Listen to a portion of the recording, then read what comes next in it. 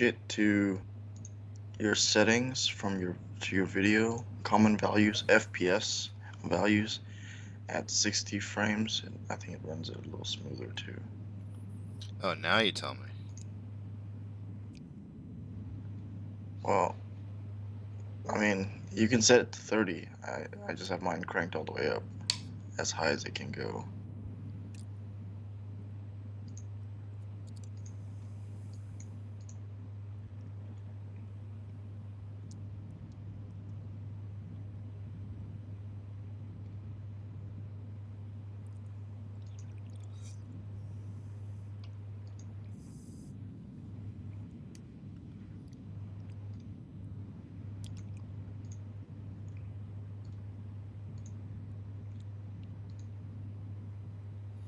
Our volume's still not high enough today, so I have a feeling it might still end up being a low volume day. It all depends on the 7 a.m. pokey, though.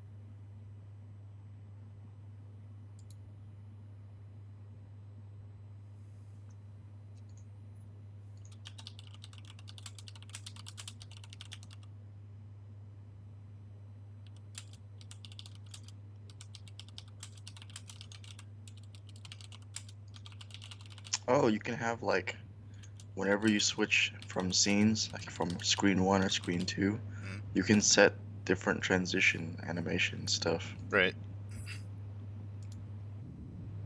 That's neat.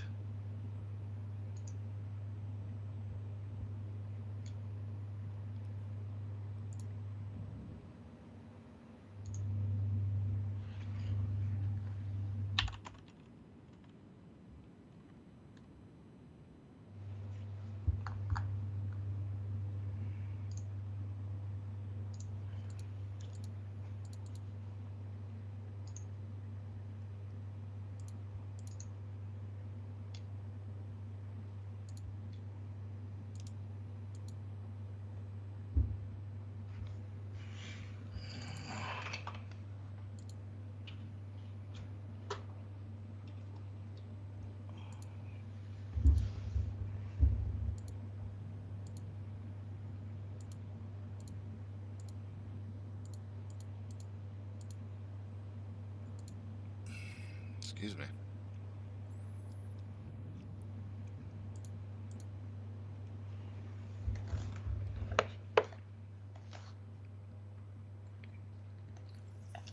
Starting to get a little sunlight over here. You can see my background a little better.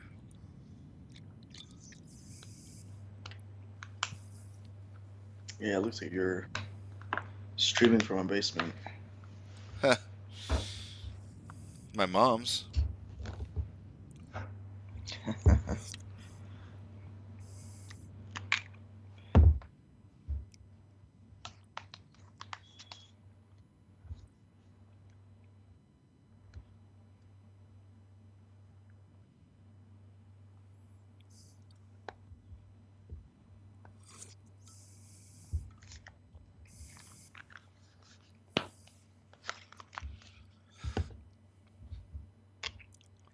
Yeah, I think what I would need to do to fix this black bar at the bottom is I would have to create a smaller screen resolution, or Oh I'd no, have to. it's fixed now.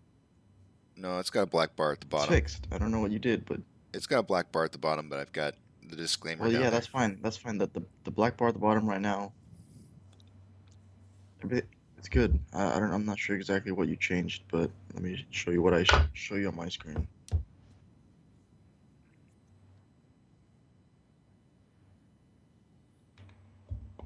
All right, so I sent you text. It's a full screen now, which is great.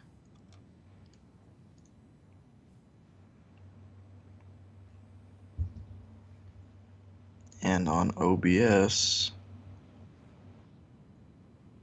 output video. Just checking. If you go to your OBS settings and then you go to the video one, what is your base canvas resolution set at?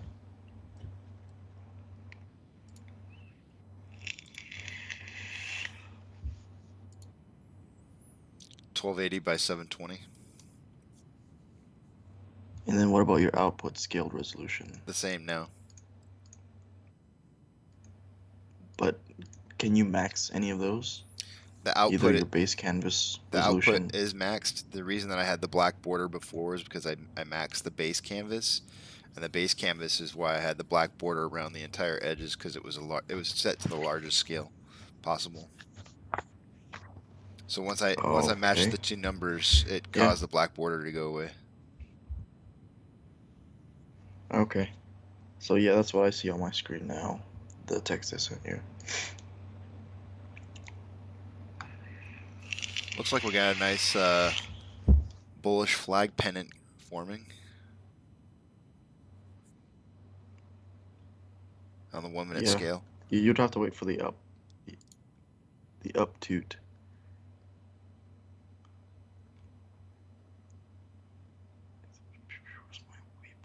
Oh, there it is.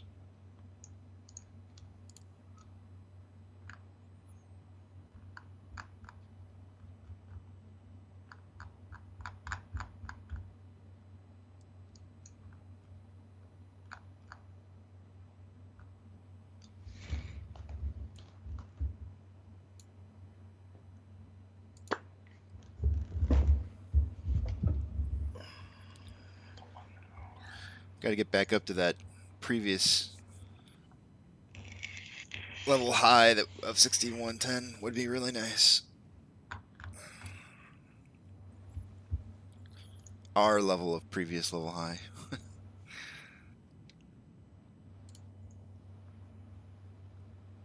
People are going to be asking, they'll be like, what the hell does your high mean? None ya. Yeah. None your bitch. None your business, bitch. Is my own personal high. Yeah, personal high for the day.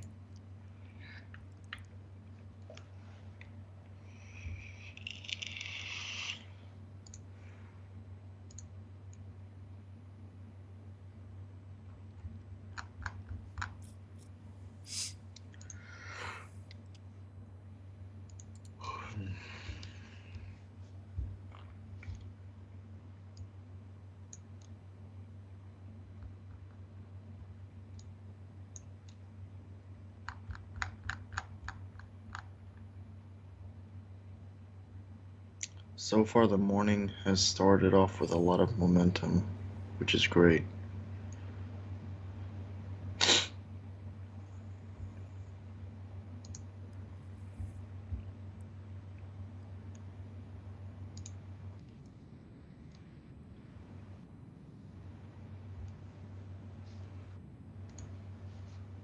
Oh, there's 4 people watching now, dude. I'll be happy when they start asking questions. So we can give them our expert advice. Expert, non-certified, non-financial advice. Yeah.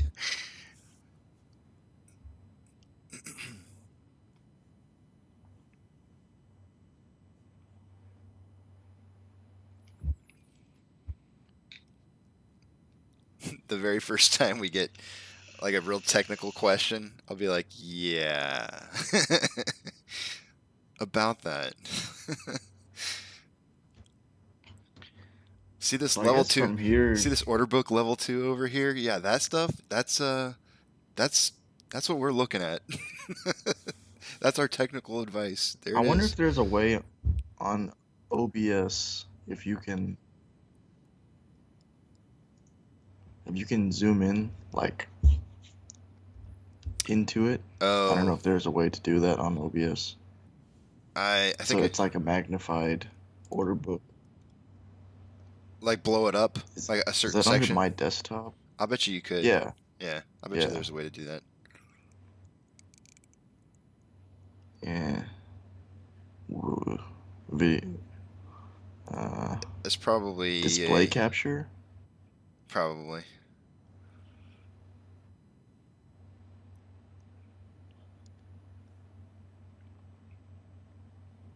I want to switch over to for those of you who are watching, just to let you know, Vortex!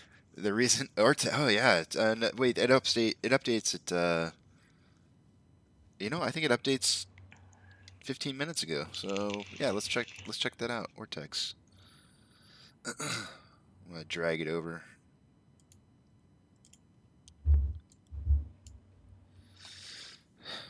All right, let's see. What does that do to my feed out of curiosity? Cuz Hey, 4 people watching. Hello, internet. that's 3, right? Cuz you're one of them. Oh, killed it. All right, so let's see here. Let's see if we've got new data. Actually, I think it's already updated from the weekend. Like, I think they already have all the updates. This is the one I care about, right? Oh, it did. It did the uptick. There's our uptick right there. It did update. Oh, shit. What's our utilization at? Oh, utilization went down. Went from 91.35% down to 86. I don't know if I trust those numbers. I really don't trust those numbers. But having said that, I really like the fact that our on-loan average age by days is going up. It's starting to go up. That's a good thing. That means we're probably like, this is just my prediction, but that I think that means that we're somewhere between 5 and 15 days from seeing a really big price adjustment. Just me. I know people don't want to put dates on stuff, but the amount of on loan, the amount of loans that are out are increasing. Another good sign. Comment in the chat below if you want to see me sleep on camera. He will do it.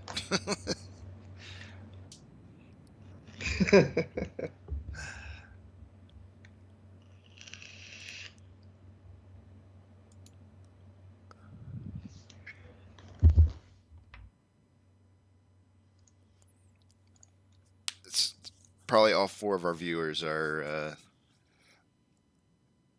32. One viewer. Just kidding. We have. Dang it, 1 person left.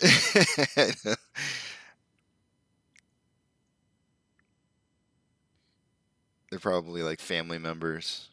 They're like they couldn't even hack it. They're like, "Oh God, this is terrible."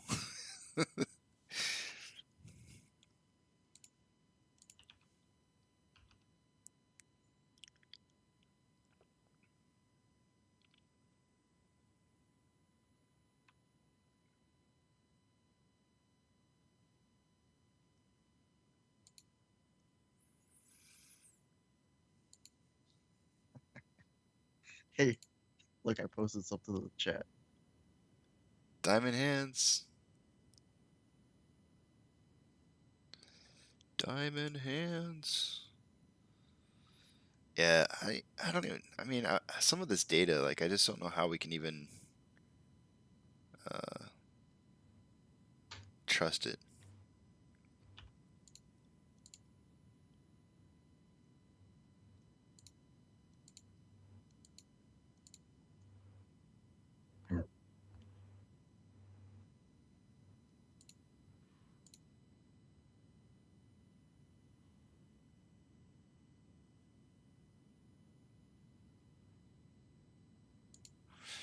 Yeah, that's my favorite one right there. I do like seeing this little uptick. That's a good thing.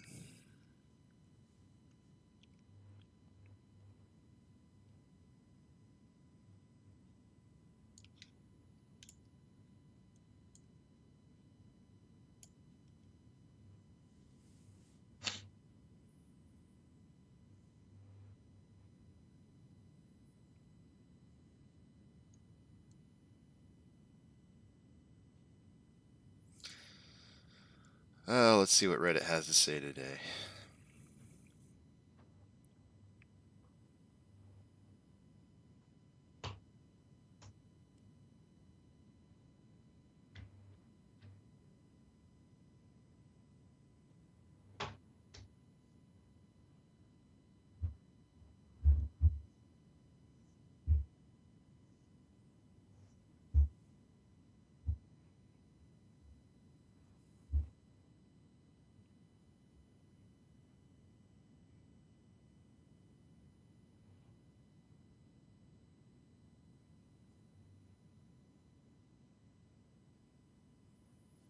The What? Oh, I got sent something that's very, Uh, very eh, NSFW. But let me see if I play it. It doesn't go through my audio.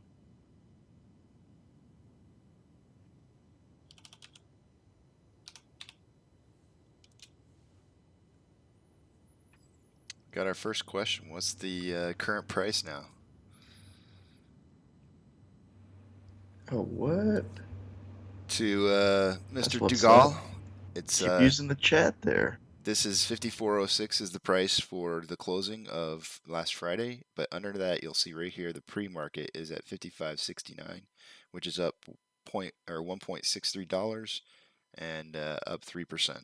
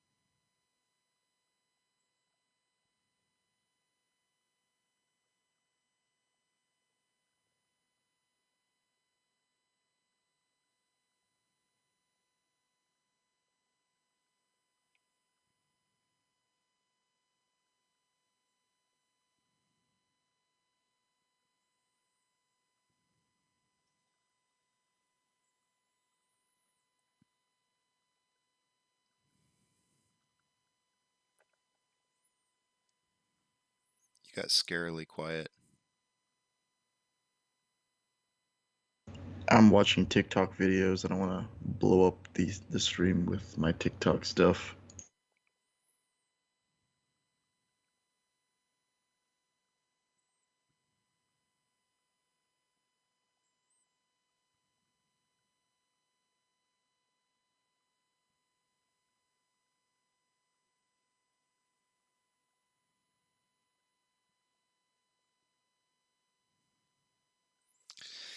Nine minutes until pokey sticks of volume.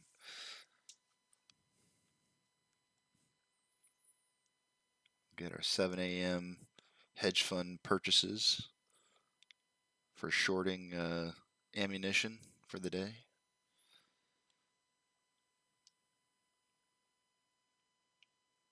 7 a.m. Central Standard Time, that is.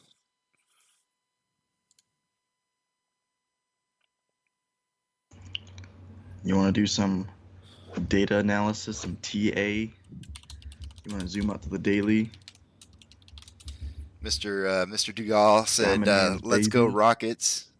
I said, "Hell yeah!" To the moon. To the moon. Oh yeah, you also have to draw a moon on the daily chart to have that gravitational pull up. I mean, that's the only way it works, right?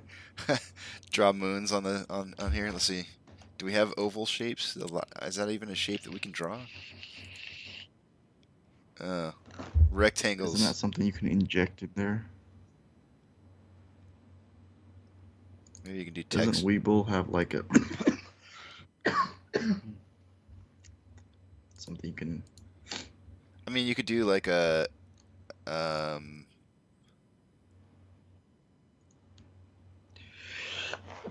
I think a polyline would probably work. You could draw like a.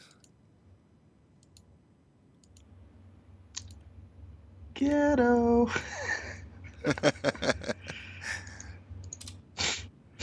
There's the moon. That's gonna have to go a lot higher than that. Oh,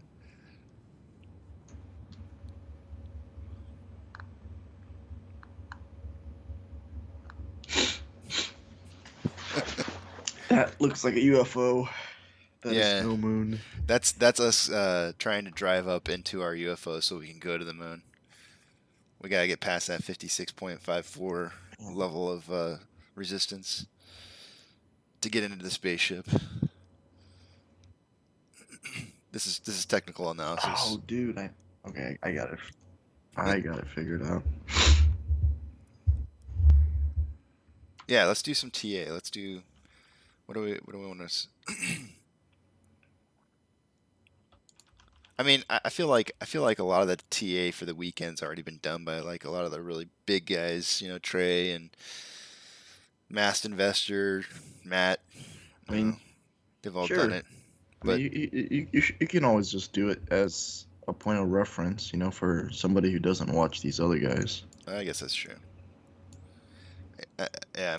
What are you doing, Casey? You're throwing out props to guys that you haven't even got props from yet. Let's see here. I mean, currently the way it's looking right now, the looks like a nice pennant forming. I see what you're saying as far as it's not driving up enough yet to really form an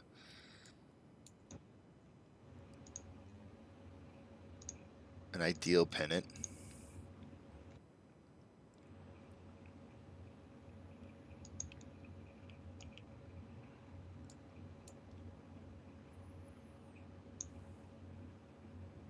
Dude, I figured it out. How to do it. Oh. I'm gonna I'm gonna send you a video. At least what I'm seeing on my screen is funny.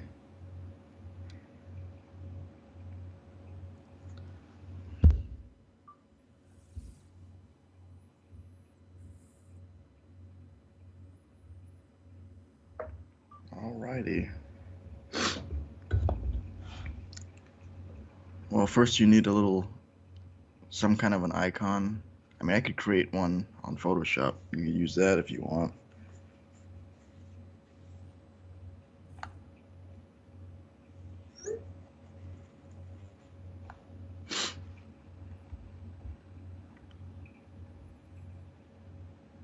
Oh, you have to put into OBS. Yeah. Yeah. So you basically just move it around on OBS. Yeah. But check out that video though. It's animated. How cool is that? Where'd you send it through? Your text?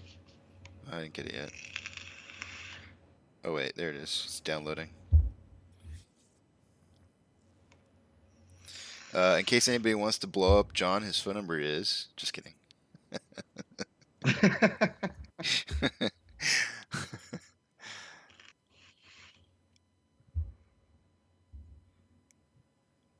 Oh, that's really beautiful, actually. Oh, and Thank the you. witch flies across it even. That's kind of gay. Yeah. Well, you need some kind of cool animation. Yeah, but like the rocket ship, like, do we not have any rocket ships flying across or anything? I mean, that's got to be something. Dude, What? I got the perfect. Uh, Shoot, let me figure out how to save this, and then I can send you the link for it. Dang it! How download?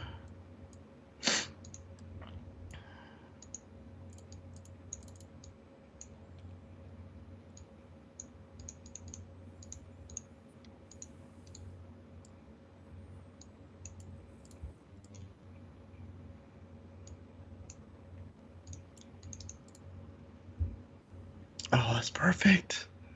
All right, I'm gonna send this to you on Skype, and then you can, from there, right click on the GIF file, and then save image as, whatever you want to call it, and then use OBS and drag this onto the screen. Yes.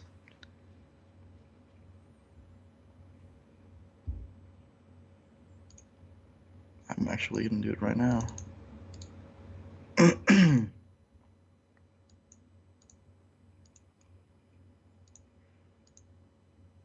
yeah, there we go. A unicorn? That's what I'm gonna. No, I'm not pasting that on there. Yes, No, that is no, so cool. no. Okay, like It's unicorn to I'm gonna get. This is how much I don't want to do it. Like this is I save this data every day in the morning so I can see it throughout the day. Right, all the shares available to borrow ETS. Uh-huh. I'm gonna get rid of that just because I think copying this and showing everybody what it is you want me to put up there. This is what he wants me to put on my screen. No. Oh, look. Yeah, look, the stock price even agrees with me. Yeah, definitely a no. The stock price is dropping like a rock. It says Oh, big fat no to the unicorn. How do I undo? Can I undo? I can't even undo. that is That's how bad that amazing. is. Oh, that's terrible. No, well, so it's running a transparent background, so all the white is gone. Just the unicorn and the animation's there. It's terrible. Terrible. I gotta get rid of that That's somehow. amazing. That's amazing. You gotta be creative.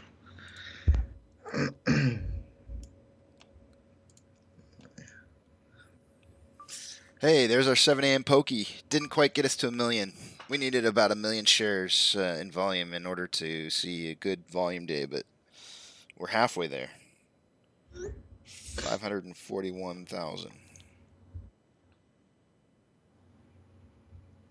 And we have our first pokey.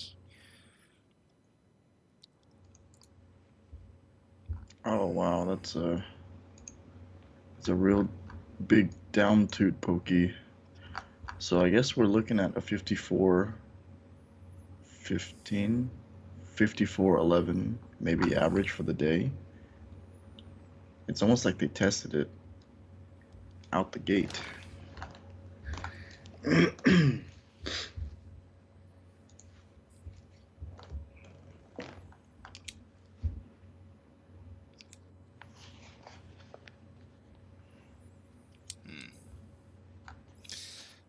Well, they certainly hit the level of support at 55.20, and it looks like we're getting a bounce back off of it.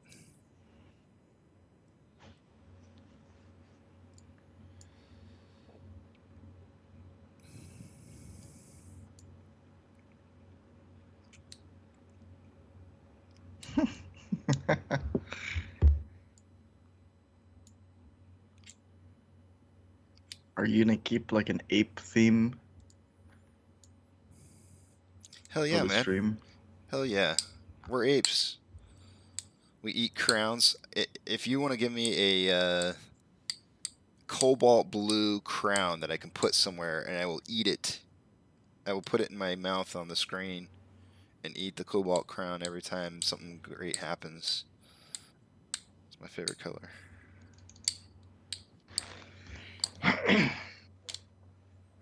Cobalt Blue. crayon. Cobalt blue. I'm not You even know sure what that is. that shouldn't even, you shouldn't even have to say blue when you say cobalt, right? I mean, cobalt is just the color already in itself. But for some reason, I always say it. It's called a cobalt blue 160. Cobalt blue. Oh, that's a pretty blue. Jeez, that is pretty. Oh, guy.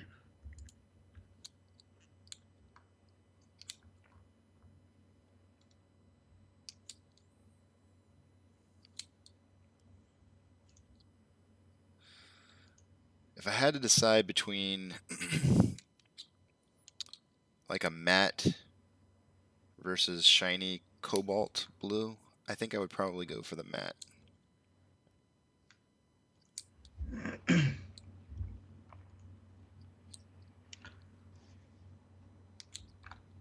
So I guess since AMC's not doing a whole lot, do you want to just skim through other stuff that's going on right now? Sure. I mean, that's why I was going through Reddit Other to. stocks that you may be looking at? Oh shit, there is no other stocks. Okay. Oh yeah. So okay, what I have on the on the side over here, just to point One out for trick anybody, pony, baby. just I am definitely one trick pony. Just to point out to like some of the people over here, the reason that I have other stocks listed. So I Yeah. have what? Chuck, What? I have the Cinemark. nervous chuckle. That was funny. You're like, So I have Cinemark up here because I think it's a good thing to kind of look at the trend of our competitor, right? Like, so we're big AMC stock fans, and Cinemark is like a good competitor. Regal's going out of business. I can't think of anybody else who's worth even looking at. So I always have it up there just so I can kind of see what the difference in price is. But then of course we got AMC, but then I have Dogecoin, and the reason I have Dogecoin is because I think there's a lot of stock. There's a lot of investors out there, amateur investors who don't really know what it is that they're doing, who feel like Dogecoin is the next big cryptocurrency. And I personally feel like it's a pump and dump for hedge funds, and they let it get up to a certain price, and then they absolutely just dump the heck out of it. And, that's the funds that they use to maybe buy shares for the day or whatever. Um, we've seen huge drops in Doge over time, especially like this last week too. Massive dump down to what was it, like 17 or something like that? What was it down to? 16. It was insane. But I mean, you can look at any cryptocurrency and they're all doing really poorly right now. Yeah, it's just crap. And GME, I've got GME on here because GME's, it's the original, the OG of meme stocks that took off and actually started the whole thing. My whole process in getting involved in all of this in the very beginning. I could only afford 2 shares of GME, and I bought 2 shares of GME because that's what I could afford on, was it January 28th or something like that? And I just wanted to be a part of the movement. And yeah, so I think watching GME is a good indicator. I think that there's a very high chance that GME could squeeze first and set us off, AMC. Um, or if AMC squeezes first, I think GME is going to profit from that as well. I think that they're tied up in the dark pools. But AMC is the play. And with that, I lost all viewers.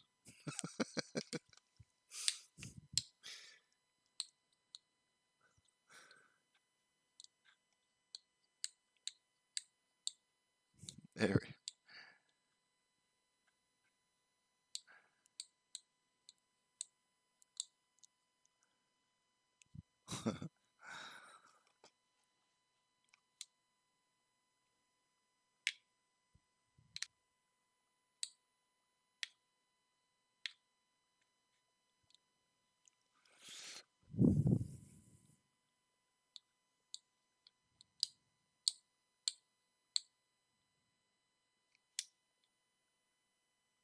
And for those of you who are watching and you're wondering what the clicking sound is, I've got, since I'm an ADD guy, along with John here, I've got my, so to speak, fidget spinner, which is my poker chips.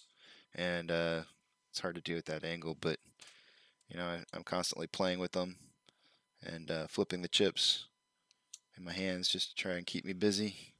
Sometimes things get a little boring and you gotta have a vice.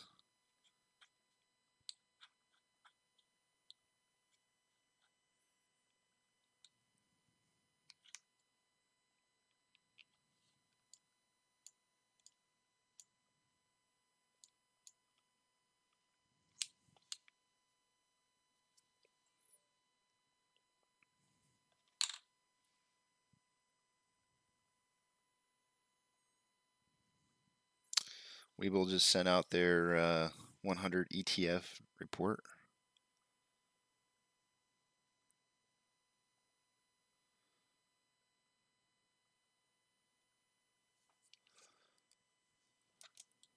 top 100.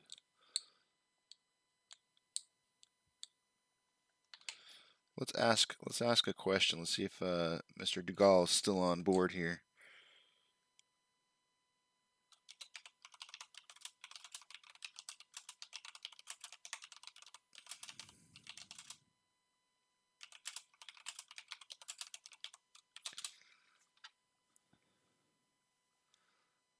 Be interesting to see if we've got somebody overseas watching. That'd be really cool.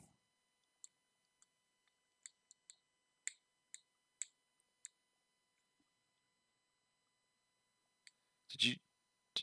You look like you're talking, but I don't hear anything. Ha!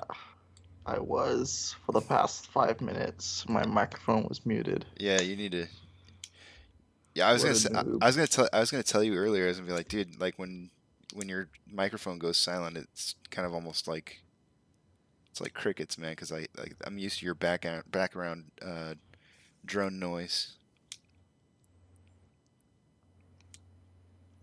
You changed your backdrop.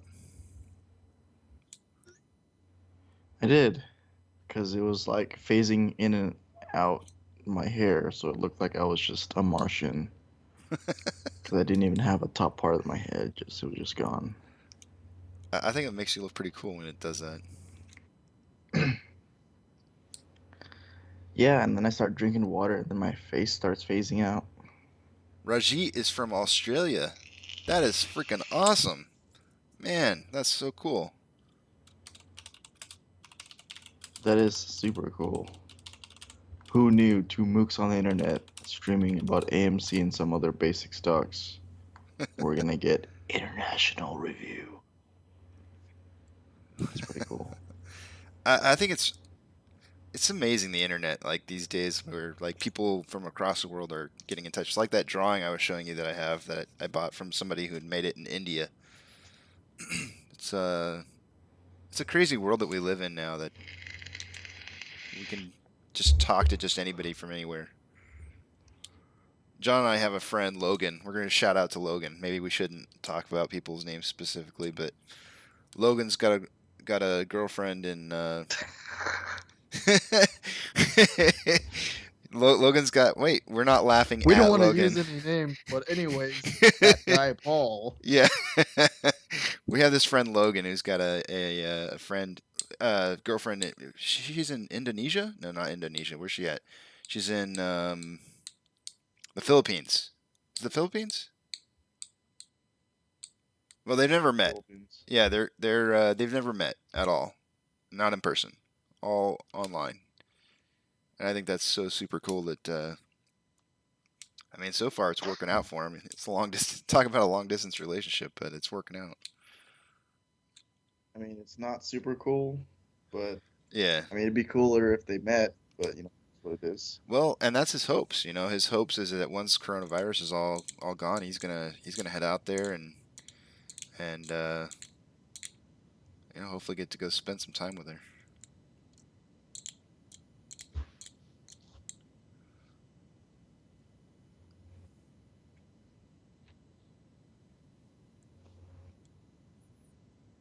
I want to go to Australia one of these days. Oh, and if you guys are wondering what this is my cape. Um, I'm a superhero for fun, if you know what I'm saying.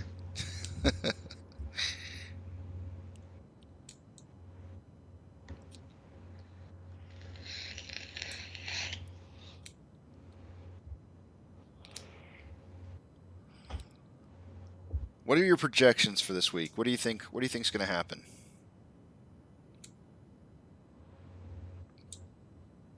Are you doing Morse code on your face? Who, me? Yeah. What are you talking about? Uh, let me pull up my app here. Zoom out 6 months. John's predictions for the week. He's going to go back 6 months to figure it out. Let's do this. This is non-certified, non-professional, non-financial advice. Yes, absolutely. Wouldn't have it any Based other on way. how everything is going right.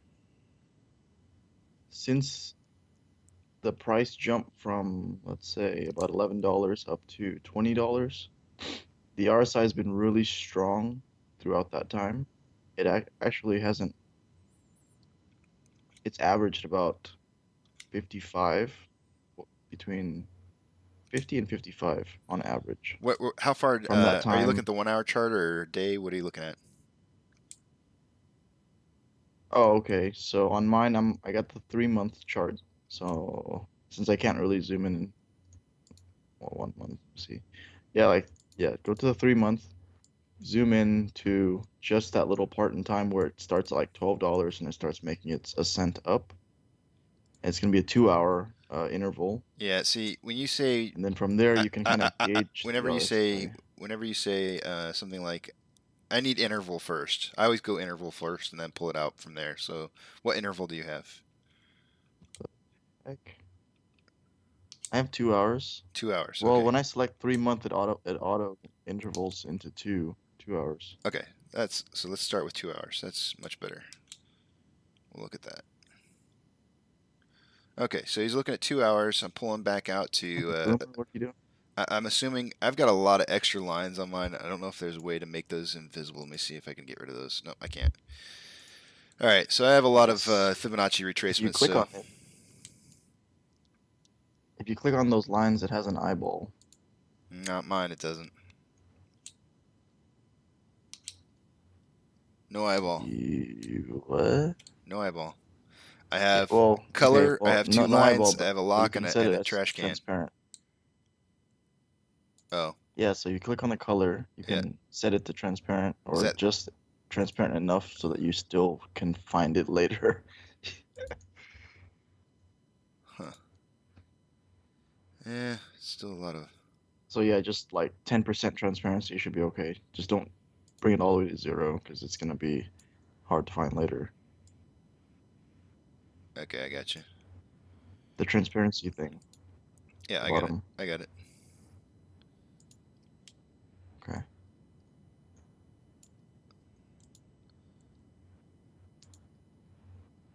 What the heck?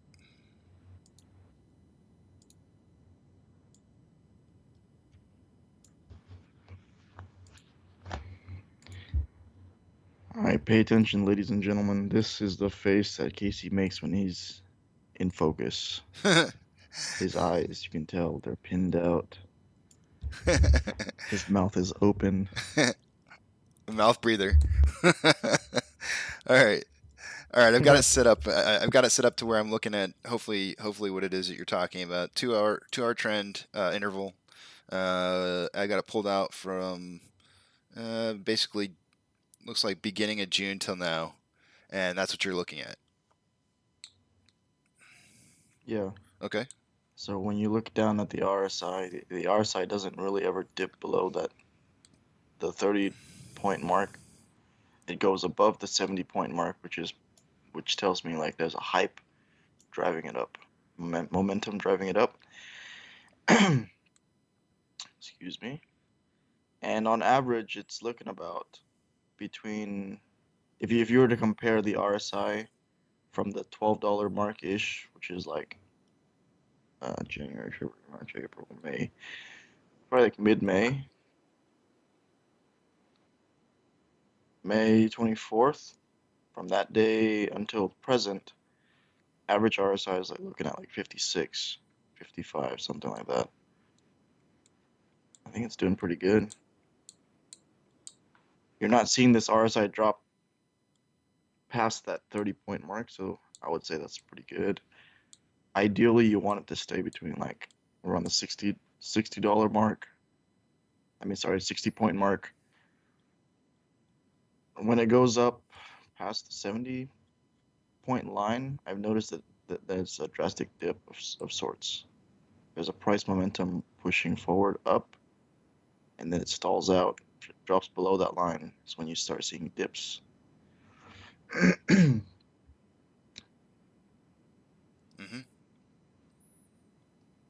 Well, yeah, I would share my screen, but actually, I don't know. Let me see. Let Yeah, me see how that would work on you can here. share your screen and I can blow it up and we can look at the entire screen.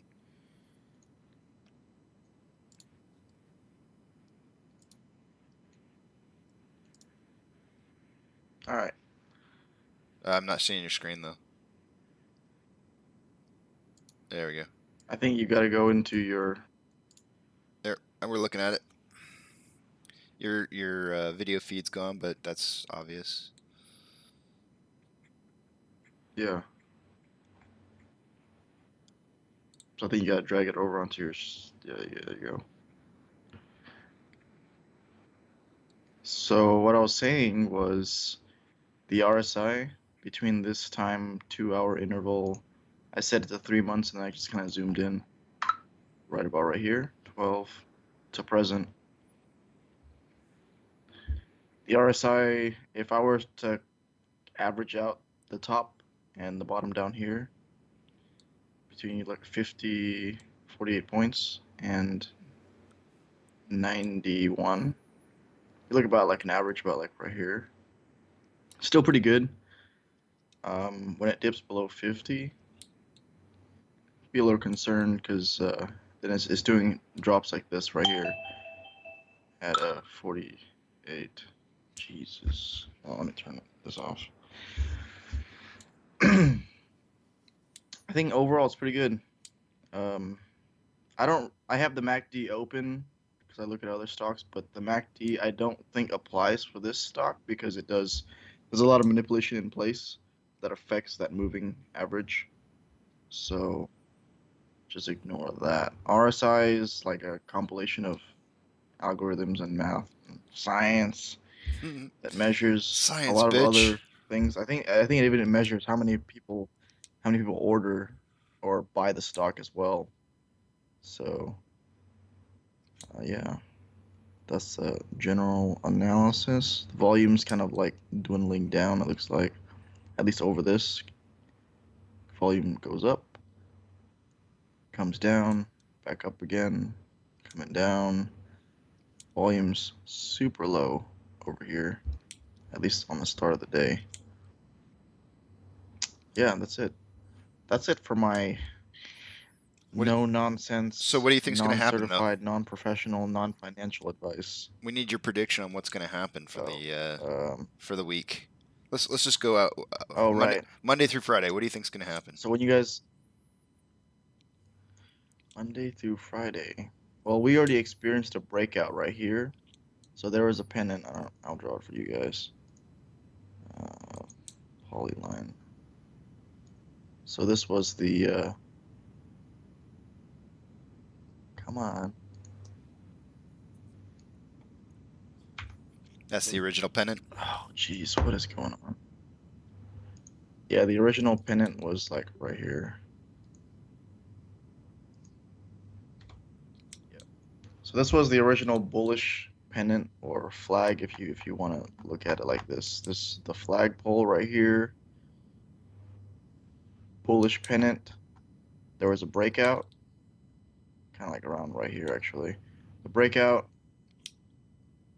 From here, it kind of looks like it's consolidating. It's consolidating at an average of $57, which is pretty good considering where we were at before. To me, this looks like a parallel channel. It's just going sideways. So I don't see consolidation. a whole lot of action. Yeah, I mean, let's draw a parallel line. This is what it looks like. We've entered right after the breakout, which is right here. Breakout into a parallel channel. Boop, boop, boop, boop. And I think it's going to teeter there for a while until some catalyst or some kind of crazy price action drives the price beyond this point. But looks like our point of resistance is about 64.95. Yeah. Any thoughts, Casey? So your prediction for the end of the week, 64? End of the week. Let's see. End of the week.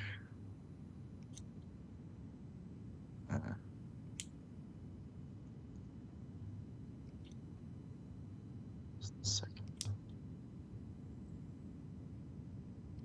End of the week, I think it's gonna be around 56, 58. Don't quote me on that. I'm not a genius. It's just a basic prediction based on the RSI levels of where we've found ourselves within this past week or 2 weeks. And the volume, and obviously volume does not dictate low price action. You can have low volume and have lots of price action. But uh, just based on, at least for traditional indicators, it just says that I don't think it's going to be moving a whole lot. The moving average convergence divergence, which obviously does not really apply to the stock, but I'm using it here. Yeah, I don't really see a whole lot of movement this week. Probably just sideways barcoding, Mm-hmm. Yeah, I wouldn't as really call it those apes barcoding, call but it. I don't know if that's necessarily barcoding, but I think it looks more like consolidation. Yeah, but this is Barcoding a is really long very. period of consolidation, I though. think you should look up barcoding though, because I think barcoding would definitely be not what we're seeing right here. Yeah, it's. Yeah, I mean, for the most part, I think it's just gonna move laterally There you go. between 50. Alrighty. So 62 and 60 or 52 and 65. Yeah, and All right. 65 being the point of resistance that we need to break right now. I think someone had said 62 was more realistically what the point of resistance is, because I'm counting the pokies, right? Most Mhm. people count the pokies. Everybody actual. everybody who's new to the channel, we got 5 viewers on or 4 viewers maybe on here, but the pokies, we should explain what that is real quick.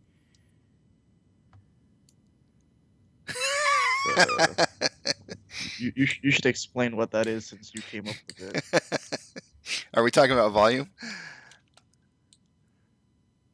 Are you talking about volume?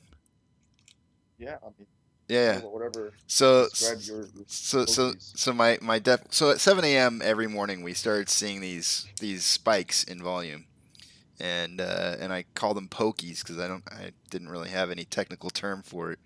Let me just zoom in on like the 1 minute real quick here, and I'll show you today's pokey. There it is, right there, big old pokey.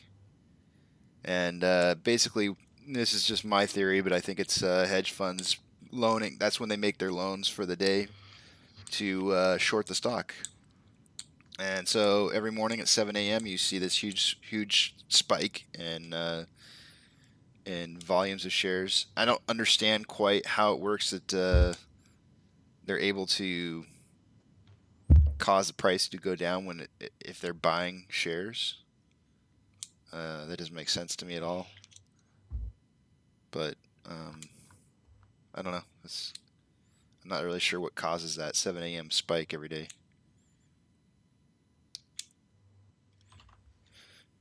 Rajit, hopefully I'm saying his name right. Rajit is saying nice prediction. It could be happen. So 50 somewhere between 52 and 64, I believe is what you said, right? Kind of a lot of sideways action for the day, for the week. Mm. All right, on to my prediction, my far out there prediction, and this is gonna have to.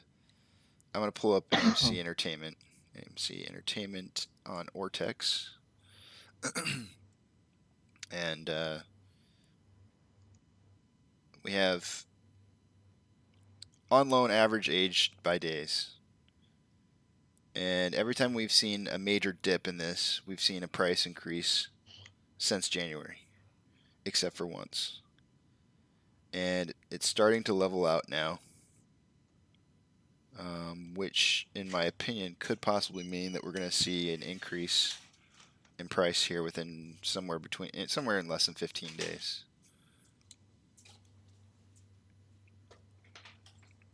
So, Interesting. Oh, sorry. What I think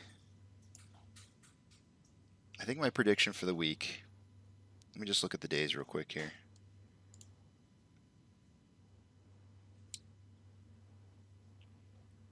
I'm thinking.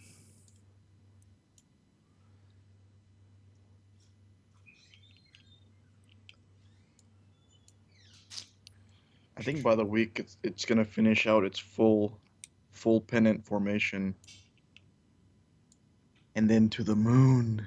I mean, we keep saying that, but I'm pretty sure. So you know the point of consolidation, that the first pennant that it formed, Yeah. you can technically form a second pennant, a bigger one, with the current formations that we have right now, the highs and the lows. So if you zoom out 3 months, Yeah, hold on a second here. I'm trying to get this thing to show me out 5 days, and I can't seem to get it to work. I want it to show me 5 days in the future. Here's what I think. What I think is going to happen is we're going to see a very slow increase over the next 5 days, like very very slow. I think we're going to have a green week overall, probably 3 out of 5 of the days. If that happens, I think there's a very strong likelihood that if we can get above $60 by the end of Friday, there's a very strong possibility, and hold $60. There's a very strong possibility that Monday of next week we see a huge price increase like we saw when it went from $12 to $70. That's my 2 cents. I think you're right. It's gonna go to 80. Yeah, I'm hoping more like 90 to 100, but we'll see. I'm gonna step away for So I just a just sent few you minutes. oh, Oh, go ahead. You sent me something. okay, What'd you send me? yeah.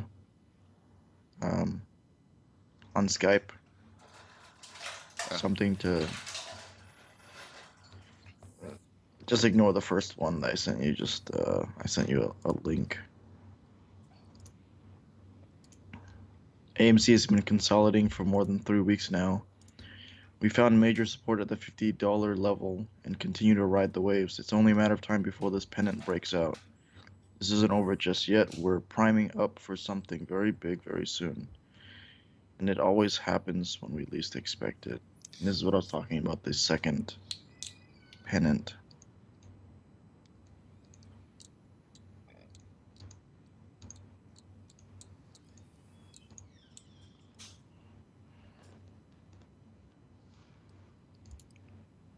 Obviously, we don't know what kind of ceiling it's going to reach initially, but we can just hope for the best at this point.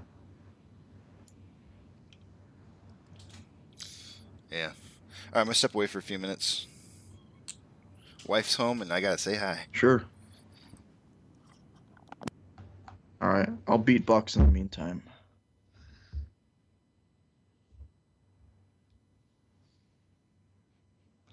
I'm just kidding. I can't beatbox.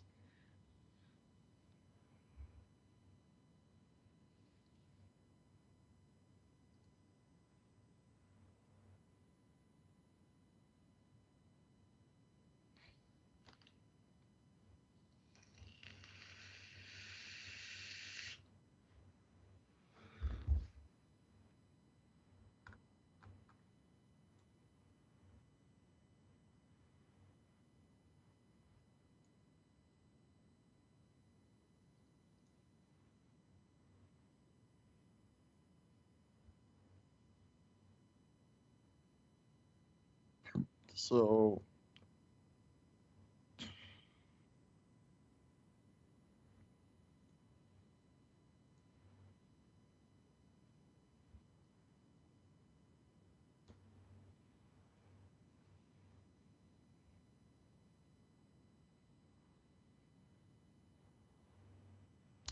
Social Buzz, Virgin Galactic holding up 6%.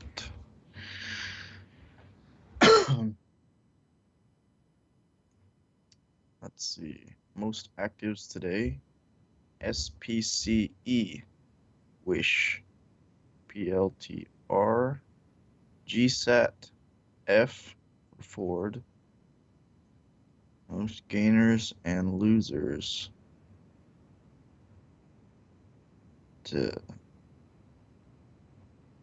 Look at IKNX, 64% gain. TKNO, 56.25% gain. I think TKNO looks new. Their 90-day average volume is 0. Let me pull this up. Oh, this might be a new stock worth looking into outside of AMC. Oh, hello. This is a super new stock. It looks like it literally just opened through 3 days ago. Oh wait, psych, I'm on crack.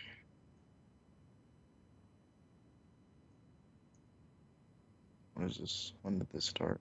They started 6:25. Yeah, they started like 3 days ago. That's cool.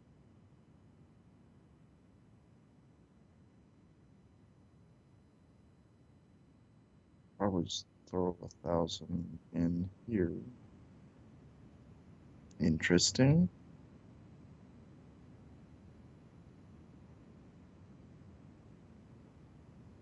See what they're about.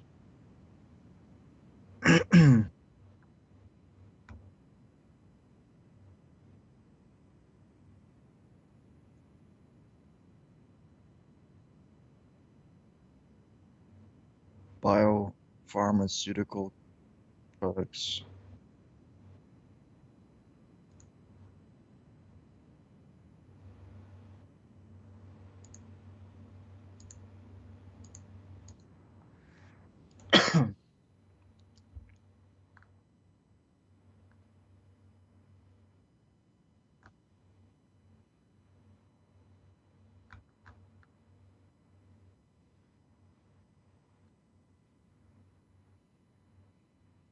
MCW.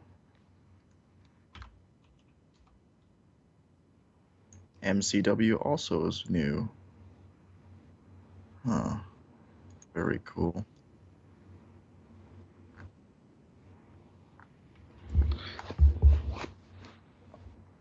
MCW, what is that?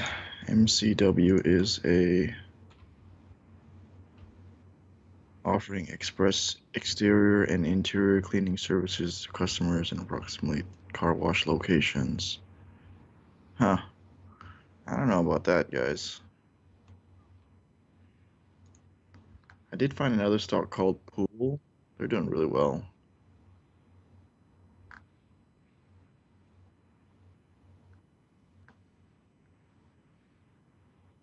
They deal in pool services and supplies. I mean, kind of strange, but they're doing super well. Let's see if I can trade these.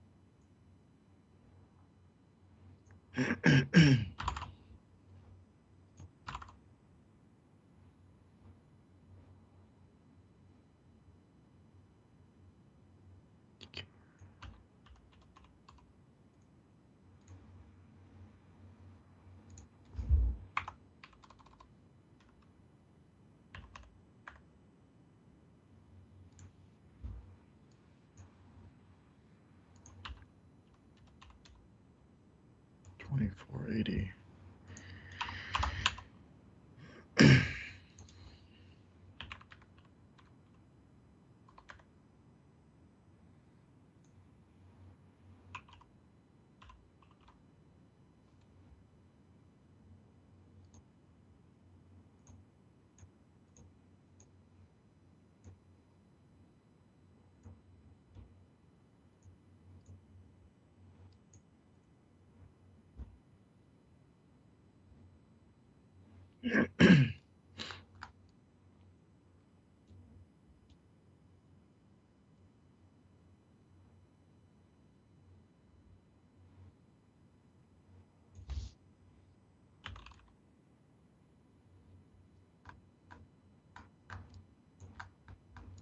Oh, psych.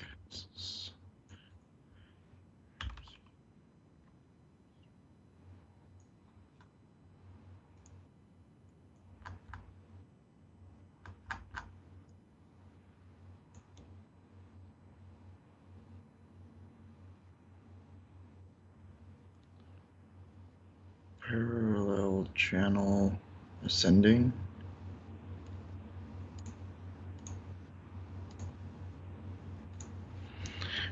So an ascending parallel channel usually yields a bearish trend.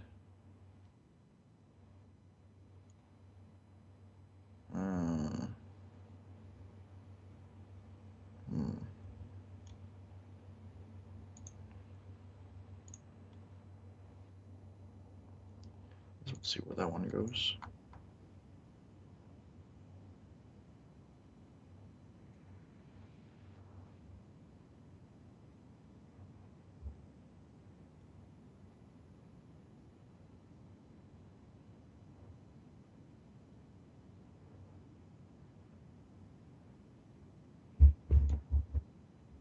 Oh, nice.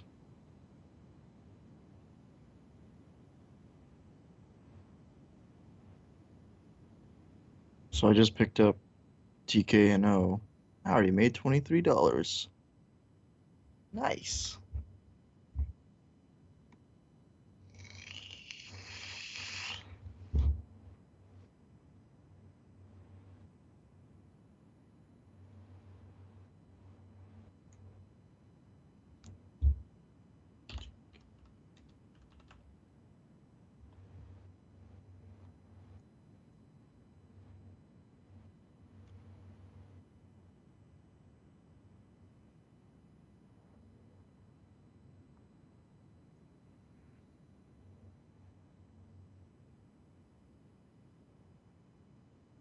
Hmm.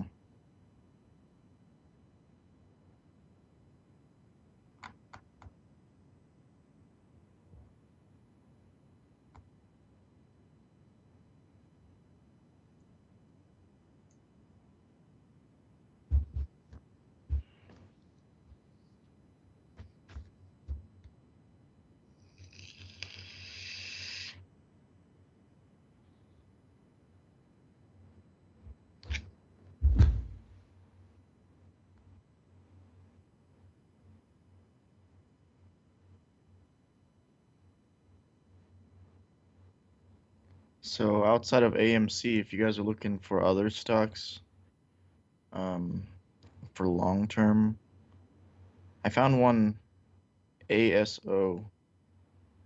It's pretty good. If I compare it to against the industry standard, it's got so much room for growth, and it's such a new stock. Started last year in October, I think at $12, $11 or something like that. Now it's 42, and the bullish growth throughout that year has been like real solid. Um, Obviously, do your due diligence. Look up those stats. Do your own research.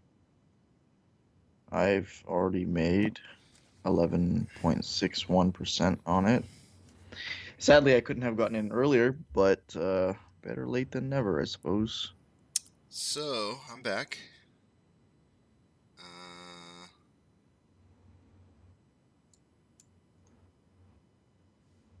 Interesting.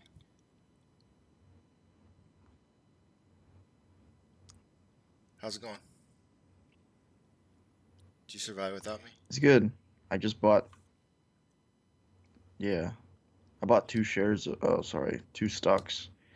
According to the Fidelity's webpage, if you go to the gainers and losers, I was looking at these two and I was like, why is the 90-day average 0K? And I was like, oh, that's probably because it's a brand new stock. And I bought both of them, the MCW and TKNO.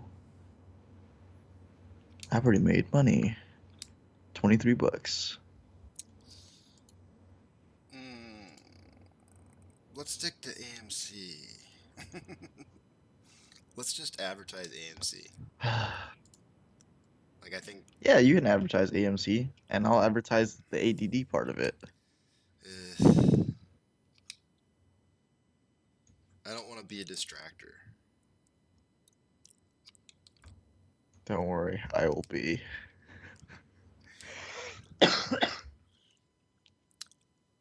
Somebody on Reddit said, open the casino so we can place our bets on AMC.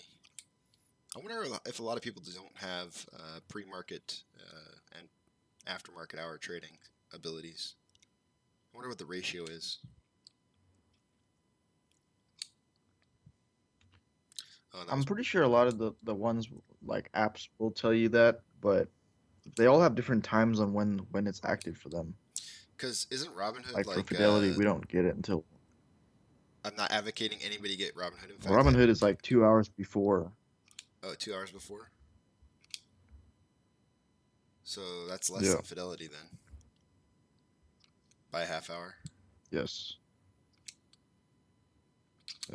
Yeah, let me double check that.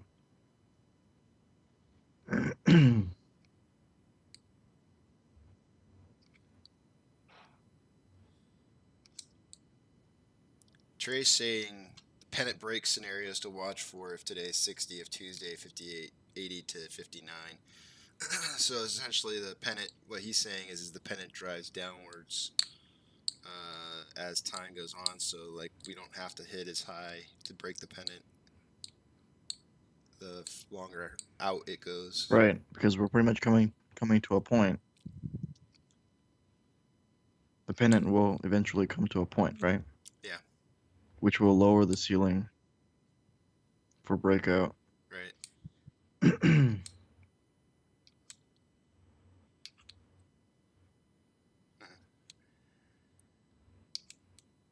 What were you saying earlier? You were telling people to get Robinhood because it's really good? No. Yeah, no. Definitely not. Not saying that at all.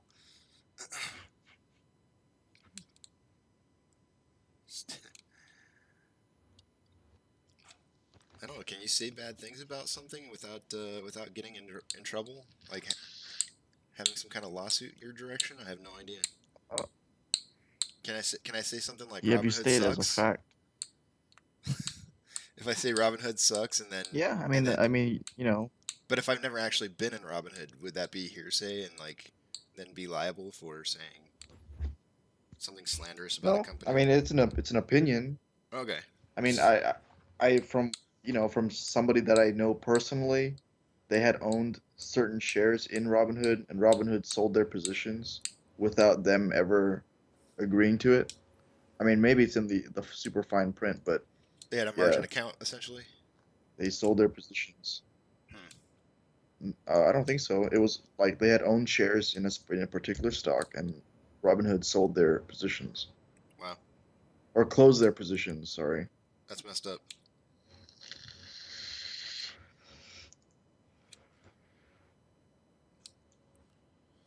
I was telling my wife that we had somebody from Australia on our channel. She's like, "Did you speak in an Australian accent to him?" And I said, "No, I should have. I didn't even think of that. That's no knife. This is a knife." I remember my parents hosted an Australian foreign exchange student, and it was really funny because this is back in the early '90s, right? And fanny packs were still like a thing back in the day. What do you mean was a thing. It's still a thing. No, it's come back. Like it was like in the early '90s. Actually, it was more like an '80s thing, right? It was an '80s thing, and then in the '90s, it kind of started to disappear. It wasn't like as much of a thing, and now it's coming back, right?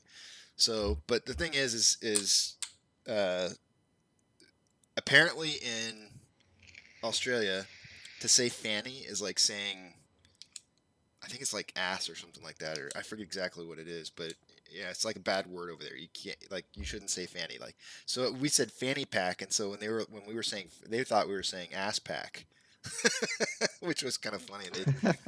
They laughed pretty hard at that one. They thought that was a weird name to be calling something you strapped onto yourself to store things.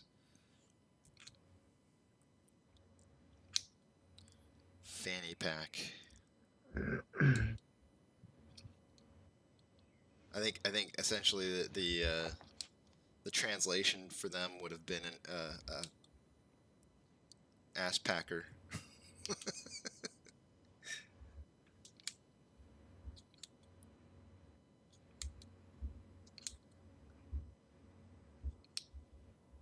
Oh yeah, they said that over there the translation would have been bum something or other. A bum. I think they said bum instead of fanny.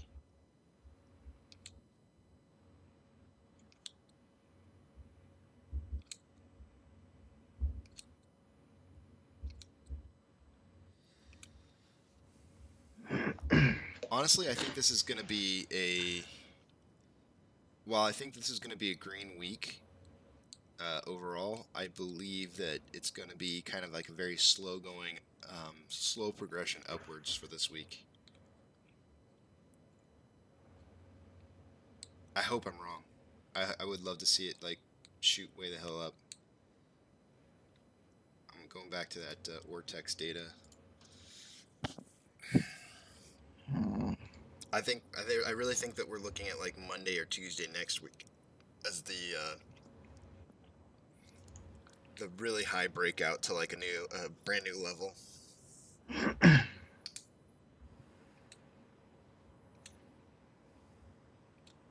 I'll know better by tomorrow. Actually, I'll probably know better by Wednesday. Mm-hmm.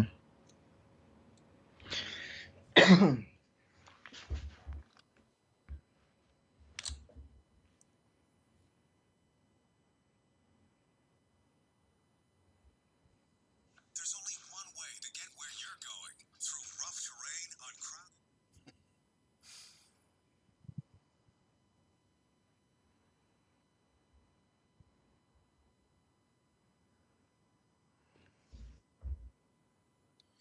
Trey's live, TMI is live.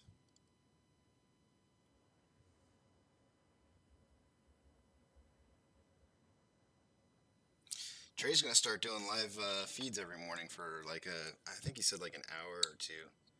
Maybe it was an hour and a half. I think everybody overwhelmingly wanted him to do live feeds.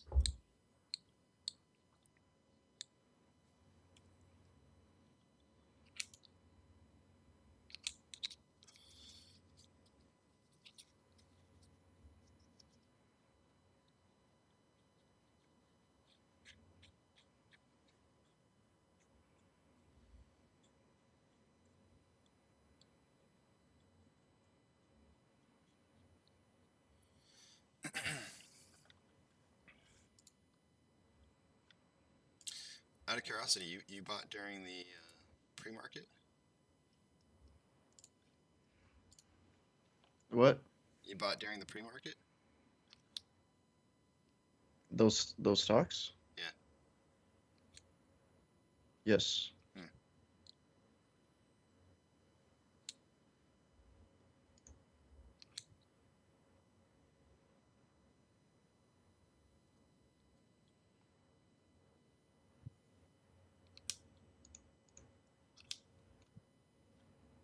Use link a device.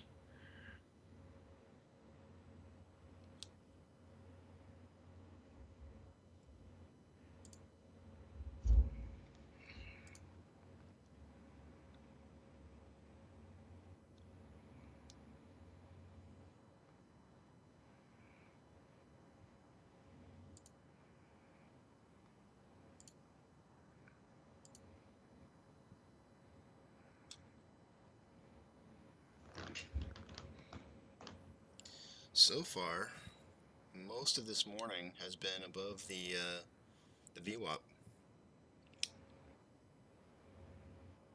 And what is the VWAP?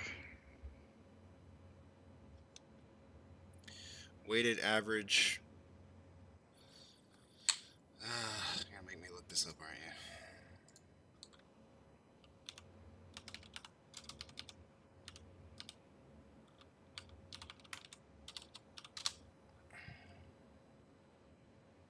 Volume weighted average price is a statistic used by traders to determine what the average price is based on both price and volume.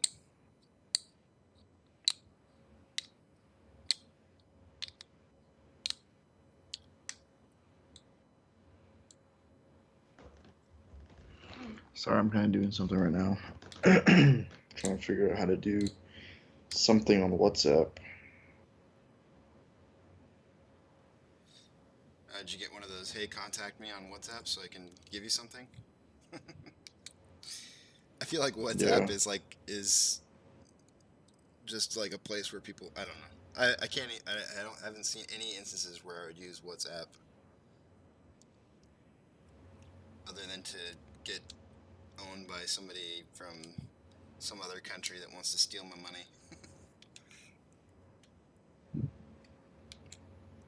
You're so highly suspicious of everybody. I am so suspicious. Like, I don't trust.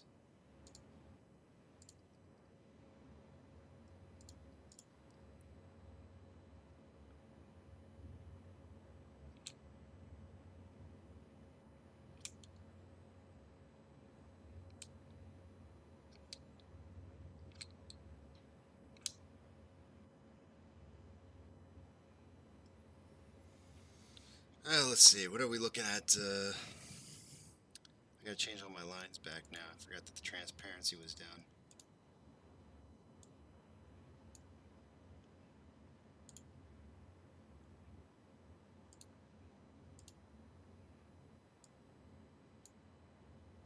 So we are hovering just above a level of support. 55.2 level of support. We're about 20 cents higher.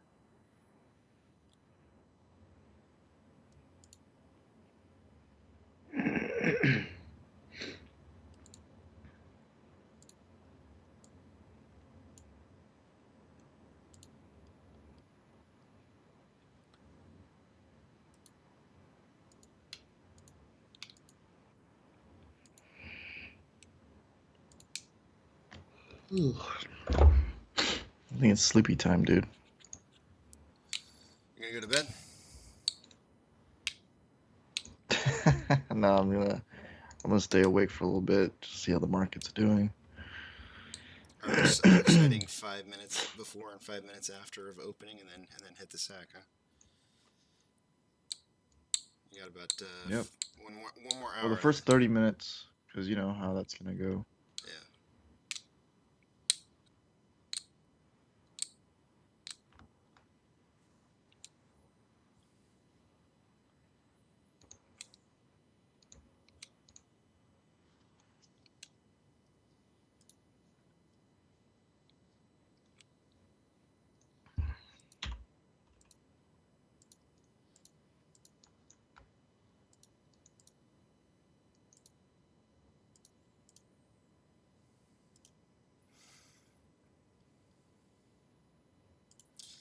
Let's see, Citadel. How busy are they today? Right now. Let's see. A little busy.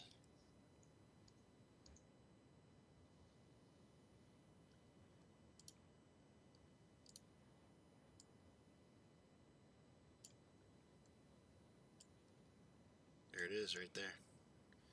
Popular times at Citadel, they are like twice as busy as they normally are right now at this time.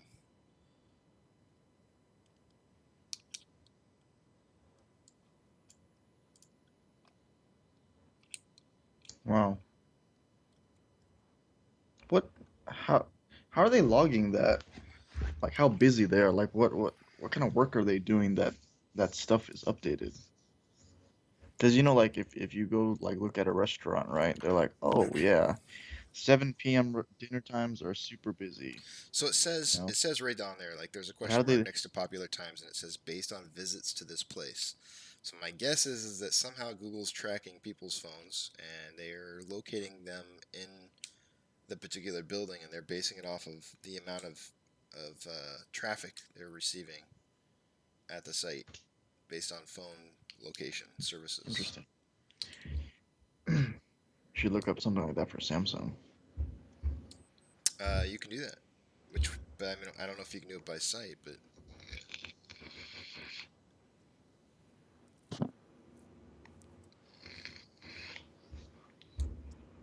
I'm only long enough so that my Borderlands 3 can finish downloading. oh, Just downloaded 92 gigabytes. So for you, if you were to get the game, it would take you like 5 days. oh my god, tell me about it. AMC, what am I saying? AT&T, you need to fix my internet, make it faster. I feel Yes, like please. here I live in like one of the more well-off countries in the world, and yet I have like worse internet connectivity than I don't know people in places Yeah, you have much like worse off. satellite connection speeds, It's real ridiculous. which is kind of crazy. But you know what I think it all stems from? I think it stems from when they decided to build it in the neighborhood. It was pre-fiber optic cabling, and so we got all the old cabling for the neighborhood.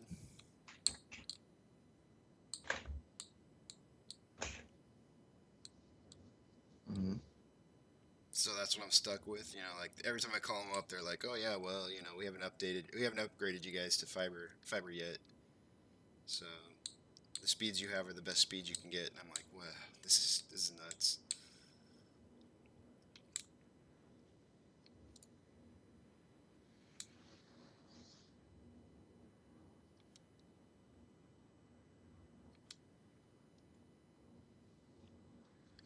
Currently hovering at $55.36. 29 minutes before market open. My God, I need some kind of anti-itch for like my entire legs, dude. All my legs, both my legs. Wait, so the spots that you hit up last night for the mosquito bites didn't help? You're feeling the itchy? The what? You're feeling your legs itch again? Yeah, no, yeah, like it's everywhere. Those super mosquitoes got me real good. Hmm. I have at least 15 different bites on my legs because I was wearing shorts that night. I got owned.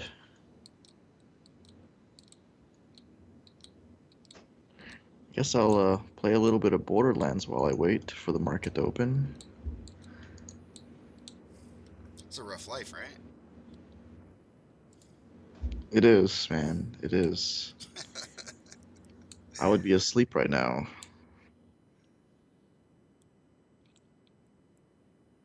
Somebody said that Fidelity rejected their account transfer from Robinhood.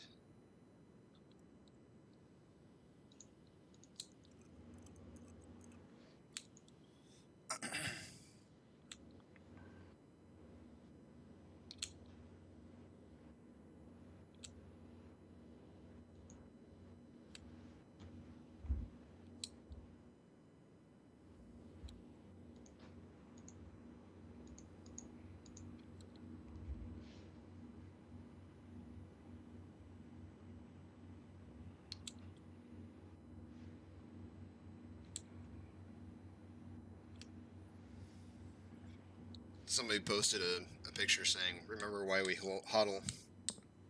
And there's a picture of a bunch of yachts. This is posted by ARS Scribes 1. No, ARSR Scribes. Would you buy a boat? Not a huge, obviously not a yacht or anything No. like that, but would you buy a boat after this is all over? No. No? I don't know if you know, BOAT stands for bust out another 1,000, Dude, I and I know. think that scales. I mean, I get it, right? Like, I understand that it's going to cost a lot of money to own a boat, but I'm talking like just something you can go out and have fun on the lake with. You know, like a, I don't know if they're called wave runners, but you know, something that could haul somebody in behind and maybe have like 6 to 7 passengers. Nothing huge. Something you could haul with your truck easily. If I were to get something like that, I would probably get a John boat, so I just go fish. Hmm.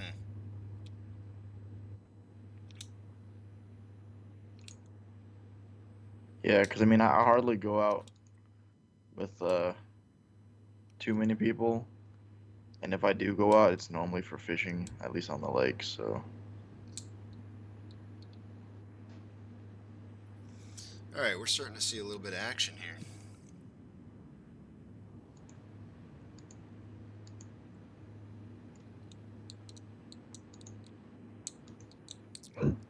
We're still not quite at 1 million shares traded with 26 minutes left to go.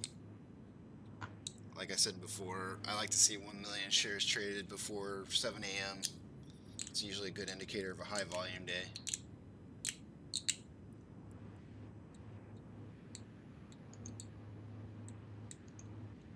But this is higher than the last 2 days last week, I believe, if I'm not mistaken.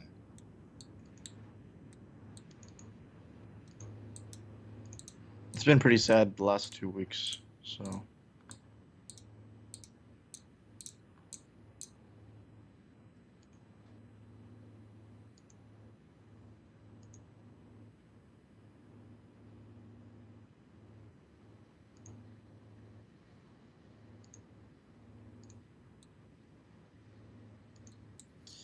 So they're testing the level of support at 55.20.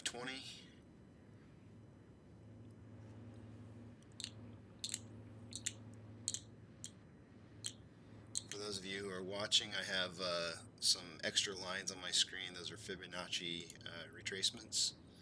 If I zoom out to the 1 hour level, I think I can show you.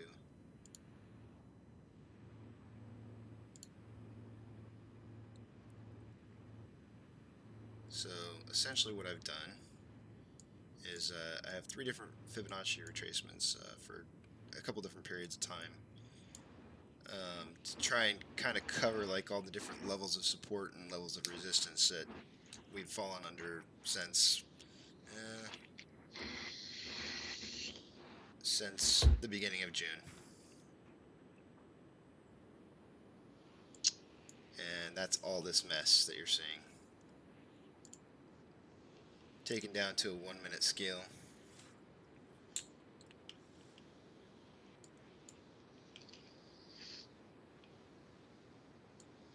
It looks a little bit cleaner.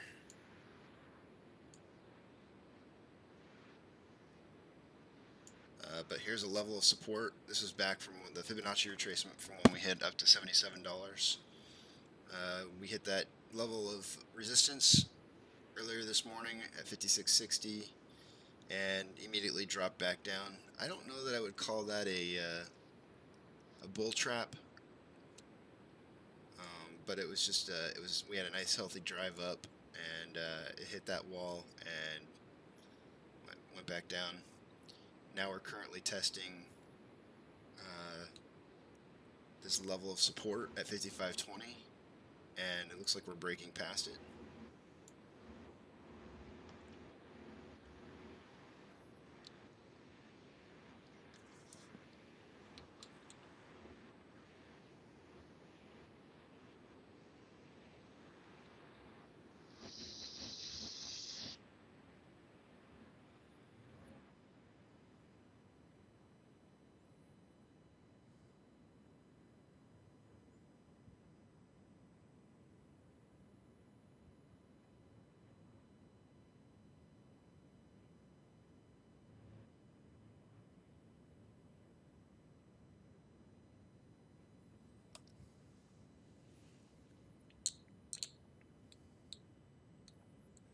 My son just asked me, he said, "What time?" I'm like, "I'm live now." He might be popping on here. Shout out to my son if he gets on here and starts watching. Well, I don't know if I should give names. Good morning, buddy. I should probably send it to both of them.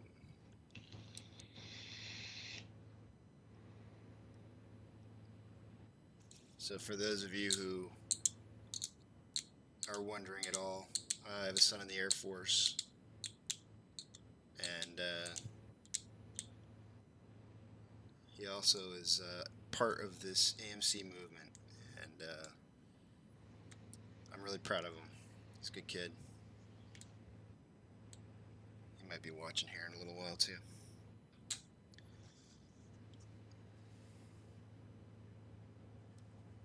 Ah, that's why I'm wearing the Air Force hat. It's in. He gave it to me just before he shipped off to boot camp, and I have this thing about wearing hats for about a year. A hat that memorializes, you know, something that's impactful in my life for that year. And him going off to boot camp was definitely impactful for me. And he gave it to me as a gift, and I've been wearing it. I'll be wearing it for the rest of this year until that year's up, and then it's on to a new hat.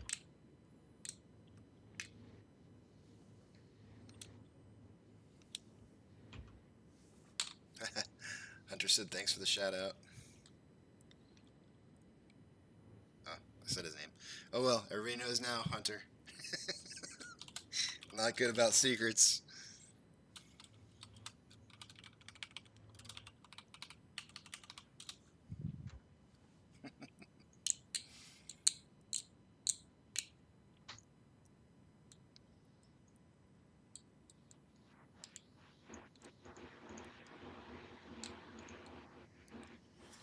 Alright, so we're having a lot of downwards price movement heading into the Hold on opening real quick, I hour. got a phone call. Hello? Oh, you might want to turn your volume off.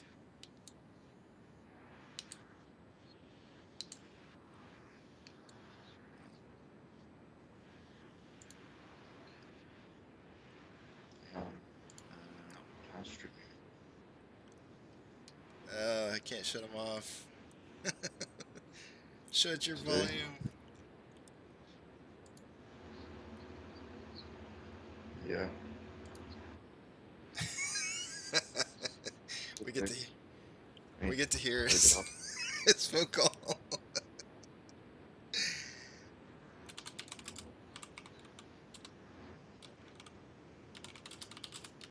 That's why I'm just texting.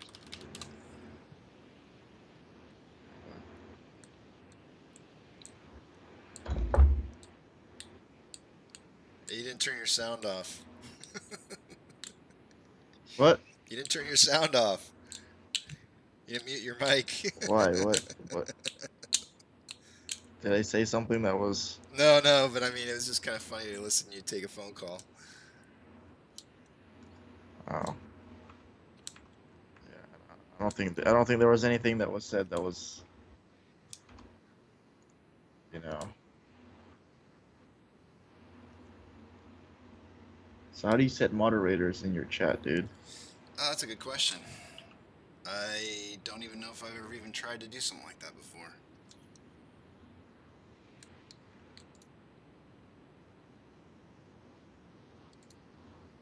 I'm not sure. I need to do some more research.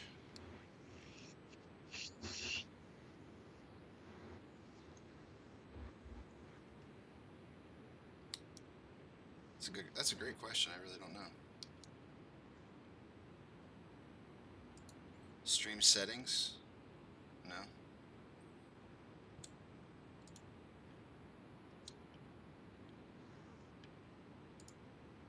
Hey, so were you gonna play Borderlands with me or what? I don't know, man. It looks too cartoonishy. That's my whole thing with games. I can't handle graphics that are like not cutting edge. It's cutting edge. The graphics. Yeah. I mean, out of all the graphics that are cartoonishy looking, that's probably one of my more favorite ones to look at. Like it's more eye-catching. Mm-hmm.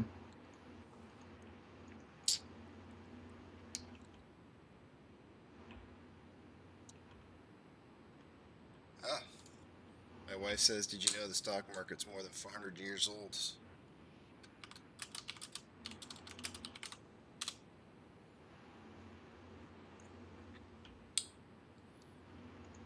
400 years. I wonder if it's 400 years old today.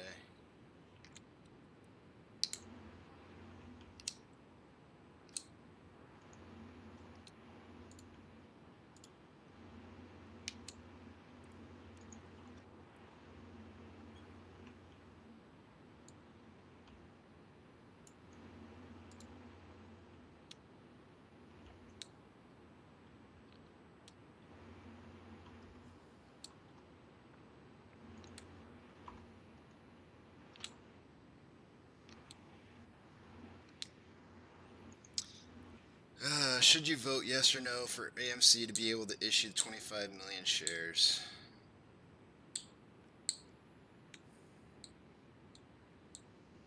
I just can't see myself voting for it until after the squeeze.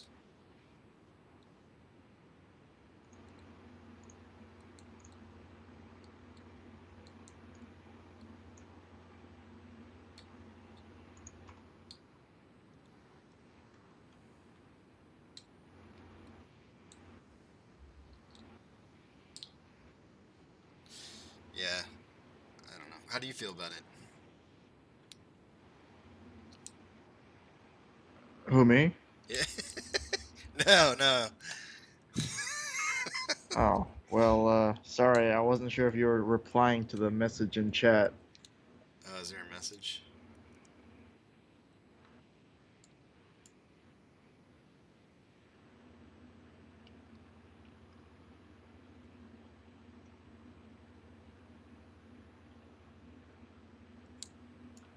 I don't think so.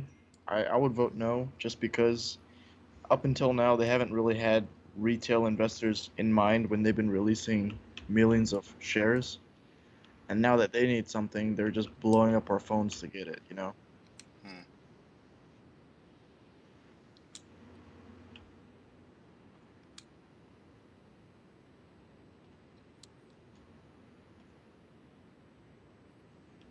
She said September is the worst month for the stock market. Let's squeeze apes.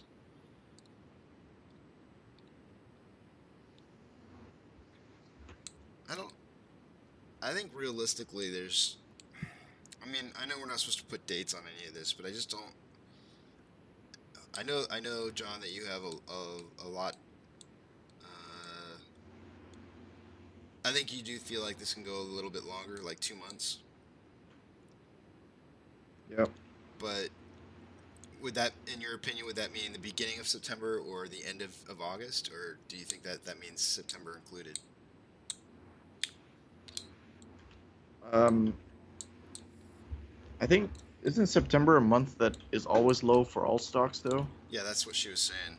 September's Generally, the worst month for the stock market. yeah. Potentially, it would make some sense if all stock markets take a hit, they have to pull all this money from somewhere, right? And when it squeezes, doesn't it? When it squeezes, wouldn't that affect the stock market as a whole? Yes, it would.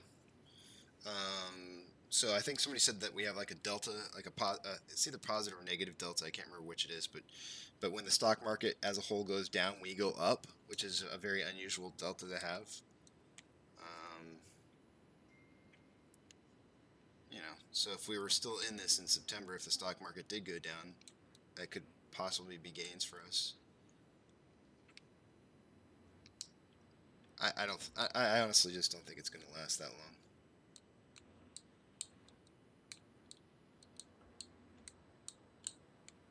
Hmm.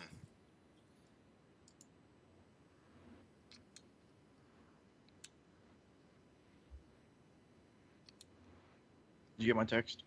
I did.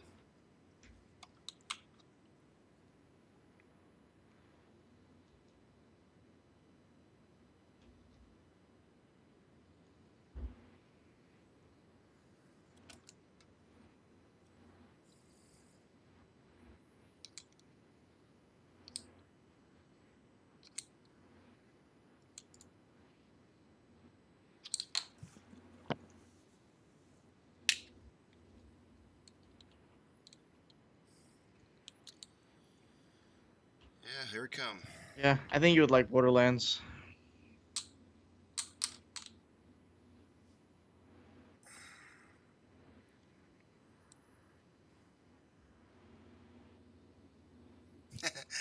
She's asking me if I've heard of bears and bulls in the stock market.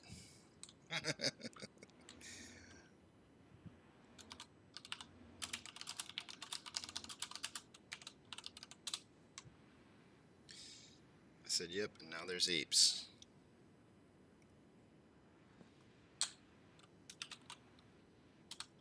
Bulls buy.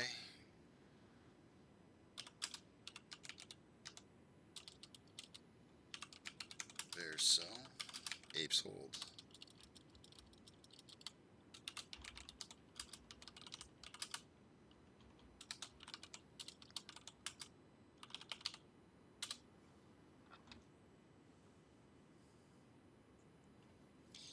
Do you think after this, I mean, I hate to call this a movement, but do you think after there's a large impact on the stock market from something, a catalyst that causes AMC to moon, do you think they would actually add a third group in there, like apes, the group of apes? They already have bulls and bears. Why not add a third category? It's like Republicans, Because they Democrats, think and Greenpeace. because they think apes are a meme. They think that the Redditor investors are memes or meme. Like we follow things based on memes, not based on logic. And they did classify us as dumb money, so we don't know what we're talking about. Well, we don't. Not compare. I mean, seriously, like we could have an analyst come on here and he would just talk circles around us, but that doesn't mean that we can't invest. And Yeah. even if we are dumb money, Considering it's something that you have to like consider, right? Like, I mean, I think every like, what was the name of the political party that broke out after it was Tea Party, right? Like, how many people do you think actually enjoyed the Tea Party? Like, they always had like both sides, Republicans and Democrats had like bad things to say about them, but they were still a legit party. yeah.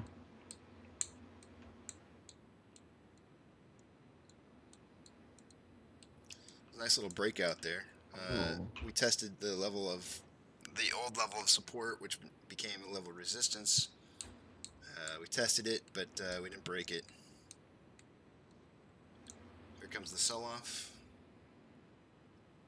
Look at the buy orders, real low. The buy orders over here are just super, super low.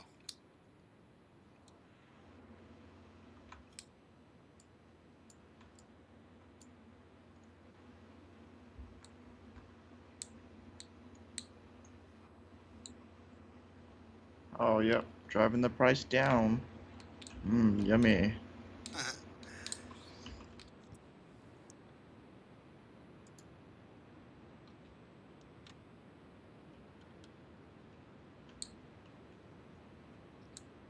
They're trying to get that pre-market to start off at 0%. Lovely.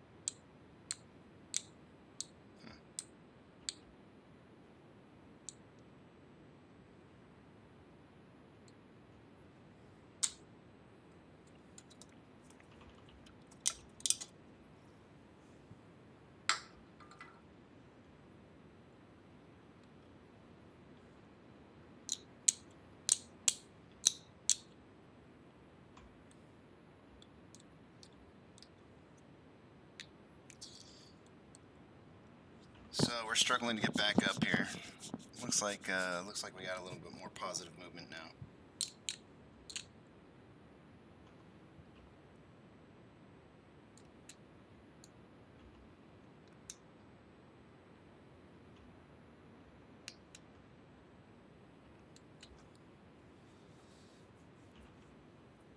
Typical trends over time is to have price drop at the beginning of the open of the market.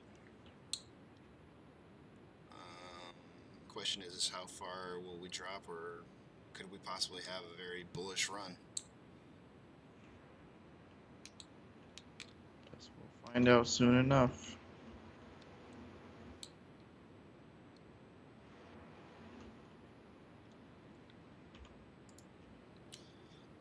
It's like, have you watched any documentaries on Sorry, have you ever seen any documentaries on the stock market at all? Like, just like back in the day when the floors used to be like really packed with people and stuff. No. I wonder if there's a calm just before the storm when the market opens. Like, this is just like eerie calm.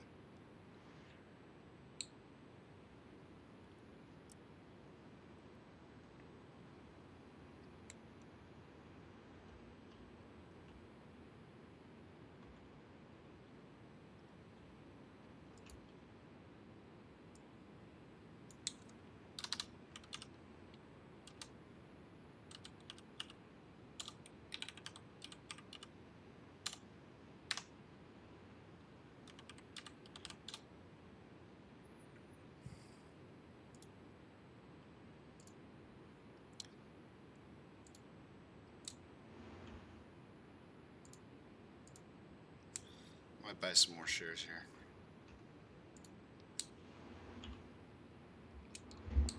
I'm starting to feel like, oh shoot, yep, definitely.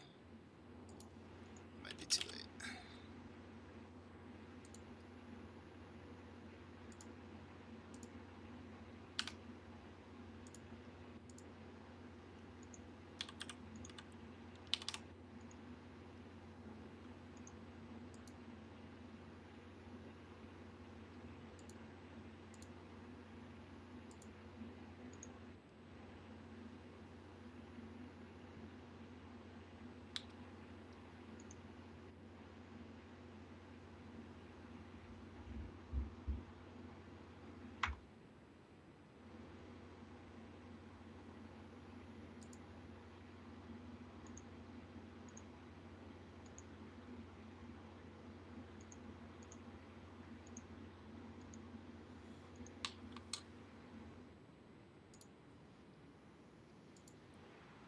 I ain't gonna lie, streaming and trading is kind of, I don't know why, but it makes it a little more difficult. Yeah. It is a little distracting hearing my voice twice. I have to mute the stream.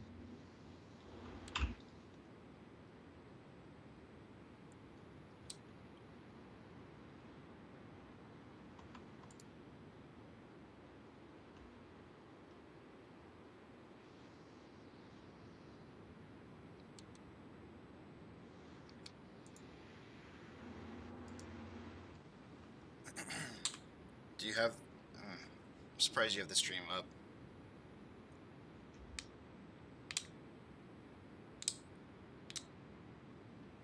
Or are you gonna just take it down? No, I'm gonna keep the stream open.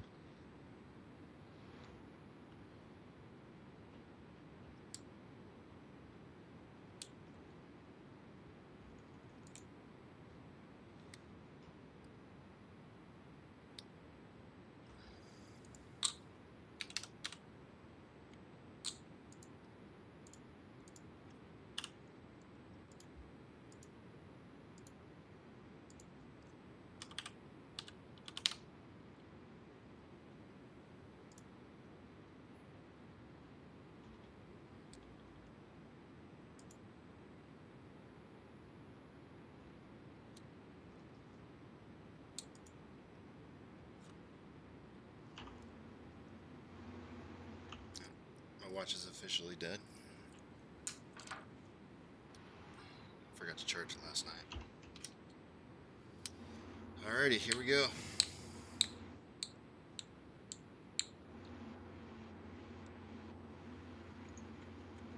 Green, green, green.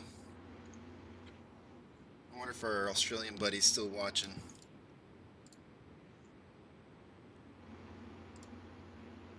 $30K sell wall. I don't know, man. Seems kind of slim today.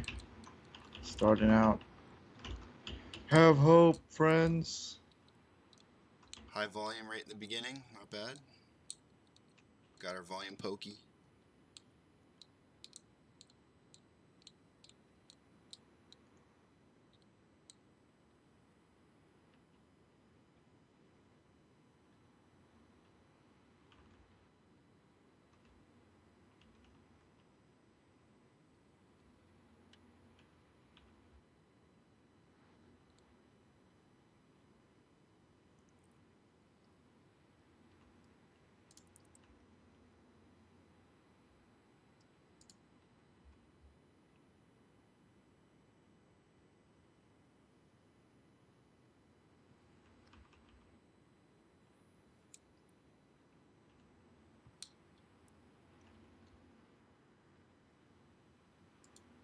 Definitely seeing some crazy action right now, that's for sure.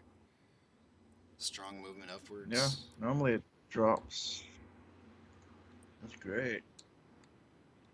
My order got filled at $54.99.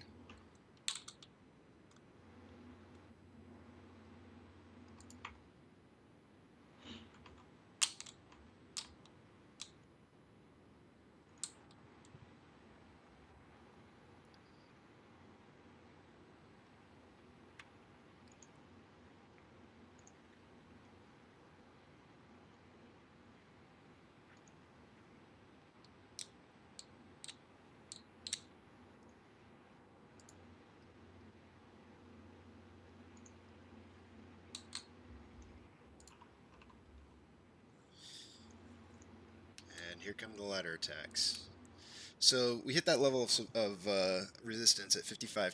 We kind of broke past it a little bit, and now there's definitely a bearish push to try and push it back down below that point. It's obviously a level of a point that they just do not want us to get past.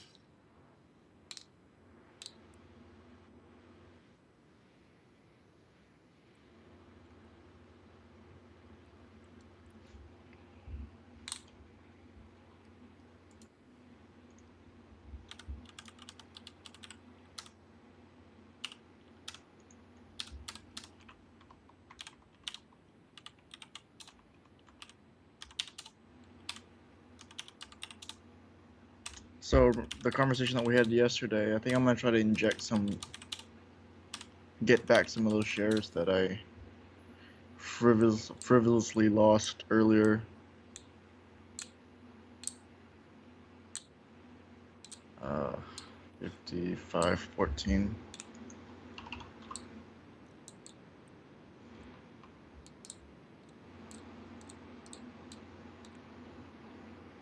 Oh, jeez.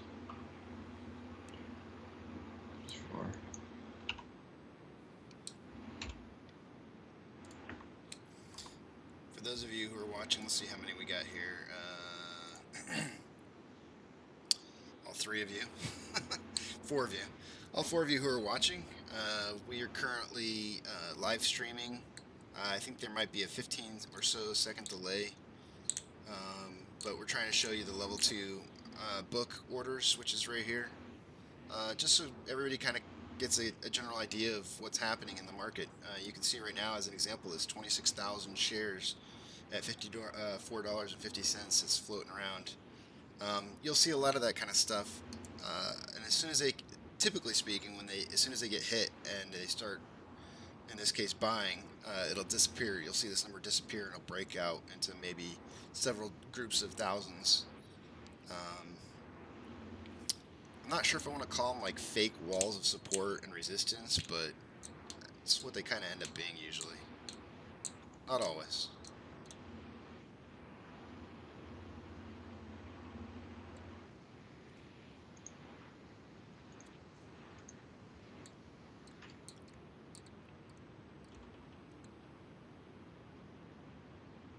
but size is a representation of how many shares are being bought and sold.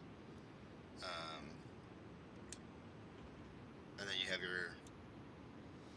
a bid is a person who wants to buy, the ask is somebody who wants to sell, and then the order size.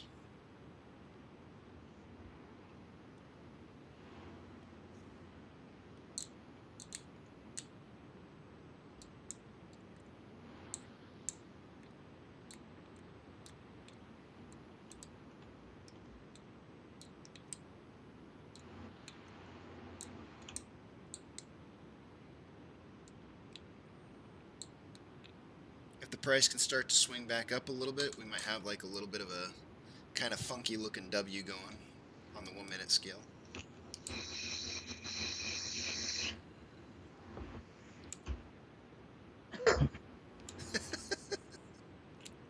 John getting his nicotine rush for the morning. Yep. They'll call you. We should start nicknaming you Puff the Magic Dragon. Ha. I don't know.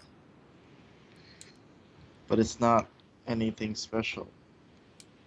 Puffy. We can just call you Puffy.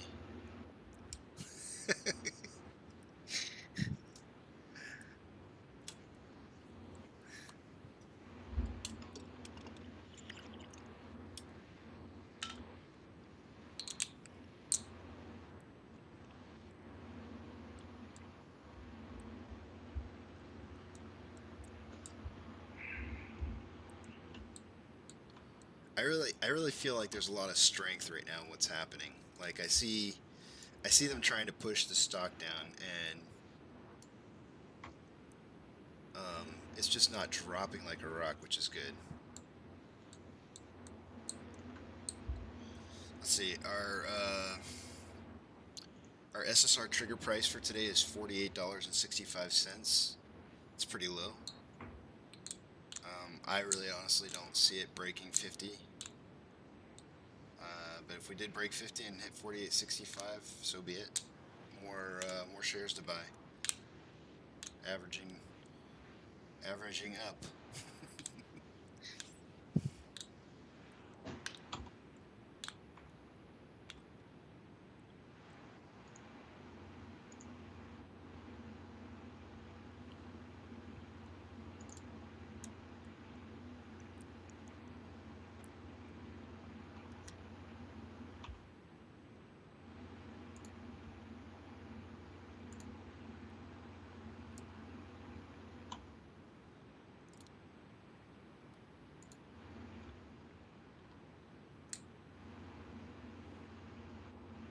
I wish Google had a dark mode.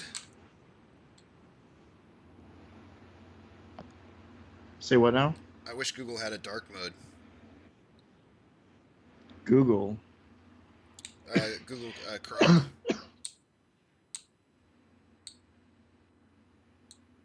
It does. Really? What's that under? You have to get the extension. Or themes, sorry. Themes. Under settings?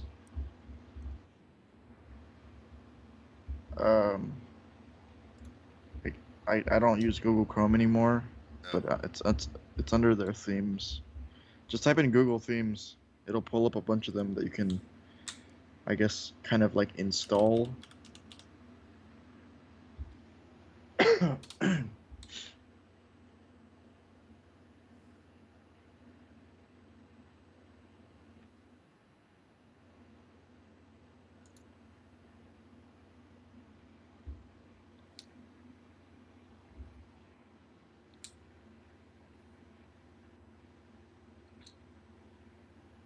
I feel like dark mode's so much easier on the eyes.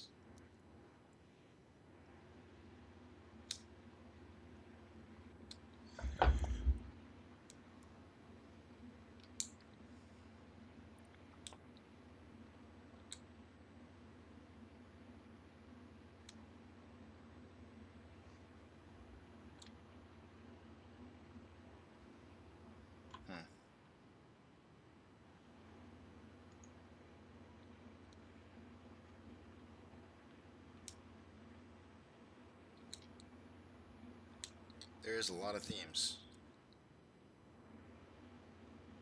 Yeah, good luck.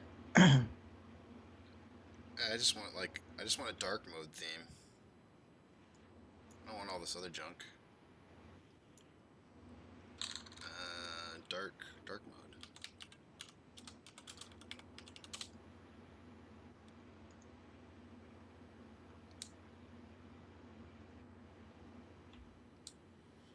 All right, here we go.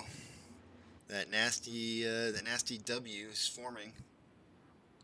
Gonna head up and test the 5520 resistance line. Here we go, breaking it. The candle wick is breaking.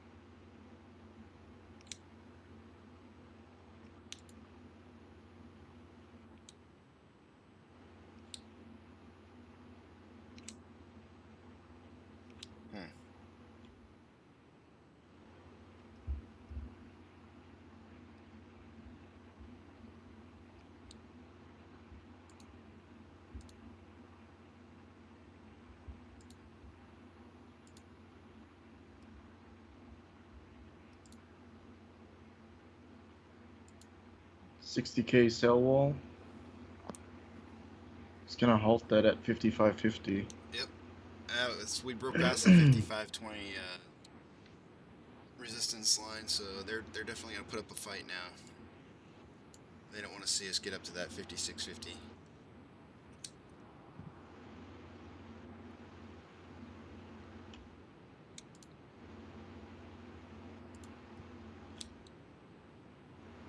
Oh, it's so much easier on the eyes. Yeah, I just downloaded a dark. Thank you so much for that. Oh, it ruins some of the graphics on things. Interesting. Anything for you, BB. This is not the best.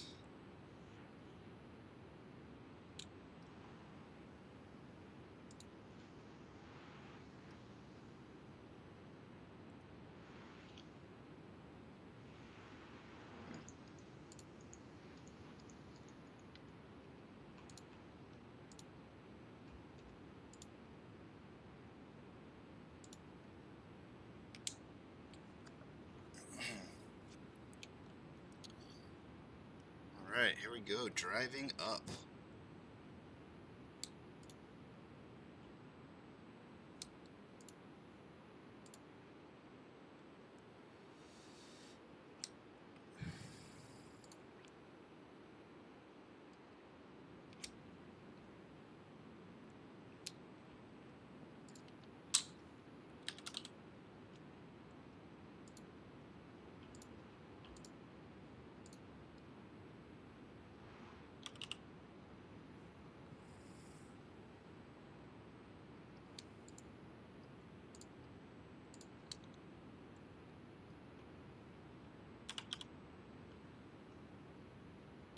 Oh shit.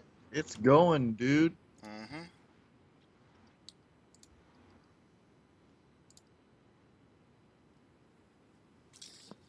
Yep.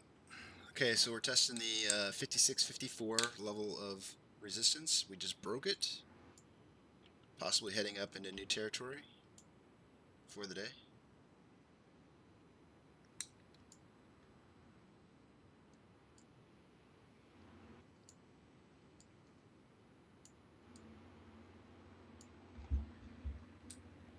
$57.25 is the next level of resistance.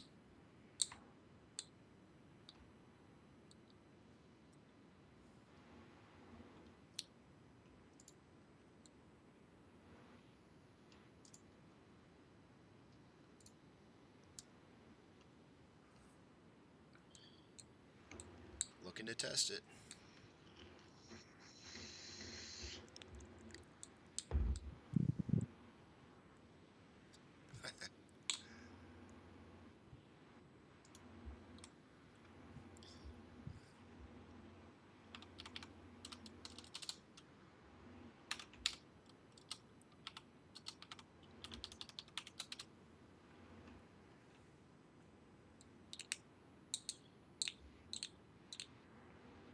Okay, the candle wick broke 57.25.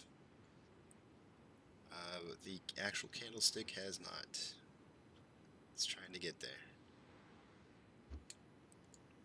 Now, based on my prediction for the day, I think that, like I said, we were going to have kind of slow growth for the day,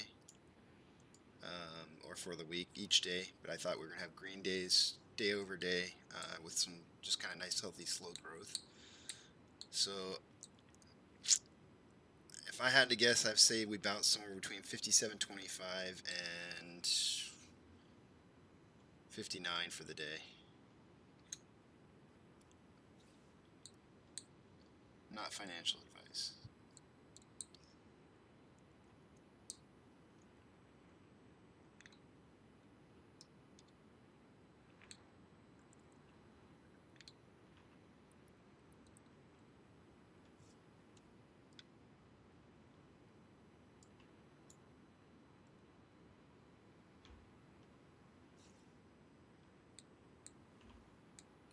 Candlestick has broken the level of resistance. Hard point contested. Yeah, I keep singing that tune.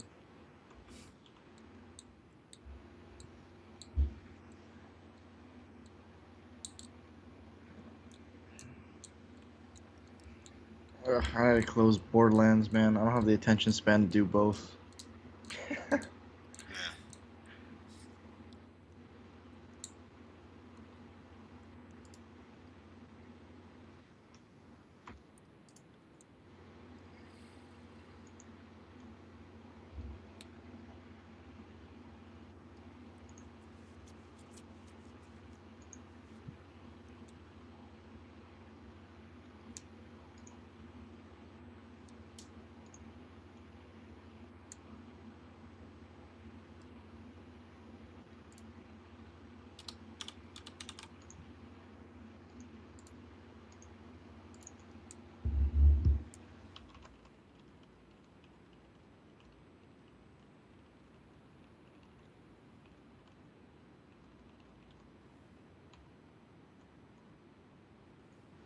I'd like to see an explosion right here. I'd like to see it really jump up to like maybe 58.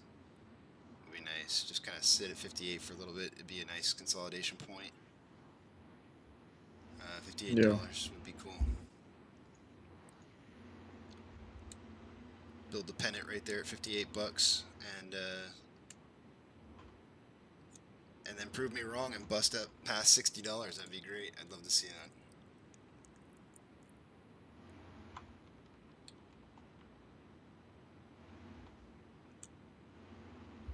I just sent you a message on Skype. I can't really view those very easily without showing the whole world.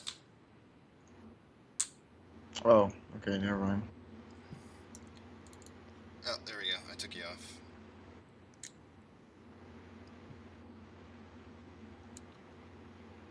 Cool.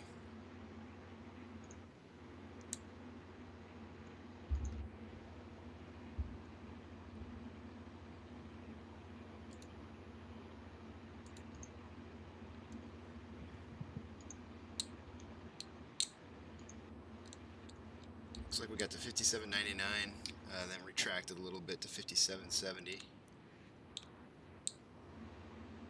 Might get that consolidation at $58.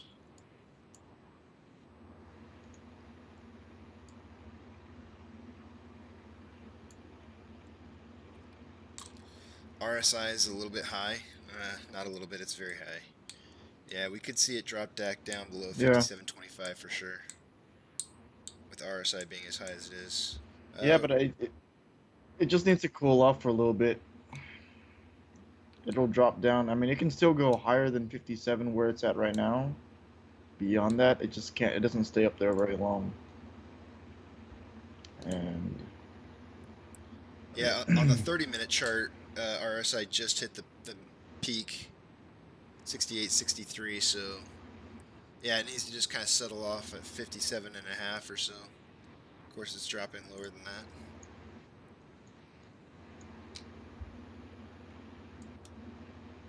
Yeah, we're gonna stick between that 56.54 and 57.25, hopefully.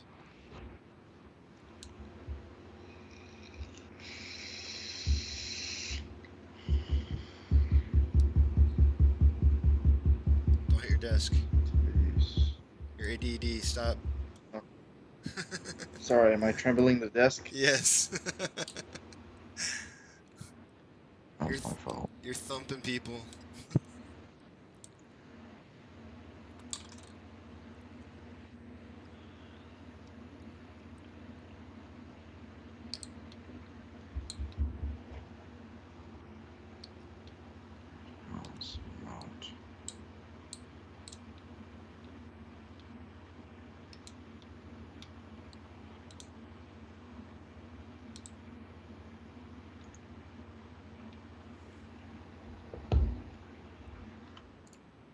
Let's see what else is being said on Reddit right now.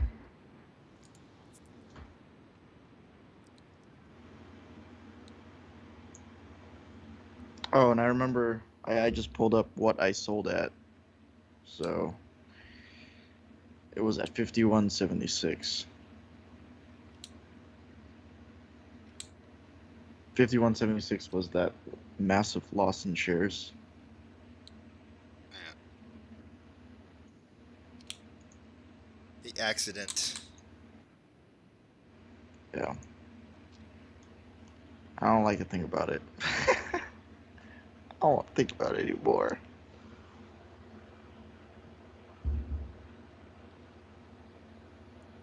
That'd be great if we got 10% today.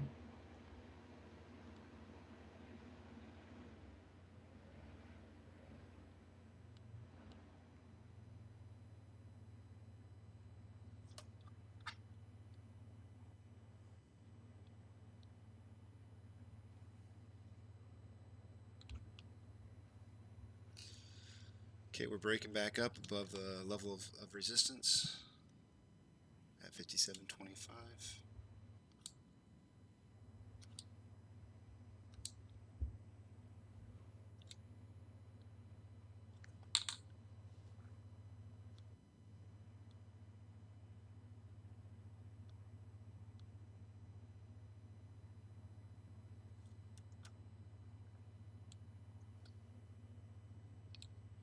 A lot of people are really excited on Reddit about the explosion up this morning.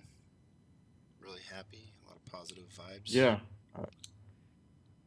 Yeah, I managed to get a bunch of shares right at the dip.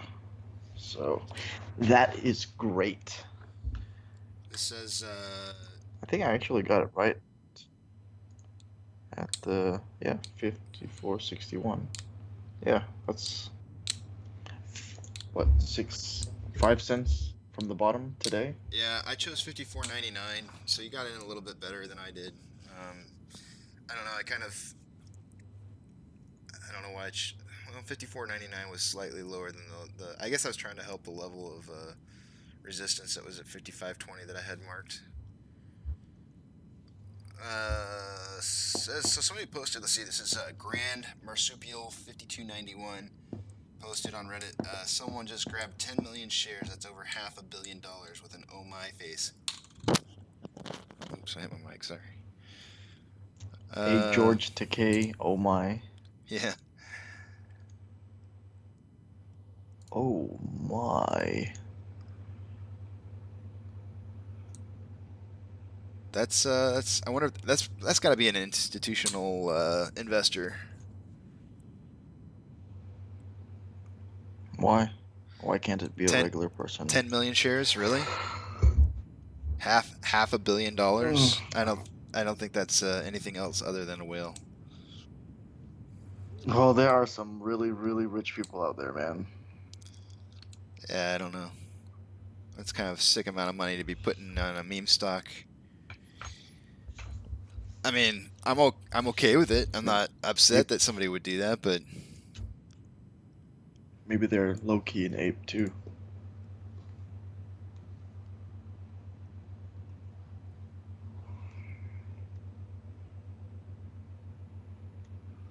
holy Toledo. My my internet does not like me. Why? I'm trying to What is it refresh telling you? Weeble and it's just taking forever.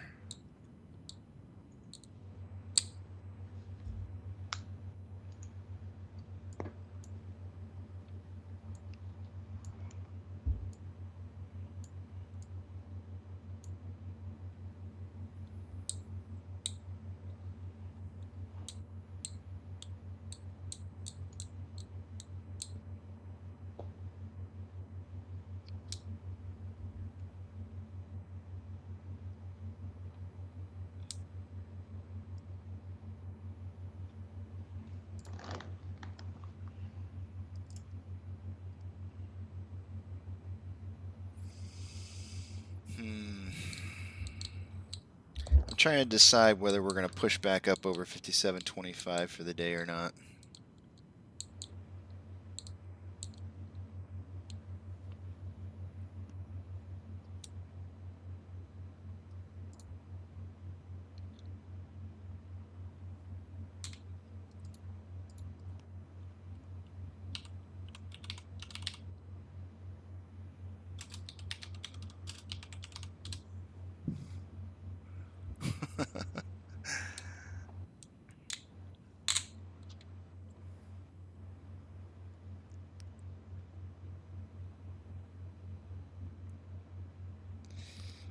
You know, I have to give a lot of these YouTubers some credit, right? So I think it is really, really difficult to read. Like, we don't even have like a huge chat going, right? Like, I mean, it's just like pretty much all family and the one dude from Australia.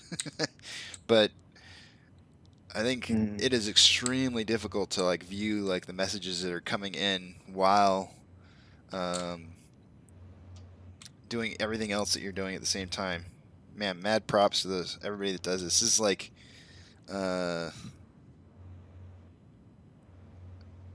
it's a lot. It's a lot to take in.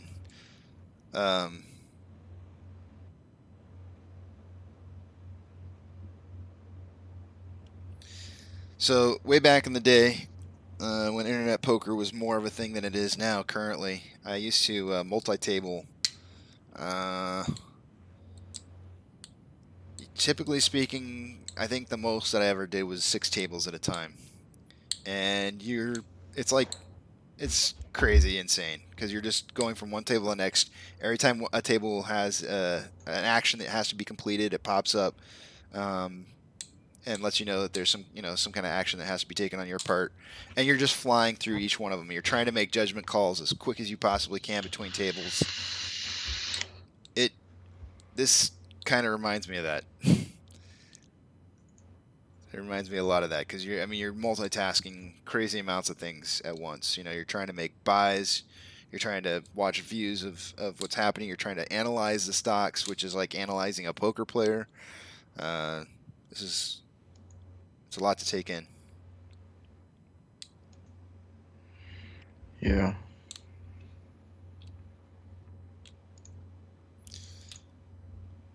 For those of you who are watching, John is on. What are you on? 2 hours of sleep? 3 hours? How many did you get? A lot. Like Yeah. 2.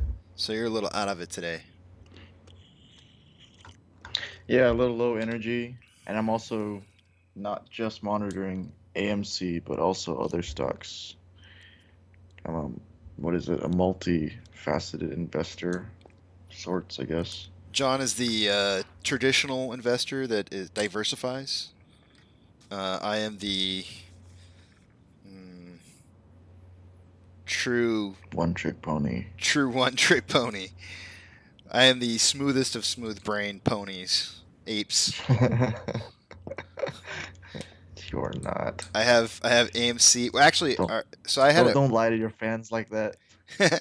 So I had GME originally, and you know, I'm gonna go ahead and admit it. I sold my G. I had 2 shares. I had 2 shares of GME, and I got in at like January 28th for like, I think it was $250 a piece or something like that. It was, or maybe it was 320. I think it was 325.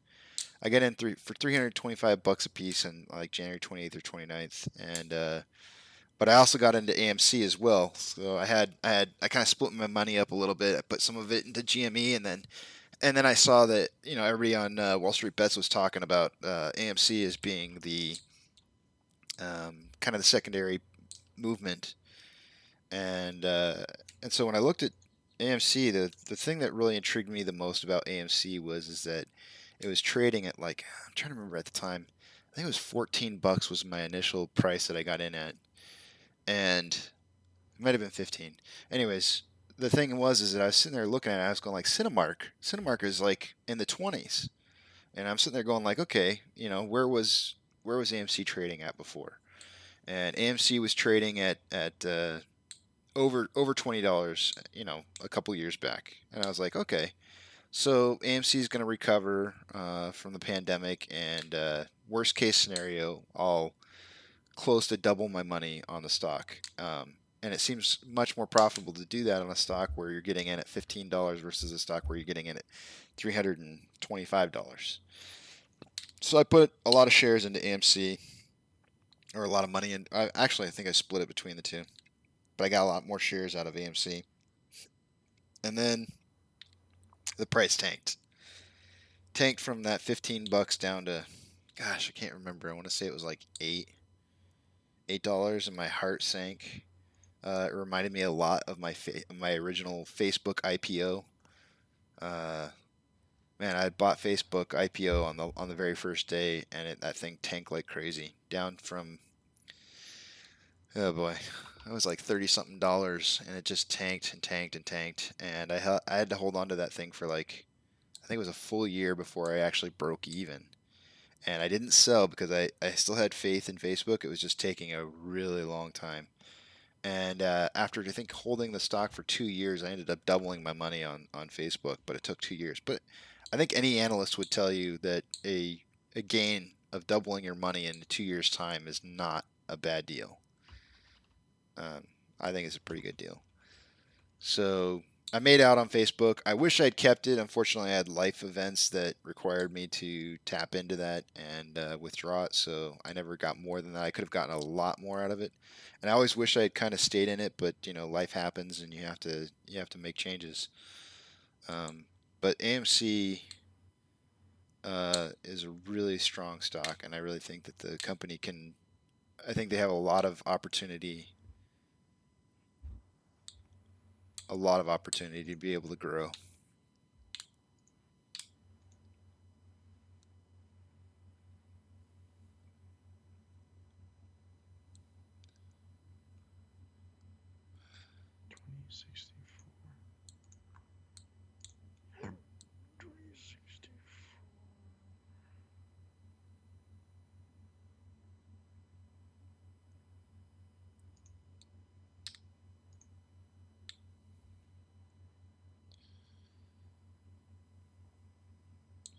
Yeah, I think we kind of play the consolidation.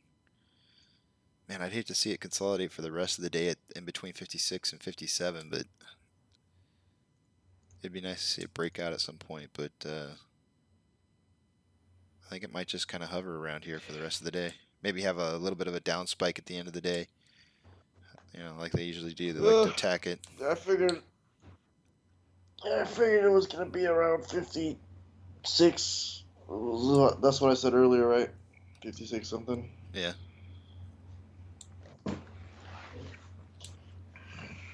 That's still a positive day. Pretty good.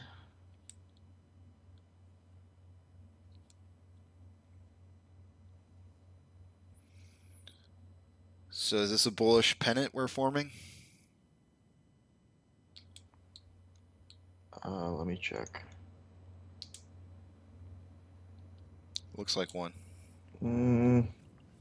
It looks like one. I don't think it is one. If we consolidate between $56 and $57, could we break out at some point? Let's see. Let me draw my stuff. Let's see. Trend If this line. forms a perfectly bullish pennant, like if it goes up from where it's at right now, the candlestick right now, it goes green. It could go higher, but in such a short period of time for a bullish pennant, I don't know. It looks like from where it's at RSI wise and everything else, it's trending down. It is. Short term trending down. I see it.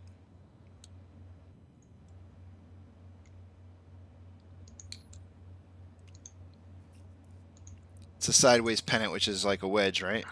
Wedge down. Yeah.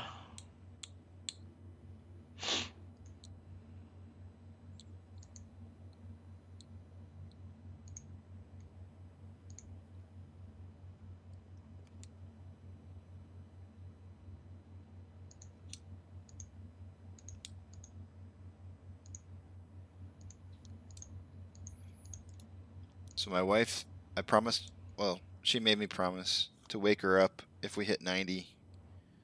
So I'm looking forward to the day that I have to go wake her up in the middle of the day. She works nights, right? So I look forward to the day where I have to go wake her up in the middle of the day and be like, it hit 90, it hit 90. Yeah. If we hit 90, it'll probably be the first day that she comes down and actually sits on live stream. Look at that. I'm already starting. At $90, my wife will come down and she'll get on the stream.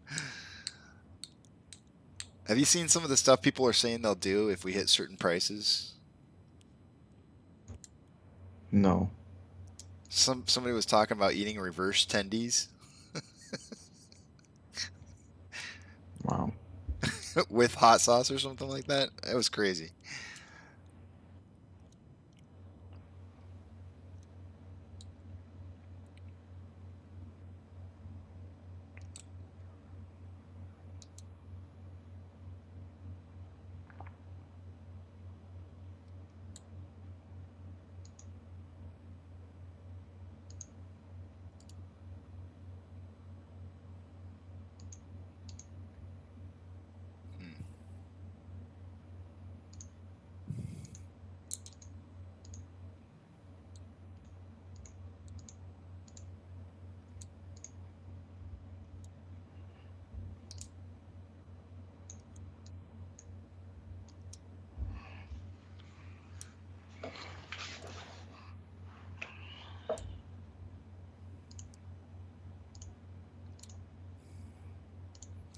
So we broke past the level of support, so it is definitely a downward wedge.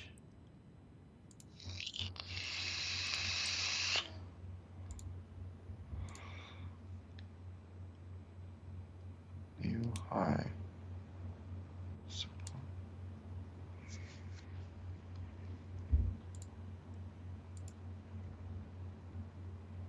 Entry point 625. Entry point 625. Down dips. It's pretty good. Pretty good. Down.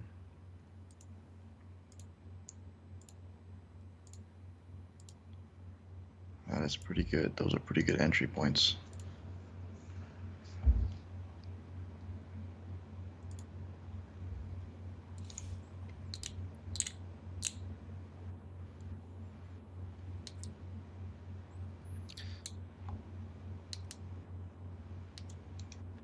Oops.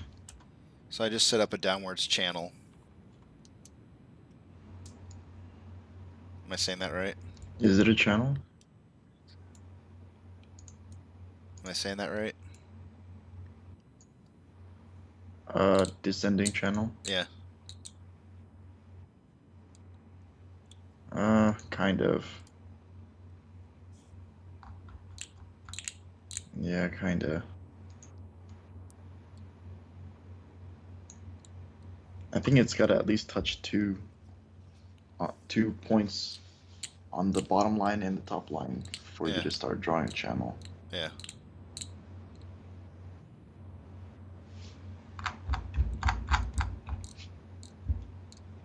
What is this? Volume was already at 24 million. That's actually much higher than I would have expected for today. I really want to figure out. Maybe I should email Weeble and ask them. I kind of want to find out like why Weeble reports 24, and then what are you getting right now? Do you have anything else open right now that shows something different for volume? For what? Volume? Yeah, I have other things open. What are you showing for volume elsewhere? Do you want to know what the volume?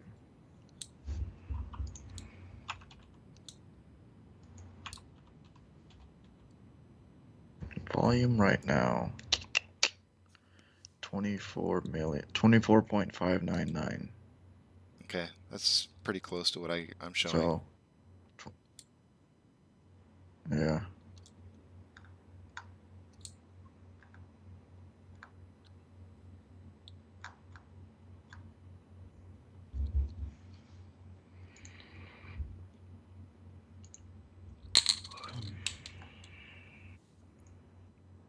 I gotta, for real, stop yawning on camera.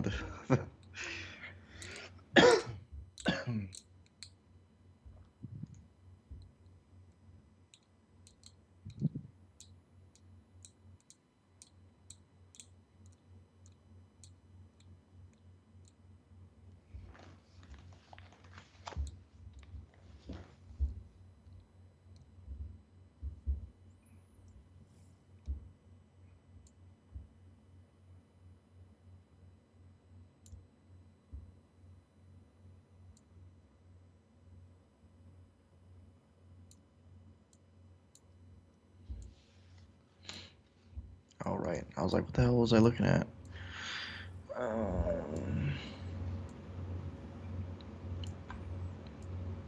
A falling wedge.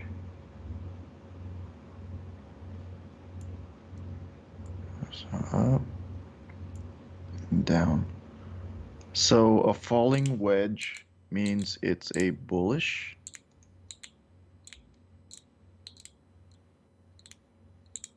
Yeah, it's bullish, dude. Falling wedge is bullish. That's what it's doing right now. I'm gonna draw this out.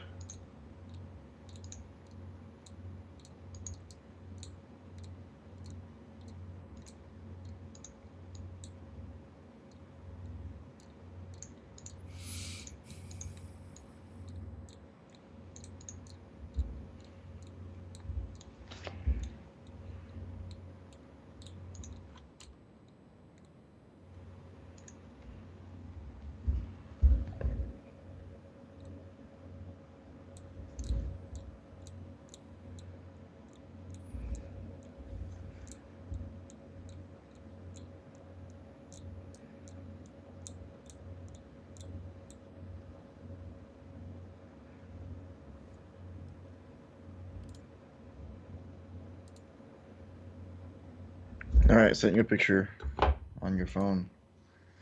This is pretty much what I am seeing right now. Which looks like it pretty much goes and falls in line with what we're looking at. Yeah, you should put it up And on the your. breakout might be sooner. You should put it up on your screen so I can post it up here and everybody can see it instead of seeing what I'm showing. Oh, I keep forgetting that I can forget that I can do that.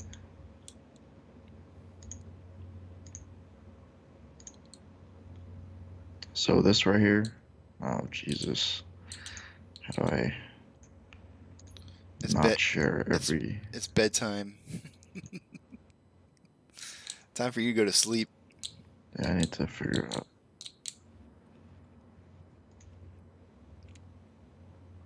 Okay, whatever. I'll just. Anyways, based on what I'm seeing here and what AMC is doing here, You guys see that? It goes up. So this is a falling wedge. Goes up, point of resistance, down, slowly making a, I guess like to a point. This is pretty much what I drew here. At some point, it's gonna break out. Pow! Mm-hmm. Past the level of resistance, maybe. Ka-chow! Pew pew. Yeah, there you go. You know, I've always thought it was fun to ask people like to give me their example of a of their sound of a gun shooting. It's really kind of interesting to hear different people's renditions of what a gun sounds like when it shoots. And Yeah, if that's you what it sounds like. the Pew best pew. the best results are when women do it because it's just not, it doesn't sound right. Well, that's sexist. Oh, well, I mean, you know, I guess it is. But it's true. I have yet to meet a woman. Actually, I've met a couple women that do some really good gun sounds. I've not met any that have done great gun sounds, but some of the sounds just from people in general are just hilarious. What is your gun sound? Oh, I'm not doing it. I knew you were going to ask. I'm not doing it. I'm not doing the gun sound.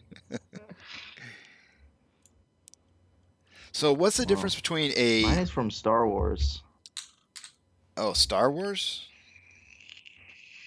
Yeah, Piao that's is the Star noise. Wars. Pew pew pew. Yeah, I mean, you know when they shoot the little blaster guns, right? Those are the sound. I Piao. mean, that's what it sounds like when you speed it up, right? I guess so. Pew pew. Maybe it's a little more.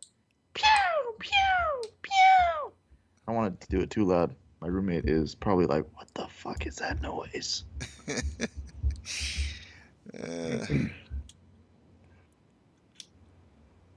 It's not his alarm. But yeah, you were asking something about the drawing. Yeah, well, like, so what you drew was a downwards wedge, right? Yep. So on a downwards wedge, what's the difference between that and what I've got drawn right now? A descending parallel. Well, so a parallel channel is 2 points of contact on both, right? So you got the top line touching 2 points. Uh-huh. I guess you could set up the bottom one as long as it tests off that bottom line, then that would be considered a parallel channel. But because it hasn't really touched the bottom one, you're slightly doing it on speculation that it's gonna test off the bottom line. Okay.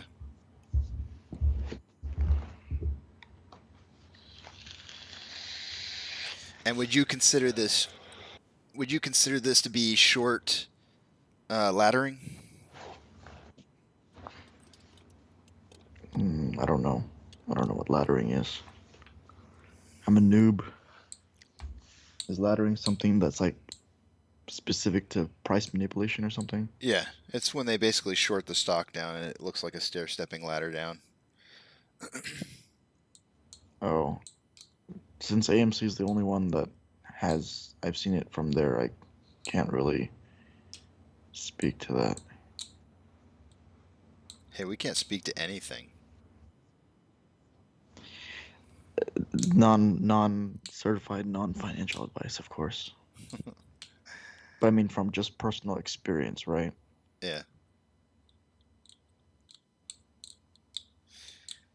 I noticed my feed is probably super delayed now.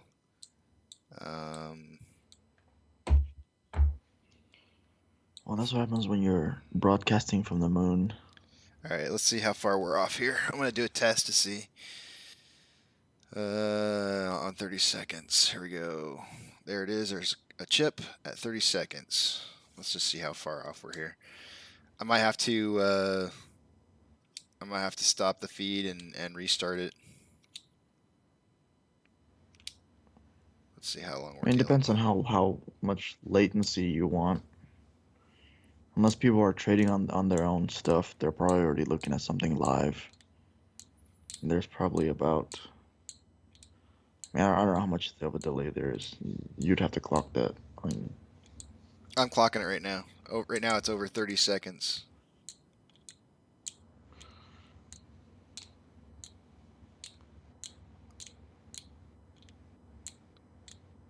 you're like a few minutes behind. Because from where I'm seeing the trend lines where they're at right now, Yeah. you're a little behind. You're a few minutes behind. As of right now, it's at least a minute behind. Yeah, because it's already starting to form the breakout. Yeesh. So I wonder if after a certain period of time I should just stop the stream and then restart it, like maybe after every 2 hours, because it seemed like it wasn't this bad earlier. Like maybe every 2 hours, like start a new feed Yeah, to reduce the amount of lag. or just or just I don't know. Lag that's purely your internet. I don't. You could restart the stream, but then people got to reconnect to it. Yeah.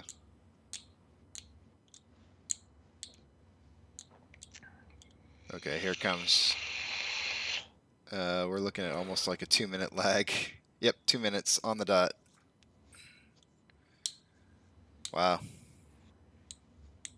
Well, I'm sorry to all those who are watching that we're streaming 2 minutes behind in time, but thank you AT&T for excellent service on my speeds in my neighborhood. Well, I told you not to move to the moon. Well, You only get satellite internet out there. apes gotta do what apes gotta do. Apes got to get that banana. Ooh, banana. Oh, breakout. Yep. Wedge breakout. Here we go. Yep.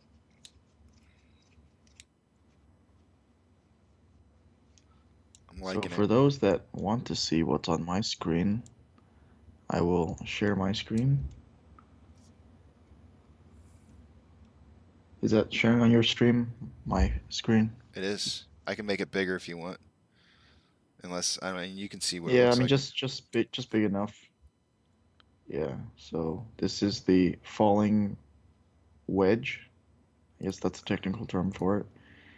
And then it breaks out once it gets close towards its completion, breakout. I think hypothetically it's supposed to go past the point of resistance at 57.99, but seeing as how AMC gets shorted all the time and heavily manipulated by these computers, it's speculative to say that it would get past 57.99. From my non-professional standpoint, non-certified, non-financial advice standpoint. From everything that we're not supposed to be.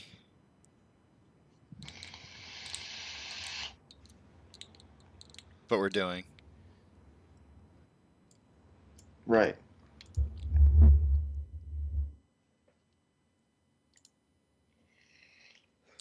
But I'll be a monkey's uncle if it goes past 57.99. You don't think it's going to make it past 57.99? That is your prediction.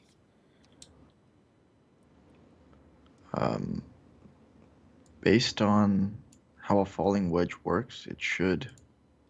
But because of how much it's being shorted, and currently right now with what's going on with how many available shares that they've been borrowing throughout the beginning of the day, I wouldn't be surprised if they staggered this price jump.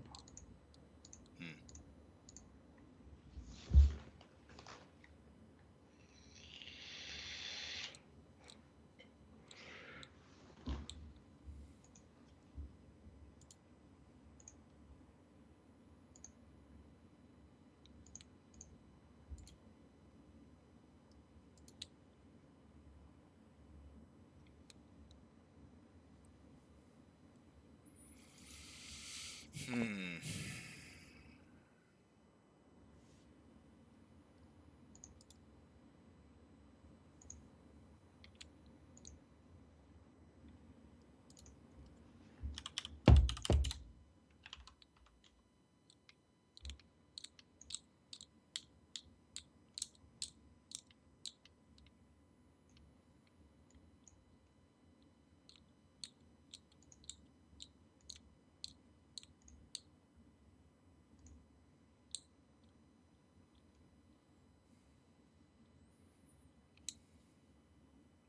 3%.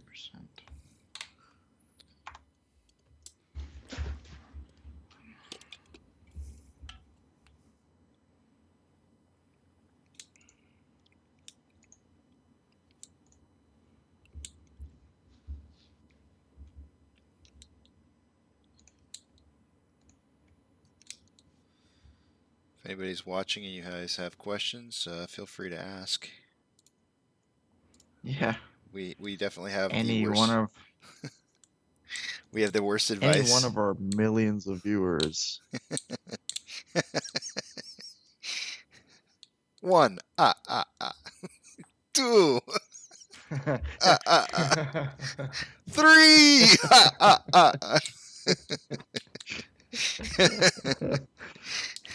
And then after you say 3, you start crying.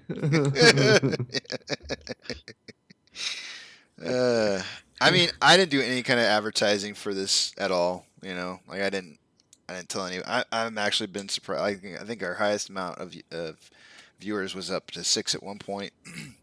I'm surprised we even had 6. Mhm. And we had a guy from freaking Australia. Like, how cool is that? Like, no advertisements whatsoever, and we had somebody on the other side of the earth watching us. I think that is so freaking cool. Yeah. I'm curious to know. I should have asked that guy. I wish if you're still on here, Mr. Dugal. If I'm assuming that's a Mister. I guess it could be a Mrs. Mr. or Mrs. Dugal. If you're still on here, are you allowed to trade in Australia on American markets? It's kind of I never even thought about asking. I mean, I think if you use a if you have VPN, what US would stop you, property, right? you can. Oh, so if you have U.S. property, you can. But you're saying if you don't have U.S. property, you can't. That's a good question. I wonder if a VPN would work. Yeah, that's what I was thinking. If you had a VPN, I mean, I don't think you need a VPN. Actually, technically you don't need a VPN. Let's say you're a US citizen and you're traveling to Australia and you trade from there. You don't need a VPN to trade. no. I Not think at that's all. under the assumption that you have property here. At least that's from what I've been told.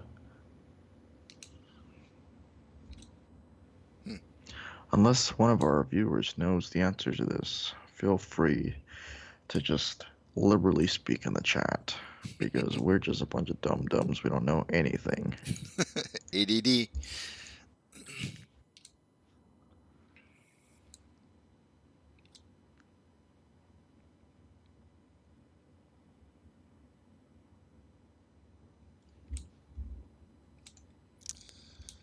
But welcome to the channel, regardless. This is day 1 of streaming.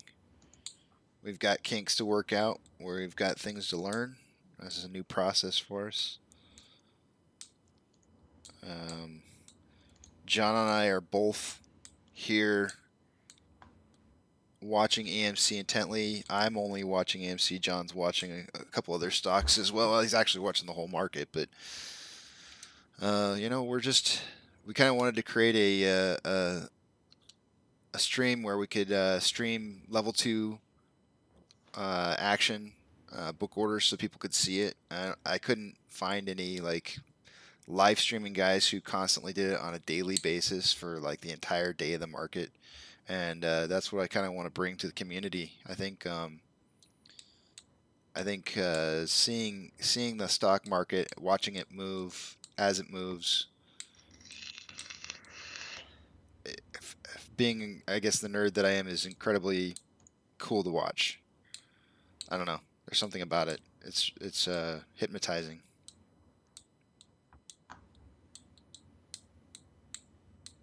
Especially this. Now, if you were to go to like another stock, like I don't know, if we went over to our competitor Cinemark, and we looked at Cinemark, we'd be like, God, this is freaking boring.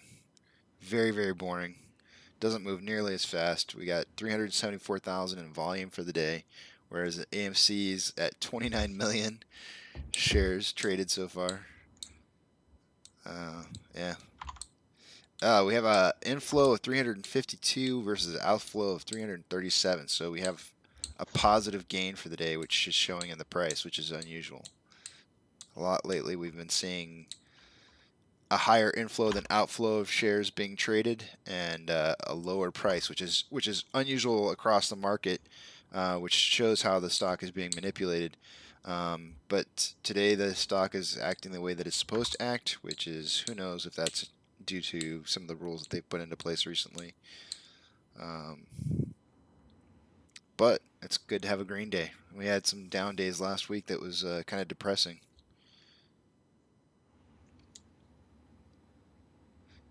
John, you feel depressed sometimes when you watch the stock? Yo.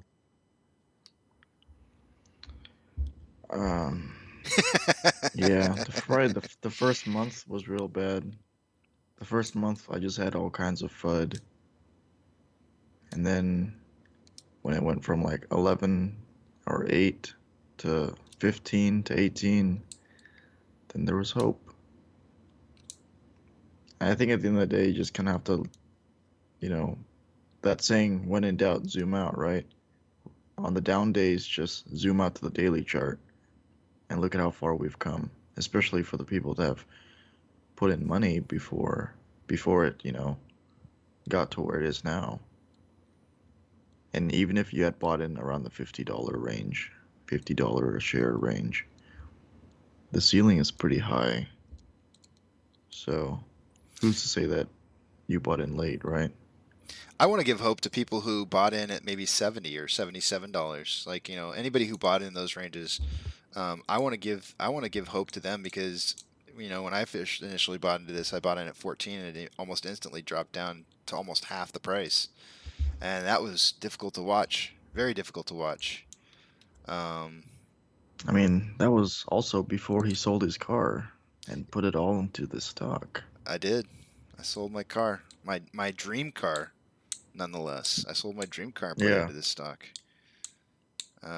He went ham. He just pulled some white boy shit. It was crazy. But it was crazy.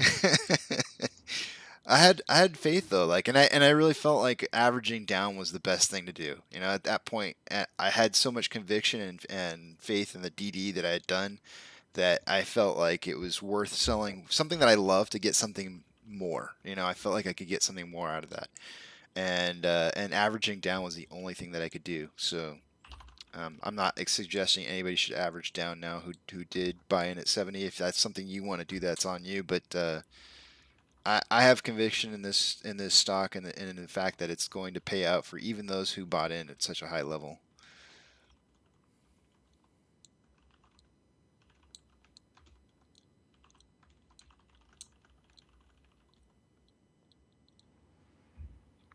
A dum-dum. Well, that's what I said earlier, right? A dum-dum. It's not a dumb. It's not a dum-dum. It's a dumb. It's two dum-dums. It's a dum-dum and an AMC.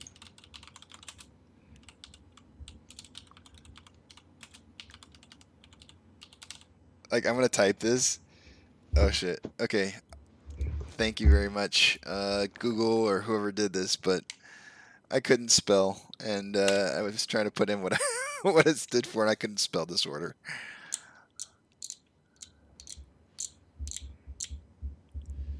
It's people like us who have to tap desks and roll chips, and yeah.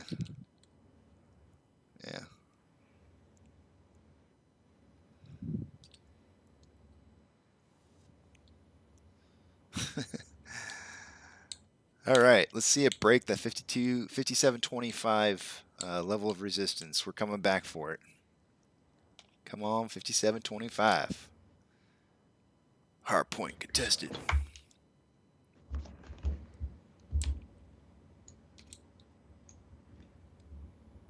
So HX Fox 7, do you do any type of investment trading, or are you just watching from the sidelines?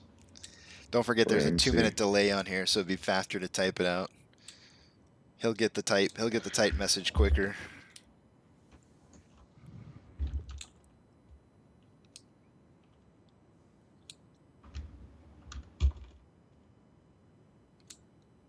can spell it.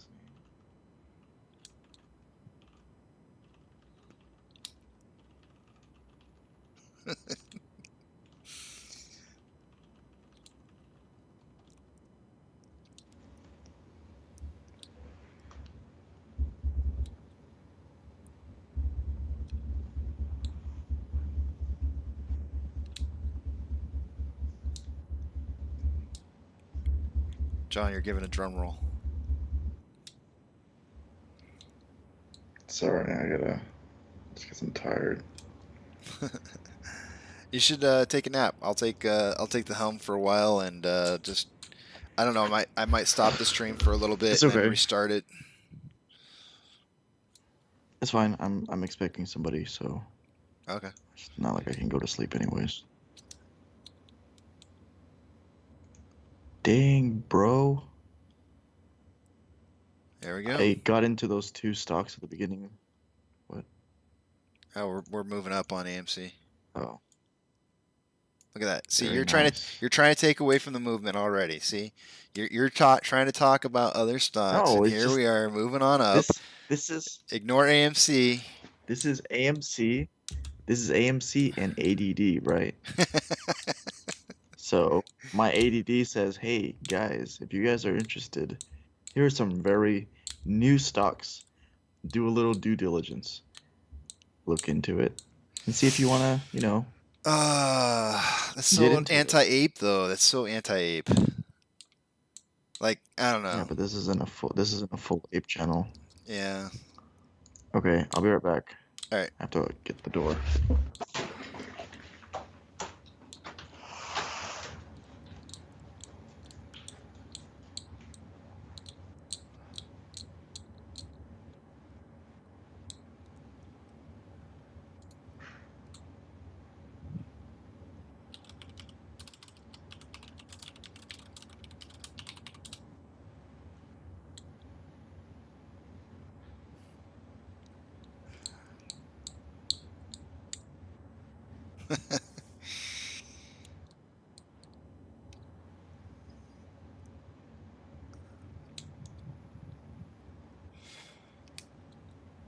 Looks like I'm going to have to do some research on how to improve latency so that there's not such a delay.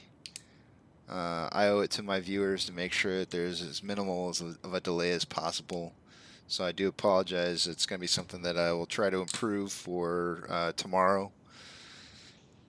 Just bear with me, though. This is a learning process for myself. It only sees my camera. What's your camera? It only sees if you're sitting on the chair. I have it blurred. I have it blurred. I love the fact that we can hear him.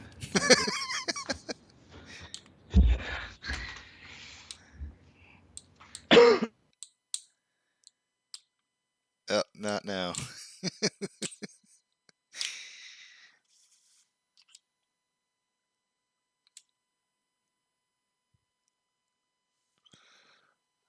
Let's see here. This price is looking really nice. I like it.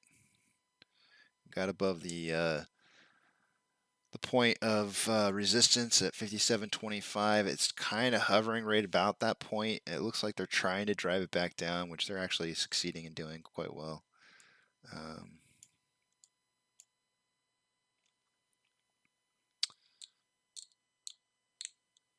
But I think we might start moving back up here. Oh, somebody got some McDonald's. Look at that, Mr. McDonald's over there.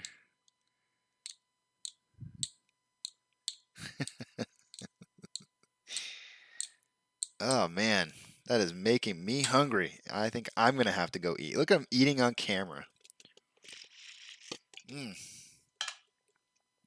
Those greasy. Wait, I think that's what that is. Isn't that one of those greasy McDonald's? No, that must not. Yeah, that's got to be a McDonald's. It's a hash brown. Yeah, hash brown from McDonald's, right? It's a McDonald's hash brown. Yeah. Yeah. I might have to go eat something now because that's looking super tasty. Shout out to McDonald's. Thank you for giving early Sponsoring cardiac the hash arrest. brown.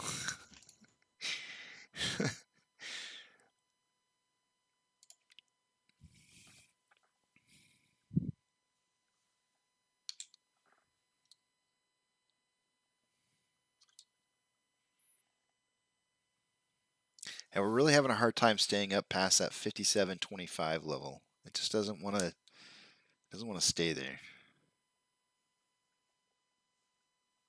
I think this is what I was talking about earlier today when I was saying that I felt like it was going to kind of do a bunch of consolidation between, let's see what those prices were.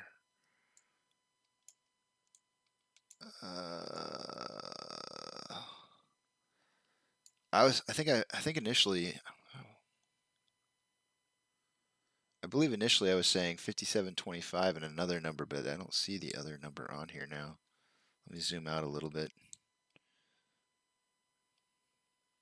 I think I might have accidentally deleted my, yep, I deleted my Fibonacci retracement for the really large. Let me redo this.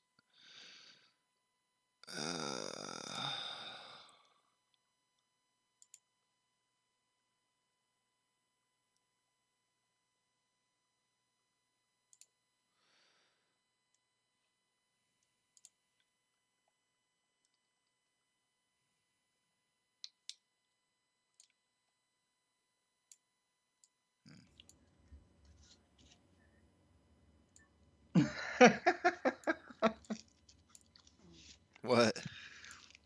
Hey, What? somebody said, "Ew, who's that kid eating fast food first thing in the morning?" I just realized.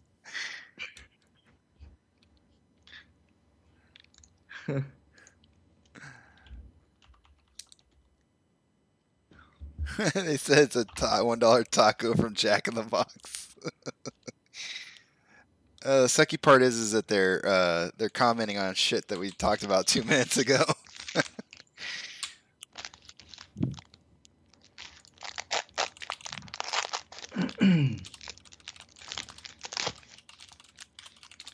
Well, there's only one person I know that he's really invested into AMC.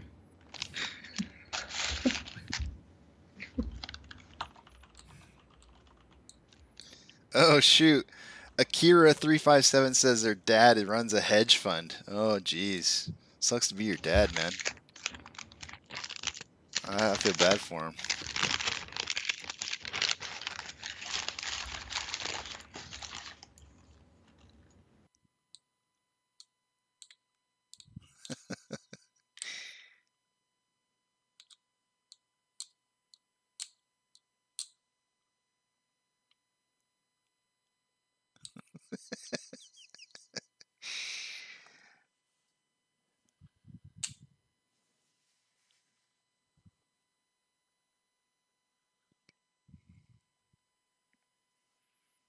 $1 tacos. I don't think I've ever eaten one of those $1 tacos from Jack in the Box. My wife, like, she says those are like the best thing to get after a night of drinking, and I have never. There's something about Jack in the Box I just can't bring myself to go eat one of those tacos. Have you ever had one of those before, John?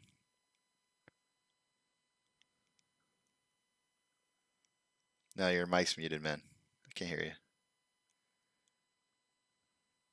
And your mouth's full. Yeah, I have when I was drunk. I don't know. I just can't bring myself to eat them. I don't know what the deal is. I'm more of a pizza guy when it comes to like one of those home slice pizzas or something, slices of pizza. If I'm on a drinking night or something, that's kind of my go-to. That crust, I gotta have that crust.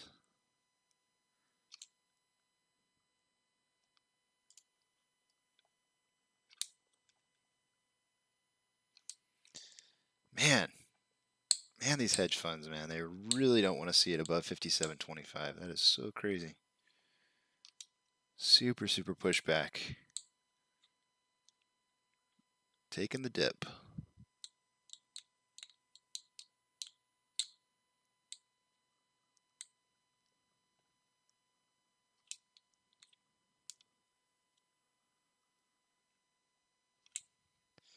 Hey John, if you don't want the background to be seen, you can just throw me your screen, like share your screen or something.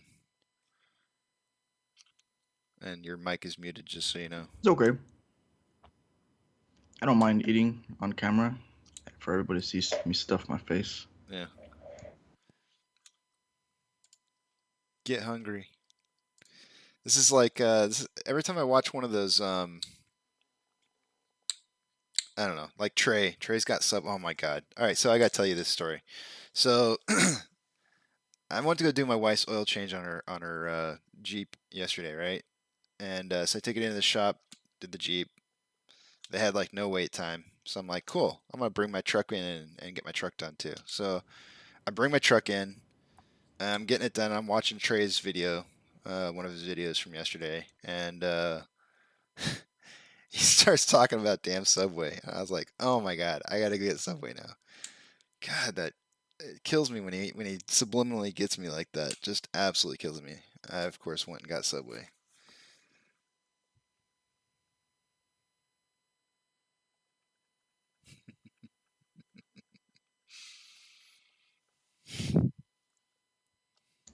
Subliminally, it gets all of us. If you mention something that you've had a really good experience with, you're gonna want to go out and get it. I am the same way.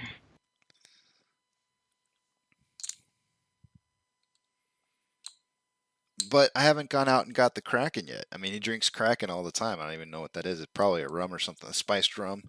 I love spiced rum. I mean, that's like one of my favorite drinks is Dr. Pepper and rum. Drink it all the time, and I still haven't gone out and got myself a bottle of the Kraken yet. Dr. Pepper and rum, that sounds disgusting. Dude, it's so freaking good. It's really super good. Highly, highly, highly recommend.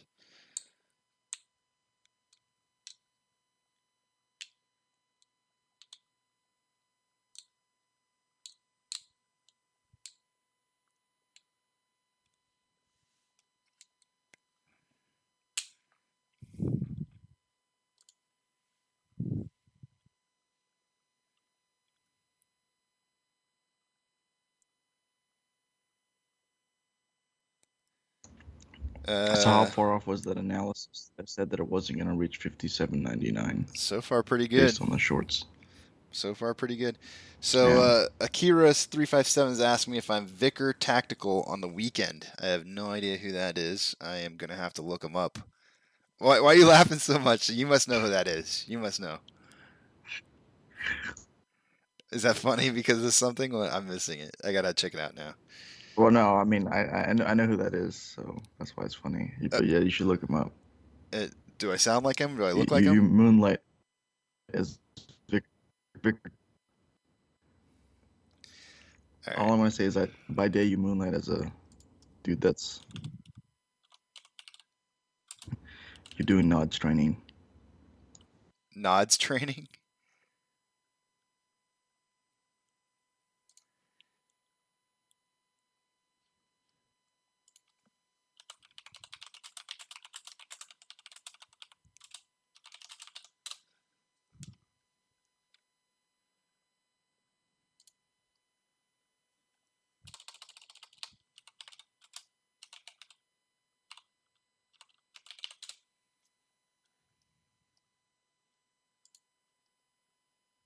Oh, Vickers Tactical. I think I said it wrong.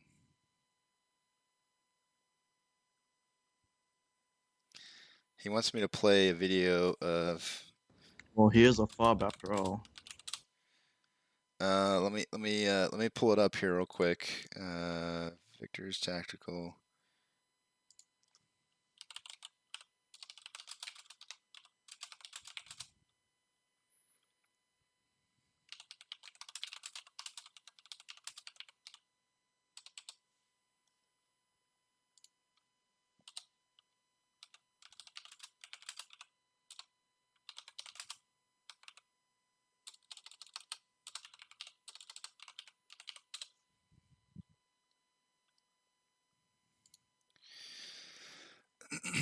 So he's got a YouTube channel here. Is Vickers Tactical. Vickers. It's not Vicar. Victor. Let's see what we got. Oh, he covers up his face. Maybe sometimes, not always. Check out his videos here.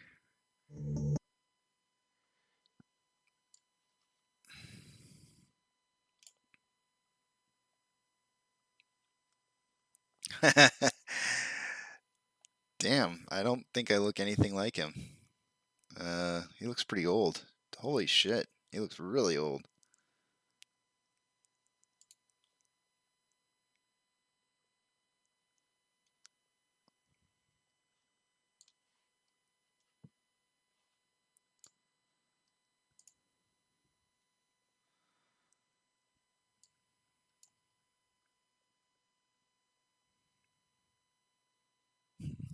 That's messed up, man. I don't feel like I look that old.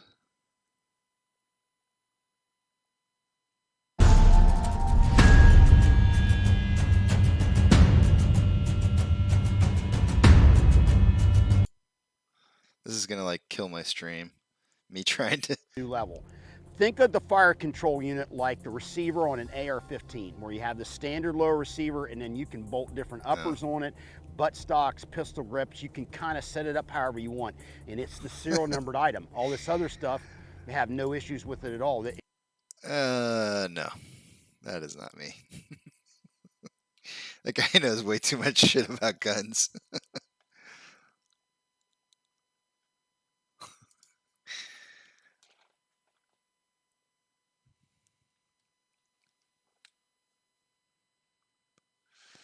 And we're back up over 57.25.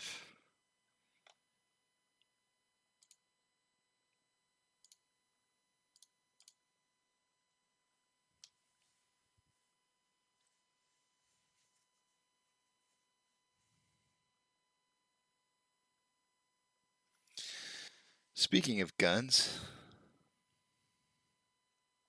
oh, I lost my partner. John is the gun expert on this channel. He is he probably knows way more than John. Yeah, I'm gonna I'm gonna take you off the feed, John. Yep.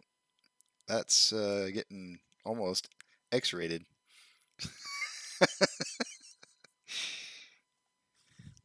You're off the feed now, buddy. Go right on ahead. you Wait, do. hold on. What's going on? You do you. What's going on? I had to take you off the feed. What is going on? It was getting X-rated. Is he over there? Oh, I guess it was picking it up. Whoops. I took you off the feed. You're all right. Got you covered. Okay, cool. That's how we get viewers. I thought the camera just like only spotted faces.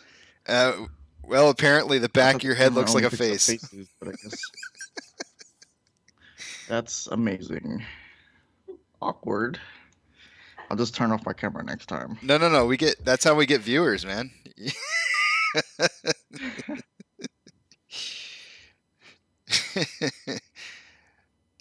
Put on a show. We got to eat.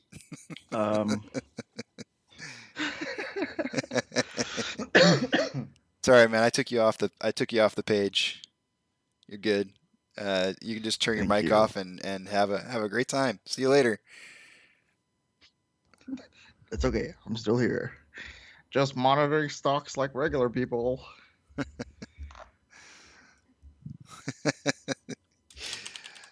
It does say ADD, right?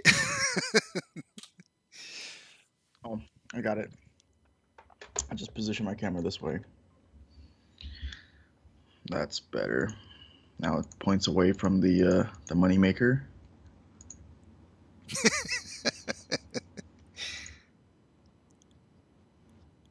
Yeah, 57.25. That's that is a magic number today. Huh.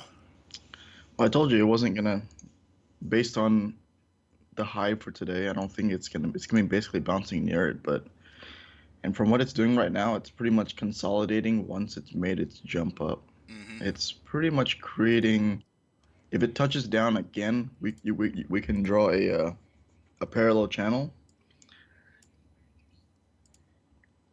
But I can already tell you it looks like it's going to be a bullish. It's probably going to go up past this resistance here once it finishes this out. Unless they're going to do that thing where they did last week, where they just parallel channeled until the end of the day. Mm-hmm. So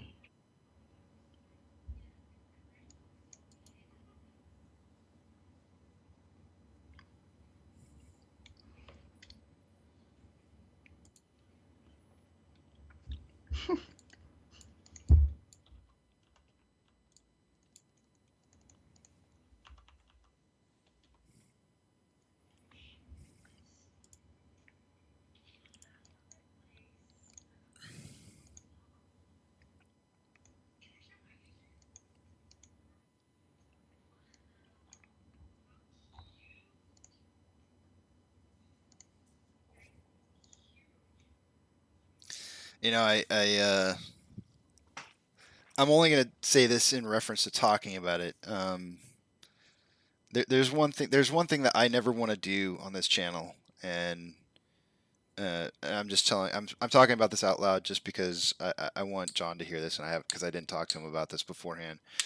I don't ever want to try to push people to like the channel or to subscribe, because I think that when I watch videos, whenever I watch the videos, that's one of the most annoying things to hear people say. And it's like, don't you think I fucking know how to use YouTube? Like, of course I'm going to do that kind of stuff if I like you, right? It's just going to happen naturally. Like it's I don't know. It's almost like you're trying to pander, is that the right word? You're trying to get people to do something that you want them to do, and it's just like they're going to do it one way or the other. So I don't know. It's just something that I'm never gonna say. I'm never gonna ask people to do it. It's just gonna either happen or it won't happen. But I don't know. I would hope that you would support me on that. I just hate the spiels. Like, they always got their little spiel in the beginning of the video or the end of the video, and it's just like, I'm not that kind of guy. You're either gonna watch me or you're not gonna watch me. That's just the way it is.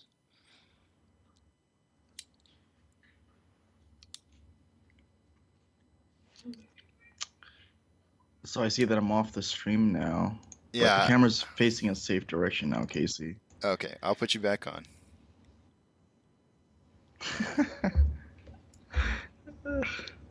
Cracks me up. Okay, it'll take 2 minutes, but you'll be there The eventually. camera. All right, thanks.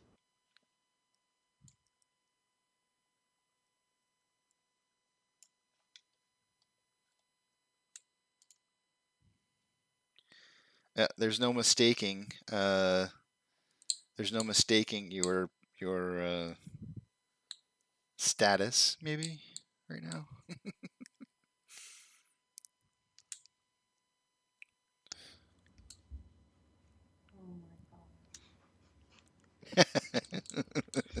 YouTube celebrity. Oh, by the way, what it's making right now is also considered a pennant to some extent. Okay, but why is this a pennant? Okay, I'm going to draw on here for a second. I'm going to draw what you're talking about. I'm going to draw this pennant. Just if you go to if you go to 5 minutes, you look at it. Yeah.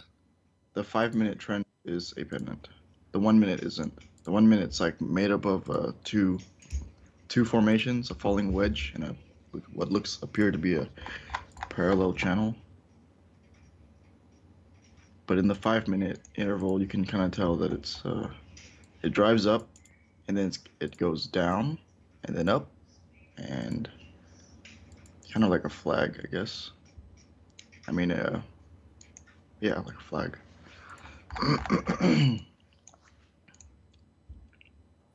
I guess I don't. It's hard for me to see the differences between pennants and downward wedges. Like, I feel like they're almost interchangeable. In terms of talking about. Hey, I'm gonna step away for just a second. I gotta hit the restroom real quick. I'm about ready to piss my pants.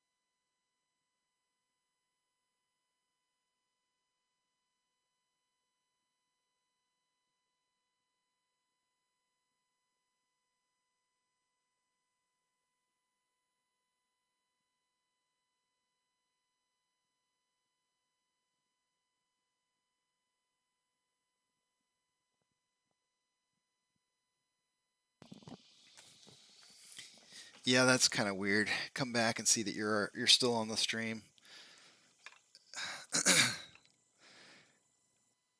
You're muted.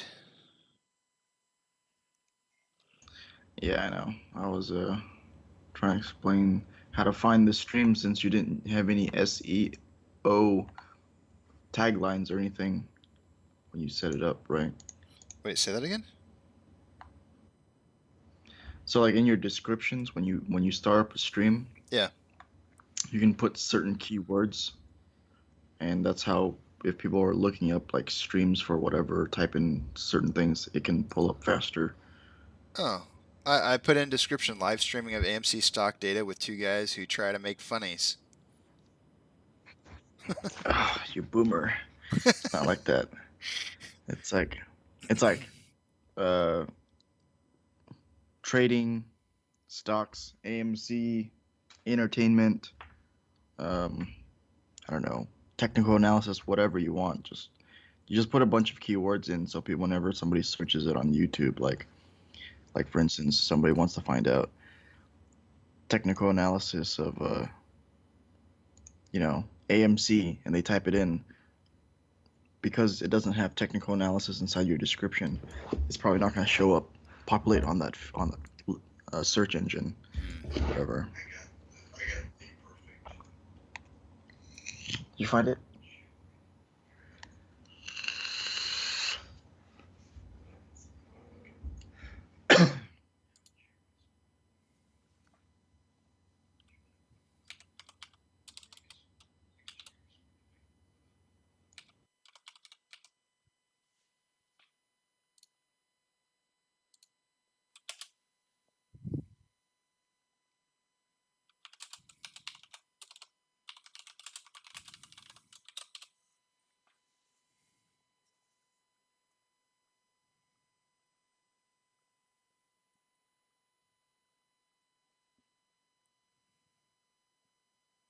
Oh, there's the breakout.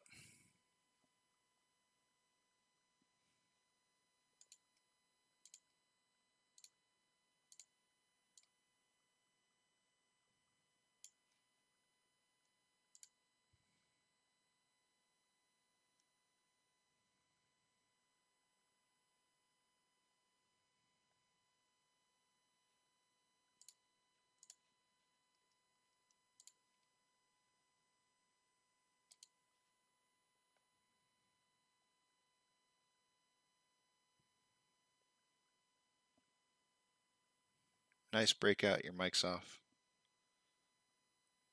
And we beat your number.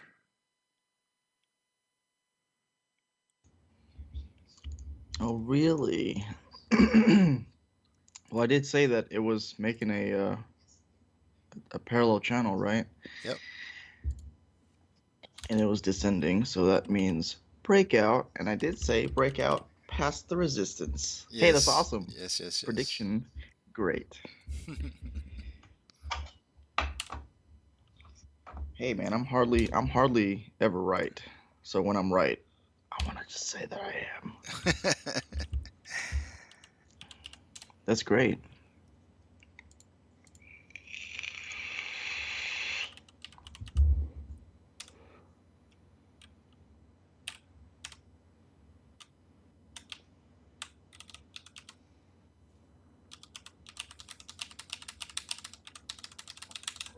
Hey, look at the L2 books, dude. Oh wait, just kidding. I'm not sorry. Look at the wrong L2 books.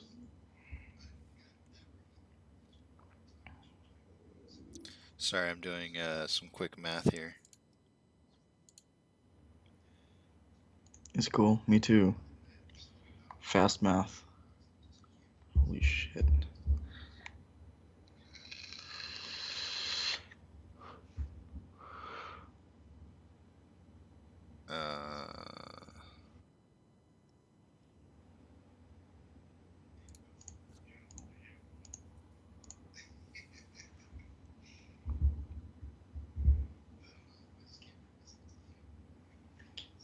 Is somebody watching our stream in the Did you see background? it?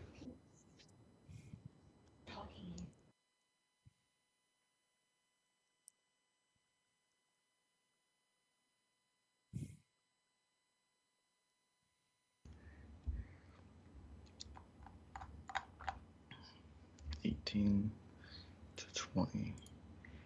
And it's currently at 2060.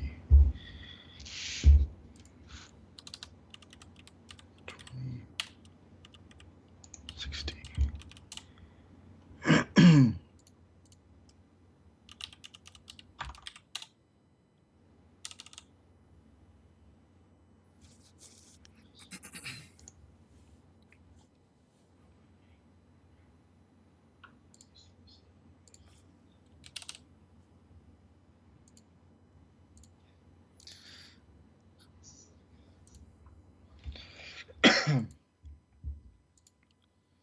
It's so hard hearing my own voice. I hate my own voice. Just change your pitch then. Be like, "Hi, my name Casey. I sound like Mickey Mouse." That's terrible.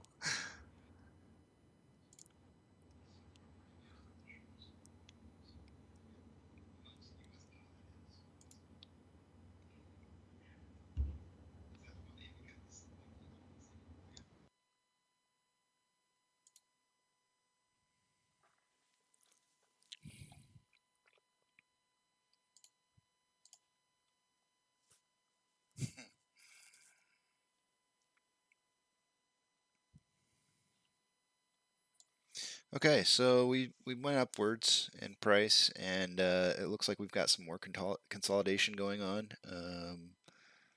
Possibly like another pennant forming.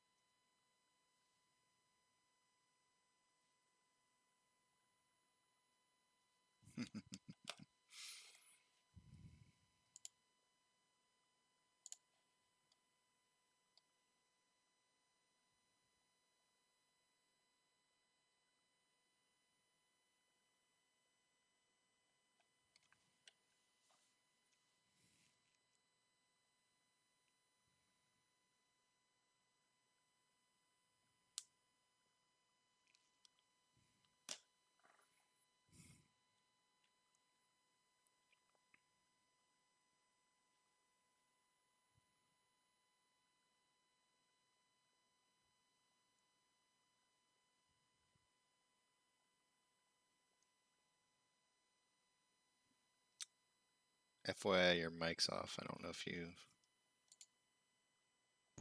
Yeah, no, I just didn't want you to pick up any of the noise of me burping and farting. Oh yeah, dude, that's this kind of channel, man. That's exactly what we are. A bunch of burping and farting idiots.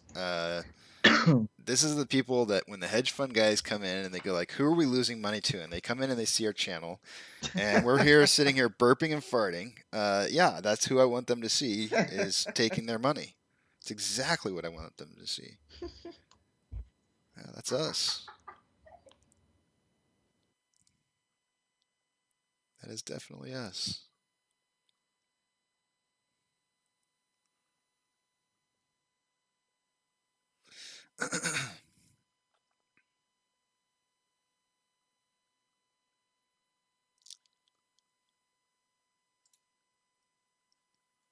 I bought some more shares. I didn't disclose that earlier.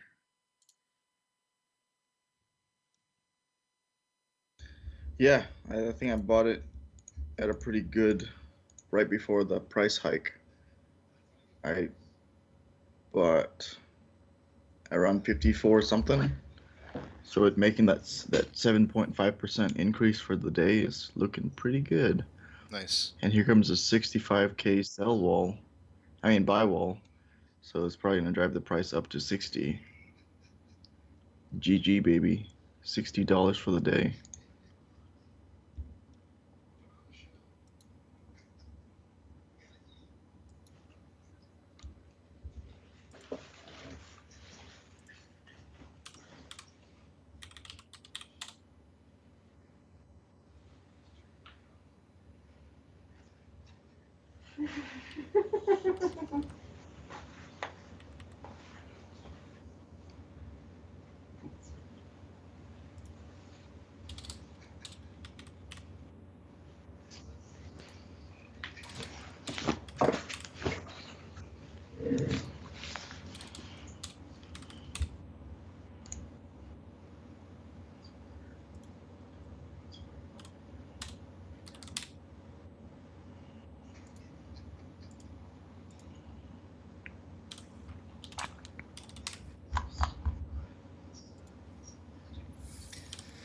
Who was it? Somebody was telling me that what we really should do is cut down like some of the funniest moments in the stream for the day and solidify down to like, delete the dailies and just turn it into like a highlights reel for the day. Just kind of edit it out so that people can, they want to check it out and see what it is that we've said and kind of like just solidify maybe like, predictions we make that are right or predictions that we make are terribly wrong. We can modify it and just kind of make it look like, hey, look how stupid we are, or look how cool we are. Yeah, you probably could do that like every 15 minutes. You start a timer, and then every 15 minutes you just do something like that. So that at least when you go to edit it, it's gonna be a little easier to find in the video. Mm-hmm.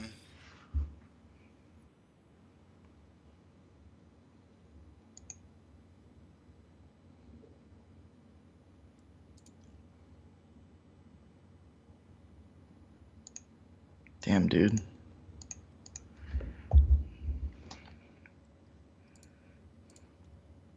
What's up? I bought 50 shares of these two stocks. They're already doing really, really well. Let me see if I can send them over to you. I'm only AMC. That's it. Ain't got nothing else.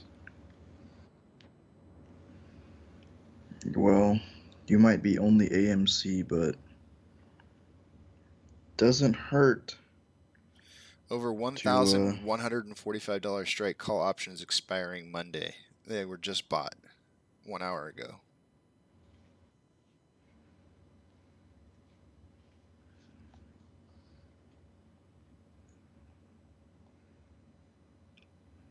For this Friday, I gotta check this out.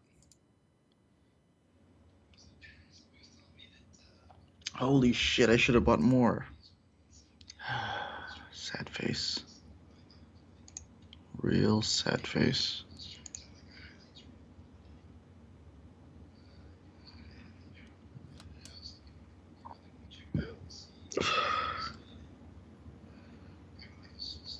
Damn, that was an easy flip, dude. Real sad face.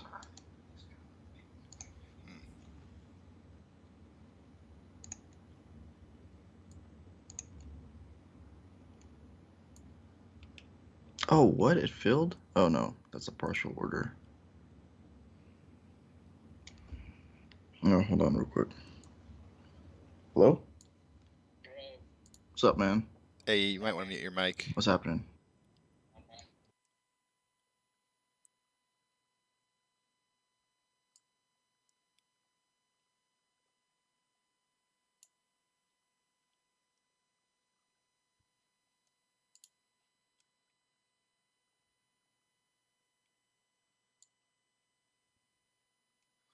I feel like we're missing a level of support or resistance that's in here somewhere between what I've got already listed here at 60, 62, and 57.25. I'm not sure why it's not showing up. I have to check out. I know I had one in there earlier.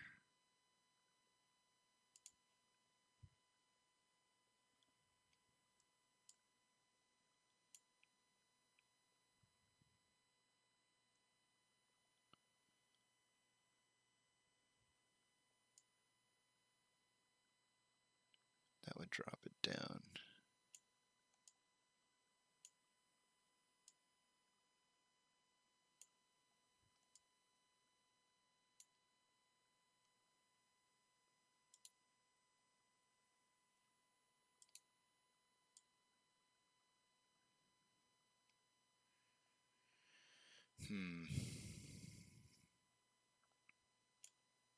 Maybe it was here.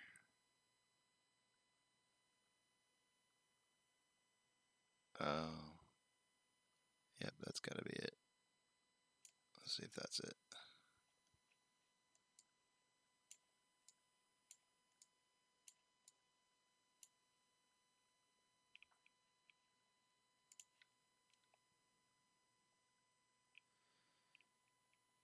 That's still a little high.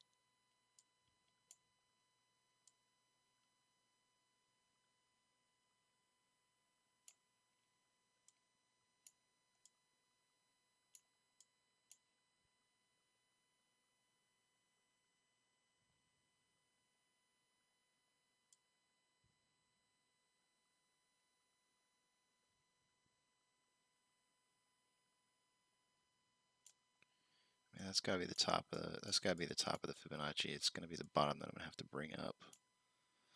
These prices just look like too close. Oh, that might be it right there.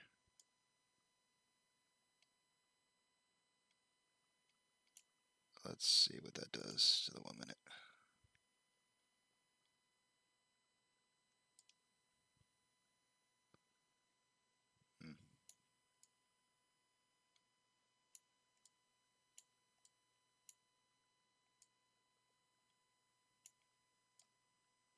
Yep, that's it. I gotta lock it. Alright, so to the viewers out there who are watching, essentially what I just did is I adjusted my Fibonacci retracements. Probably not the most accurate way that you should do it. I'm not... I know that you're supposed to take the bottom point of a trend to the high point of a trend, and that's not exactly what I just did right there. I kind of arbitrarily picked a middle point. But what I'm trying to do is I have a lot of other Fibonacci retracements that are kind of covering those price zones, and so I'm trying to get something that kind of shows like levels of support and resistance. And you know, if I see that the trends are kind of trending on those lines, then I've probably got like a good idea of what it's going to be doing for the future. So let's see if it tracks. And right now we're kind of like hovering at one of these support lines, and we're trending. You can see a little bit of ascending through levels of support and levels of resistance. But I think these are good lines to hold right now. I'm just going to keep these. John, you're still muted. Yeah, I just got back. So I'm going over to the. Maybe I should drag the screen over. So I'm checking the options. Yeah, see everybody, that's what we are. We are truly apes on this channel. We burp, fart, and anything we want to do on here, we swear. Yeah, so if you're offended by it, sorry. I might even fling some poo. Tough titties. Let's see here. So Tough titties. right now we have let's see, so we've got volume, the amount, the open interest. $26.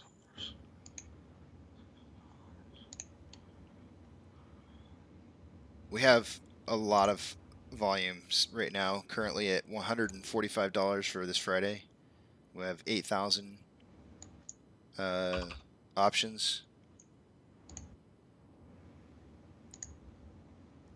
The only other price that exceeds it, nope, doesn't even exceed it, comes close to exceeding it, is $65. Oh no, here we go. Here's one at $60. There's 22,000 options at $60. Set to expire for this Friday. That's a pretty healthy number. It looks like they're in the green right now, as it stands.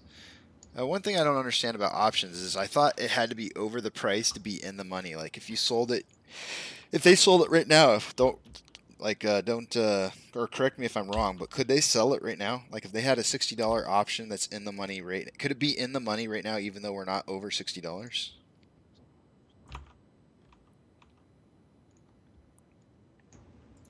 Yes, no, maybe so. John? I don't know how to I don't know options, man. To give you an answer.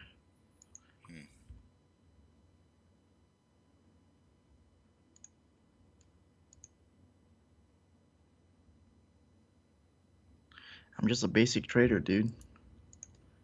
Options are like gambling, so I never really looked into it. I only did 2 call options once. No, maybe it was 3. 3 call options once. And I lost just barely. A loss is a loss though, right? Yeah. Whoa.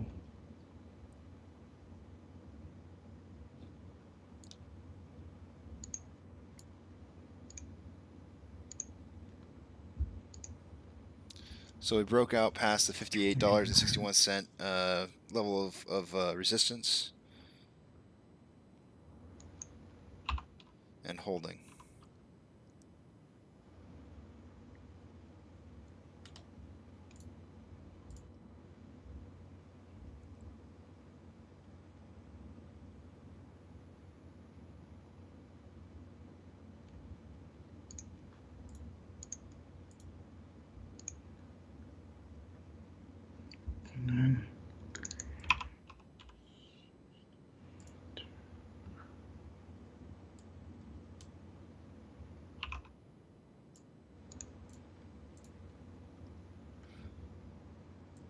Just throwing this up on the page real quick for everybody to see.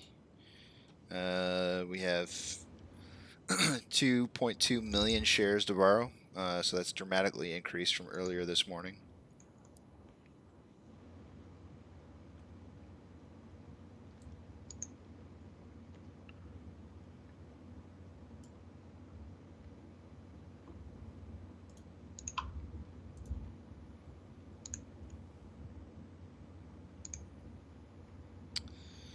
We've got about 30 minutes until the downswing period of time, lunchtime for the stock market.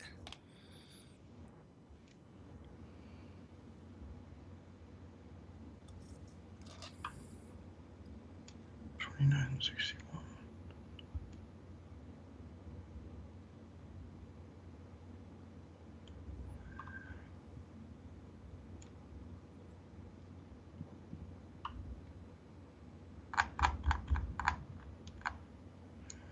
Consolidation.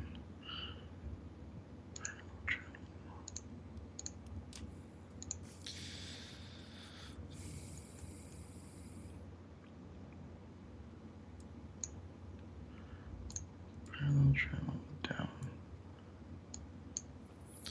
I'm gonna step away and grab a little bite to eat. It's my lunchtime, my breakfast time, really. I haven't had breakfast yet.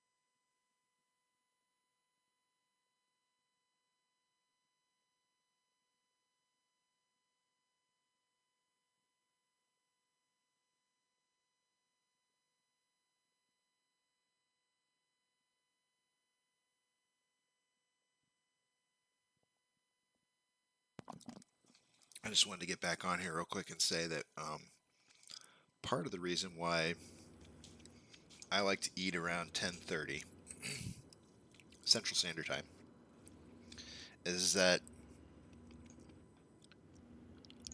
I know historically that the price typically drops down a large portion closer to 11 o'clock, between 11 and 12, due to just, I guess, natural trade trends.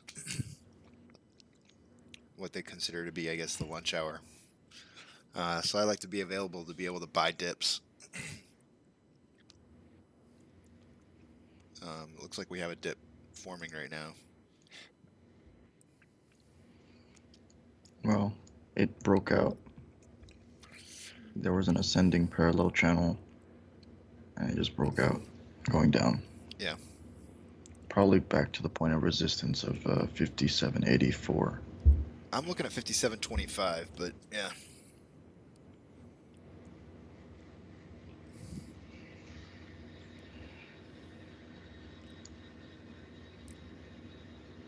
Did your guest leave? No. Okay.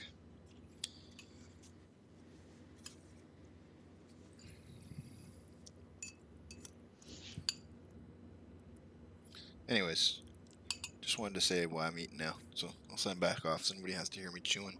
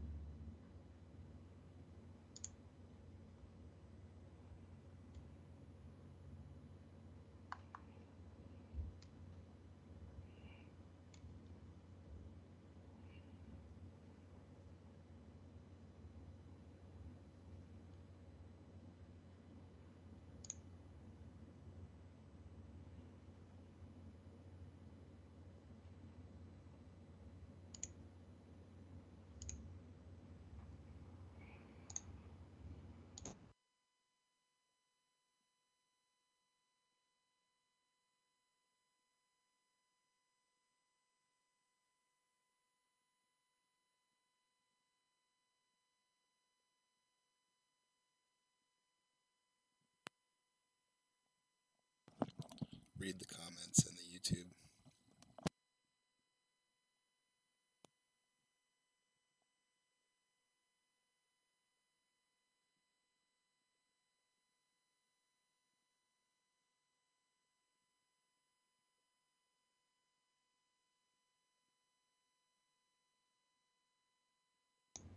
I'm intently focusing on my screen, trying to figure out what's going on.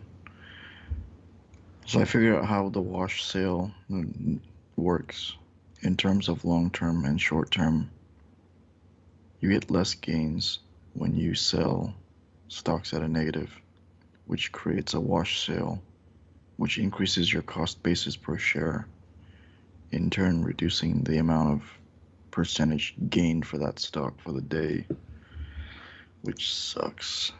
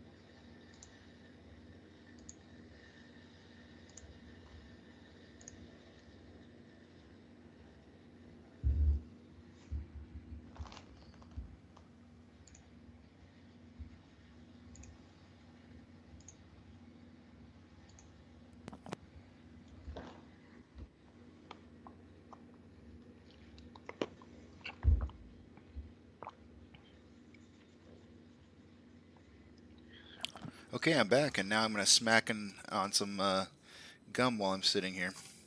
Everybody can hear it in my microphone. I'm gonna grab some water real quick. Be right back.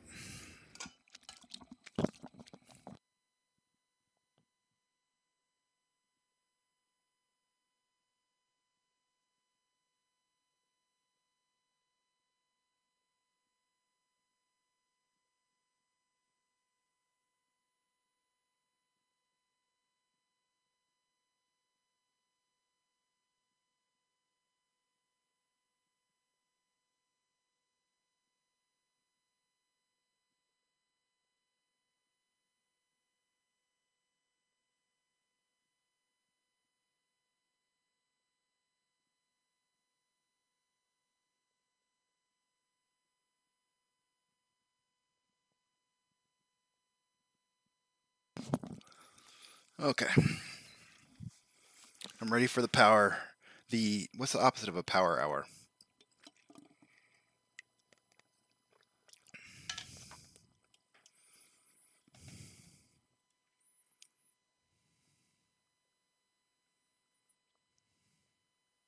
Snail race.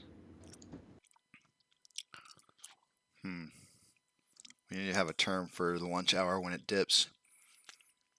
The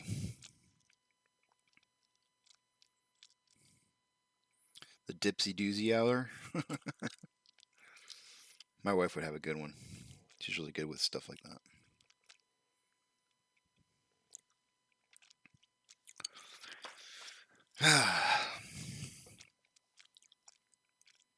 Let's just stay above 58.61. I'd like to see that. That'd be awesome. If we could just consolidate like right here, right above the support level,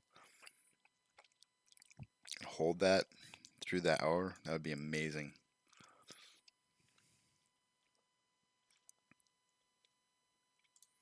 Let's see what Reddit's saying. Do some shout outs to some Reddit users over here. Let's see. I sort by new.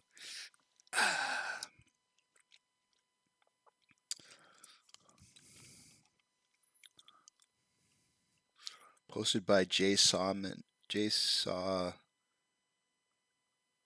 NNNN1. Oh no. Just JSaw NNN. They said I can smell the tendies cooking. It's got a picture of a train hitting a school bus. It says $60, and the train's AMC is the train. It's just smashing right through the 60. Somebody's super optimistic.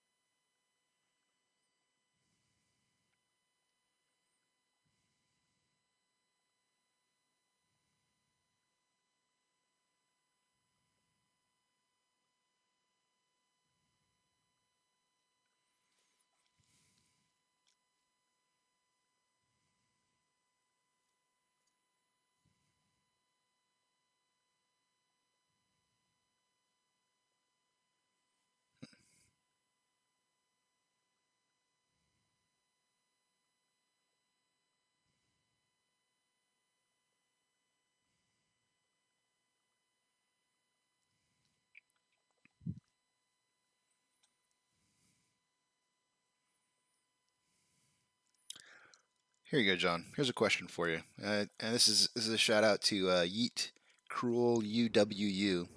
They wrote in Reddit, "I see AMC almost reached $60," and then they have a meme says AMC almost reached 60. Would be a shame if Marge calls.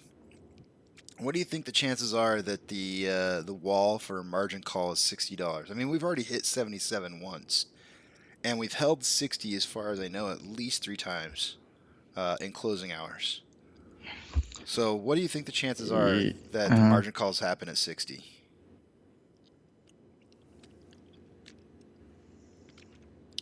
I think it's being a little optimistic. What do you think? I think it's 65. You think margin calls at 65? Yes, yeah. I think that's really low, though. I feel like margin calls are more like 85 to 95.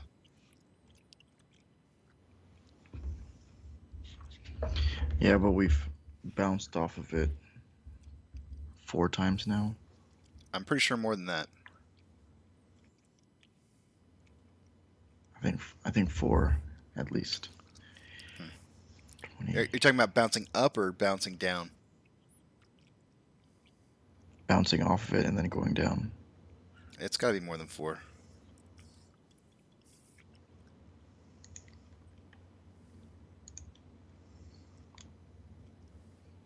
Wait, you're counting after hours too, right? Because after hours, there's all sorts of crazy shit going on there. Yeah. I feel like you have to count after hours.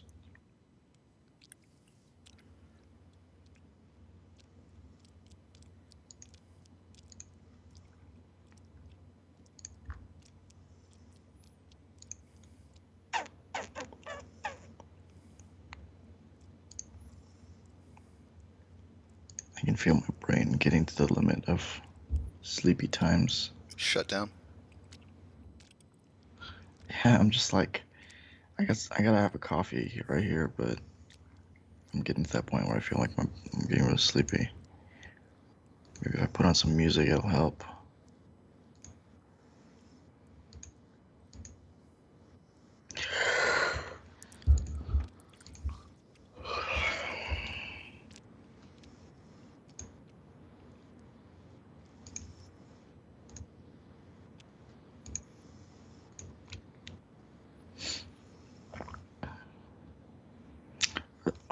Ascending parallel channel right now from the breakout from earlier. And that's bearish, right?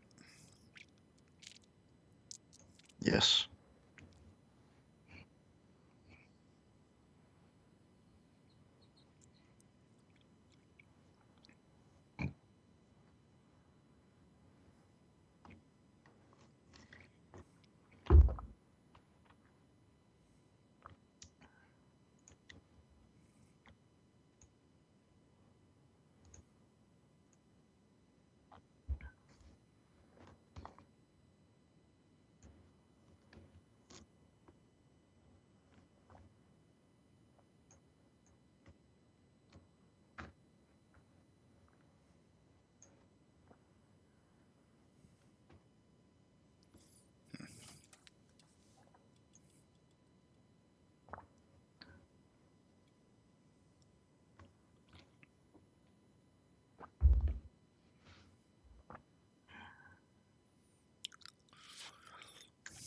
Now here's somebody who says Agent 007G. They wrote, so this stuff kills me. They say volume is really low. Any reasons why? Like, I mean, we had like what 2 days of really low volume last week, right? Okay, so nothing new. I feel like there's been like tons of conversation about it so far. I don't know. Maybe they're just not in tune with the community. But we had like Thursday and Friday had less than 80 million in volume. But here we are at 11 o'clock a.m. with plenty of more hours left to go in the trading day, and we're already at 60 million shares traded, which is reasonably low compared to what we've been on the average, which is I think 130 or something like that. So I mean, legitimately, they have a point that we're below average, but I mean, it's not low like Thursday and Friday low, not yet, anyways.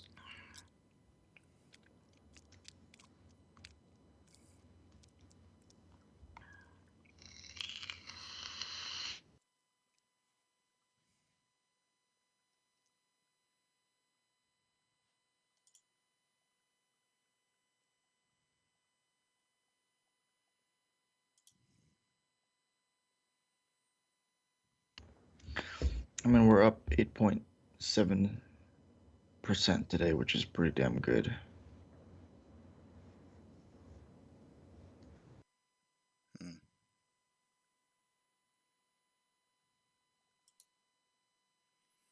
Most definitely.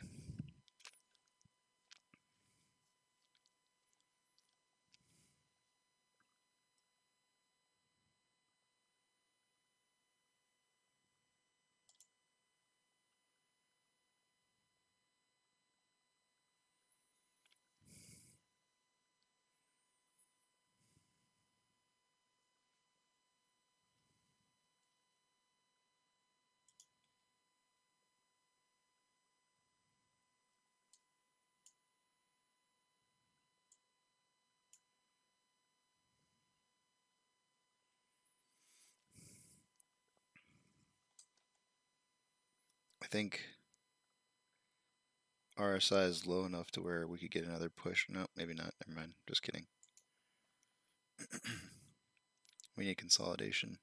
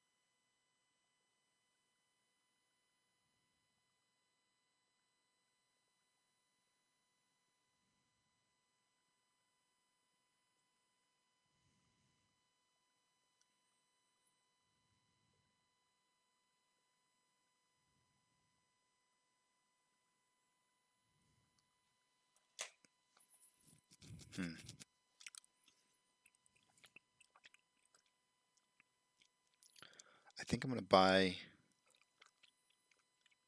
3 more shares at 58.05 if it gets there.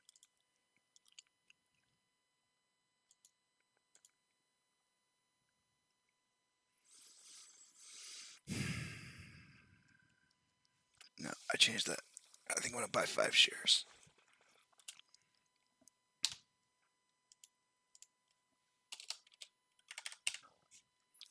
I don't see us dipping. I have a hard time seeing us dipping below 10% today from where we're at right now. Or actually not where we're at now, but 10% of that previous last push at 61.10 would be 54.99, and I just don't see us driving that low. 54.99 just seems impossible. I mean, I don't mind being wrong, and I will certainly love driving lower because I will buy more, but I don't know. That's kind of how I feel about it right now. You're muted, by the way. Yeah, no. Just want to make sure you know. Oh, doorbell. Be right back.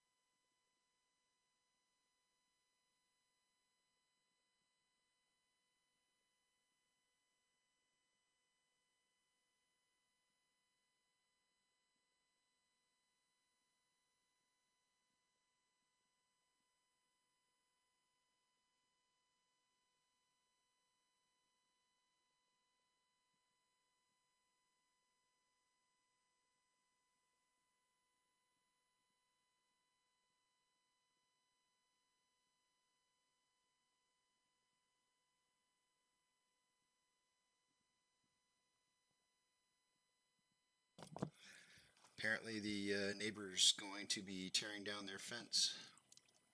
Ooh, I'm glad I got back in time. I didn't put in that order yet.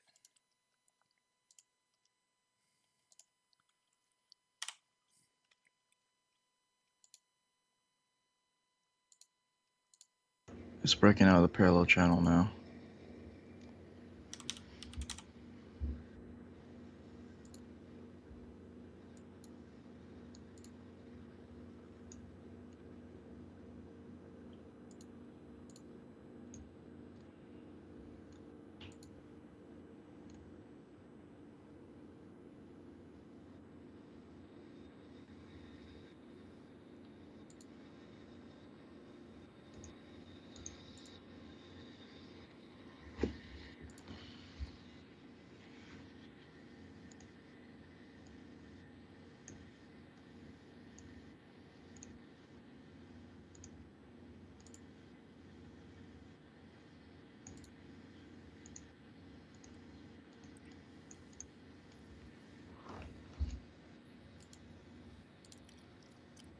Just to throw up some stats, we had we're at about 4.5 hours worth of streaming. We've had 17 playbacks, which I'm not exactly sure what that means exactly. I guess that means that people are rewinding in the feed at some point and deciding to watch video. But the average watch time is 39 minutes and 54 seconds, which I think is actually amazing. Thank you to anybody who happens That's to see awesome. this. Thank you for watching. It's awesome. So we're testing the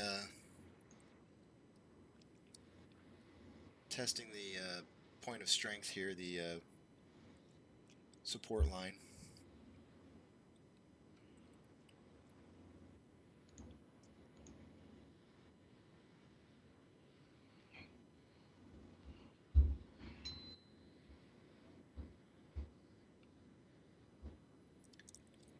So you were saying a parallel channel? Yeah, it broke out already. It should be on the descent. Yeah.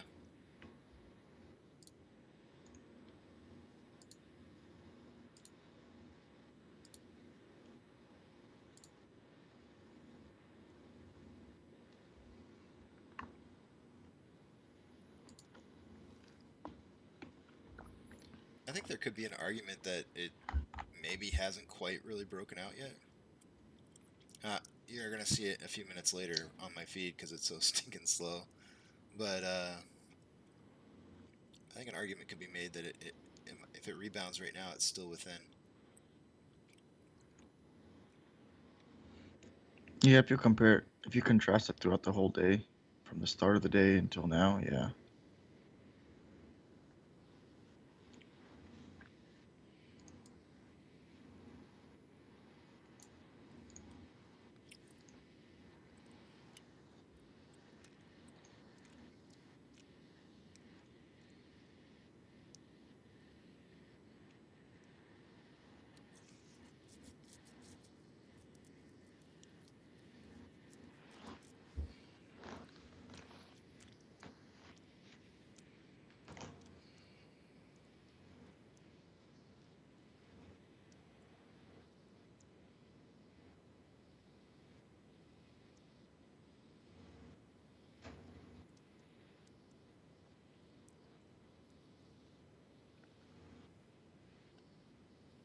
Yeah, if you're ready for bed, man, go take a nap. I want to at least finish my coffee.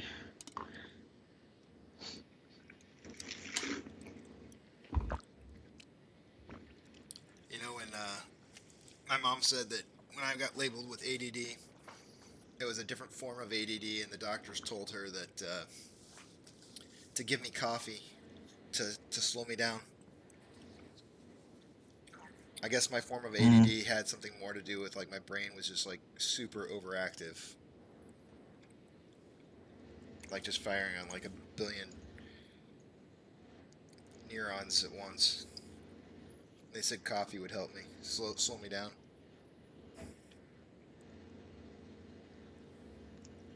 Does it? It actually does.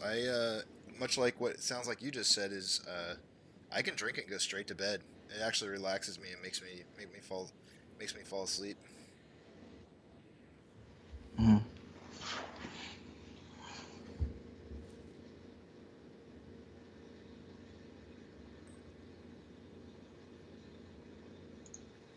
Caffeine's kind of a weird thing. Although I have to say, like, that's not the case with me and like sodas.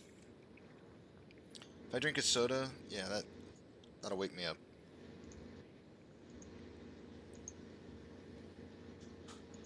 Maybe it's because of the sugars.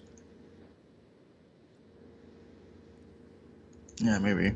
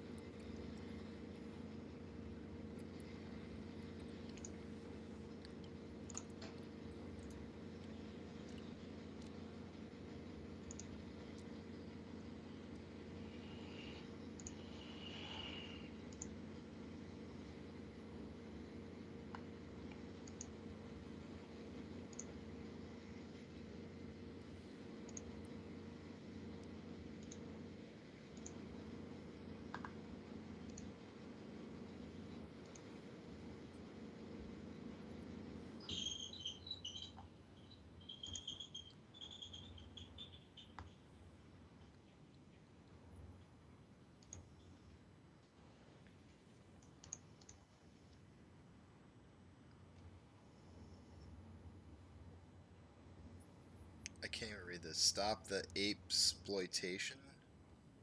What the hell does that mean? To anyone who is trying to exploit the ape movement and profit for themselves, stop. This goes to YouTubers, new agencies, and AMC management. The apes started this fight without any of you, and we will finish the fight without any of you. Written by Complex Commission 96.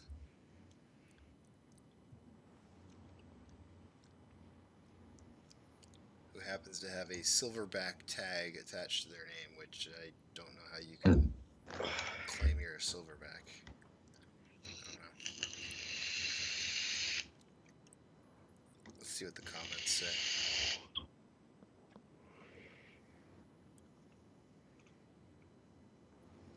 The number one comment. And while we're at it, this is a message to all murderers. Stop killing people. We've had enough. There, that will teach them.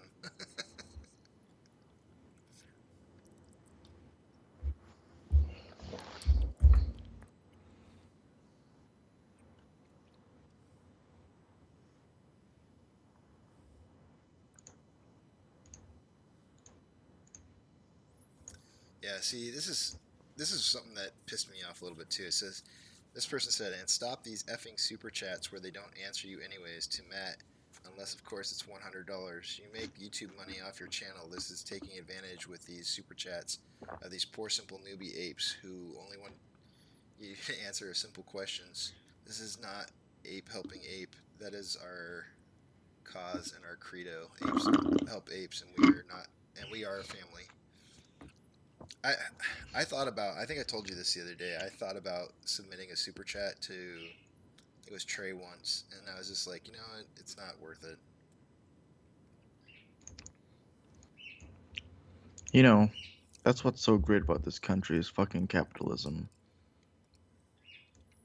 Yeah, If people want to fucking put money in a place that isn't their wallet, let them do it. this is There's true. all these people that are like mooks about it.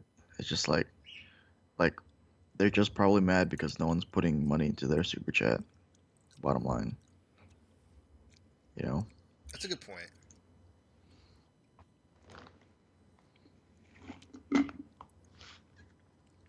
I mean, I certainly wouldn't be disappointed if people put money into our super chat for us, which I don't even know if I have it set up so that I can get them.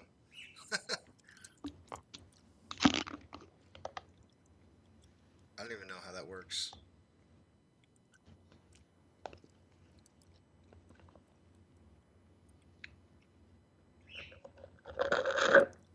Anyways.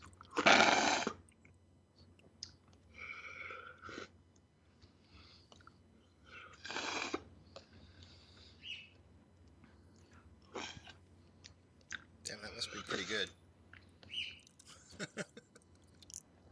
Super. Super slurpy.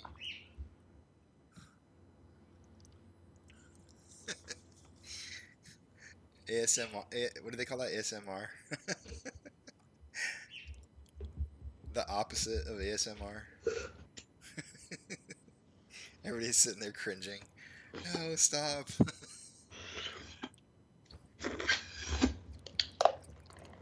Man, that was good.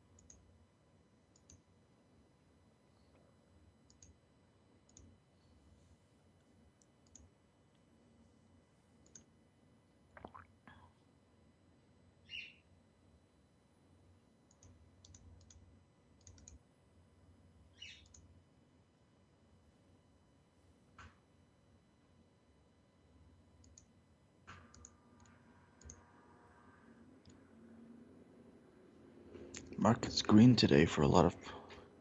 Hey, look, Peloton, 4% increase.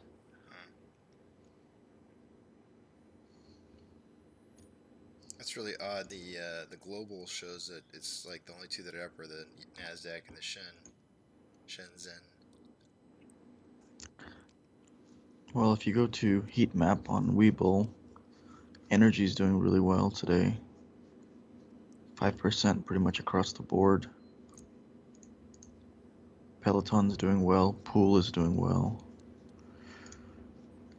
Cloud computer, security and surveillance, environmental services, e-commerce not doing good, oil and drilling not doing good, and gyms not doing good.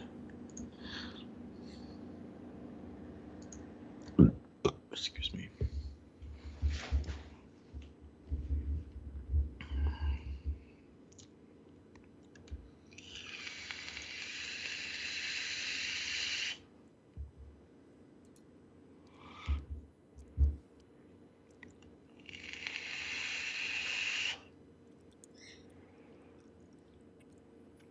Truly and honestly, John, I think you might be the only person I have ever met that vapes as much as you do.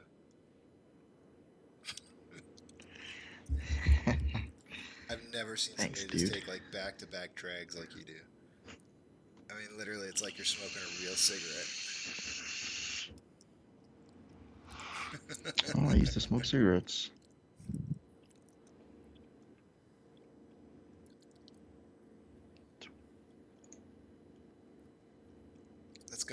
It's gotta worry you, man. It's gotta worry you that that shit's gonna like kill you. Maybe one day.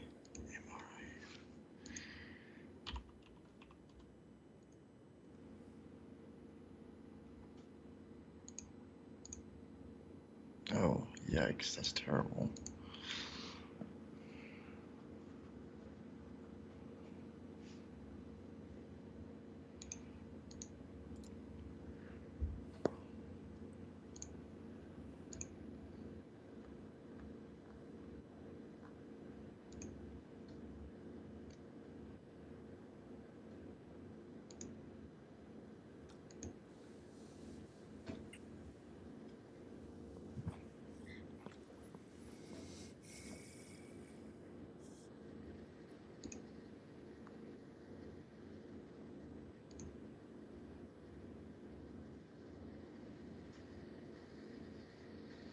Jeez, your stream is like so far behind right now.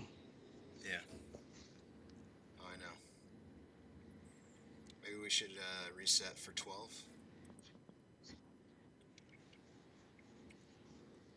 Yeah.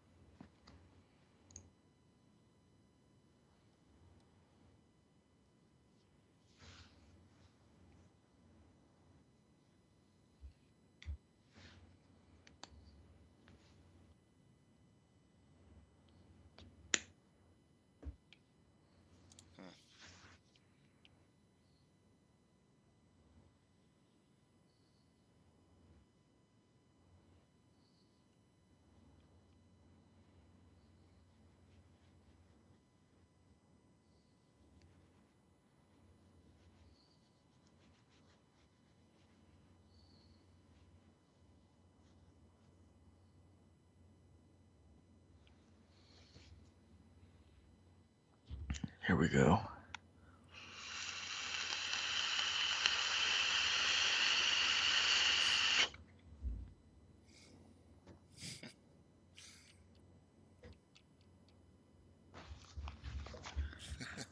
That was delicious.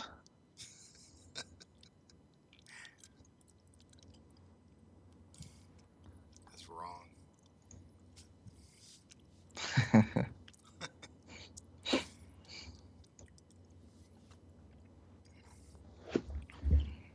Nice.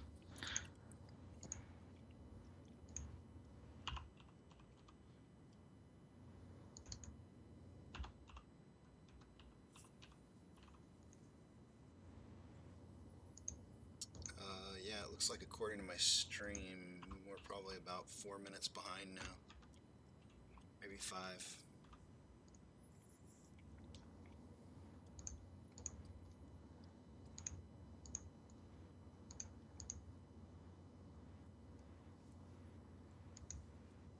I don't think there's much I can do on my end. Oh, you know what? Let's research it real quick now. How to improve latency.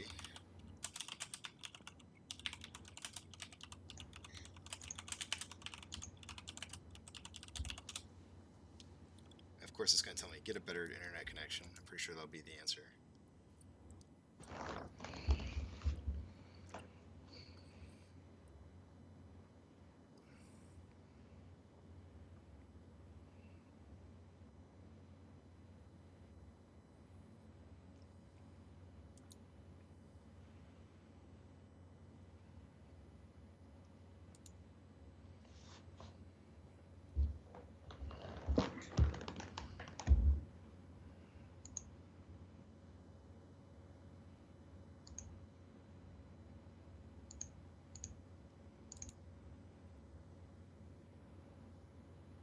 Alright, I'm looking up how to reduce lag while live streaming video.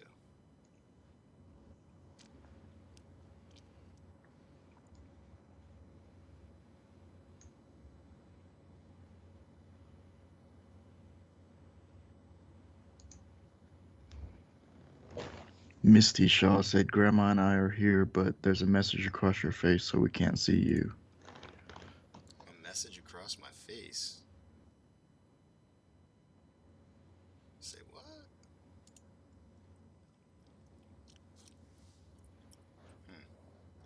It must be showing up. Maybe they're viewing from the phone.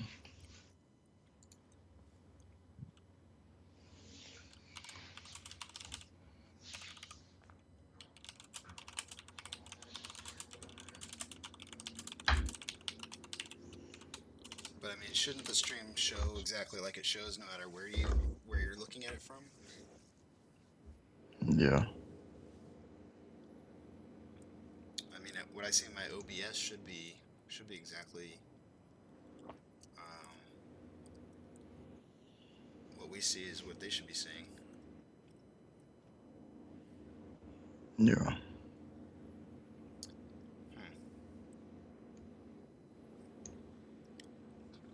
I guess I'm gonna have to pull up myself on YouTube and see what it looks like.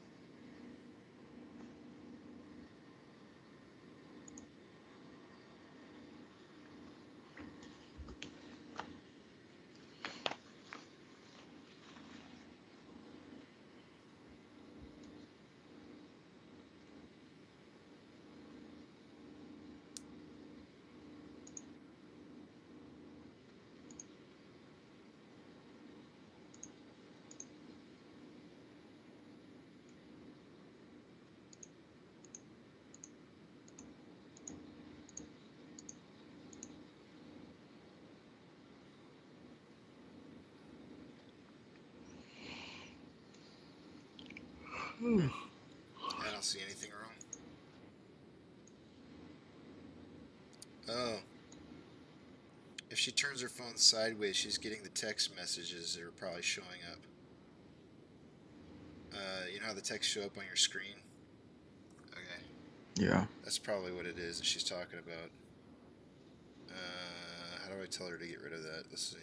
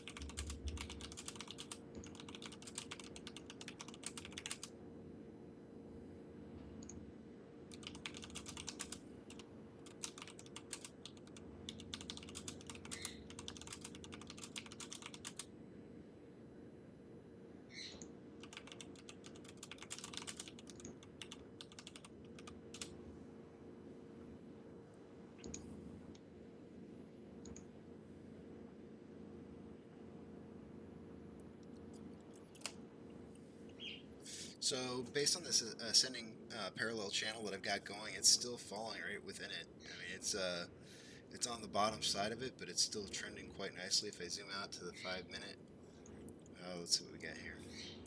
Yeah, it still looks like it's inside.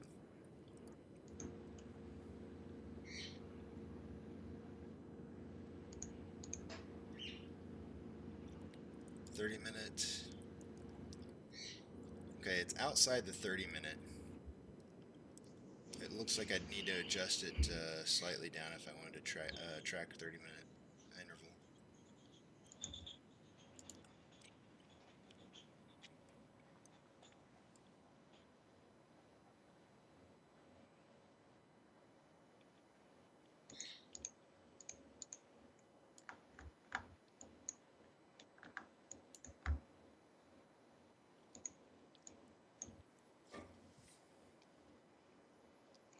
I think today's going to end at the point of resistance at $58. 58.61.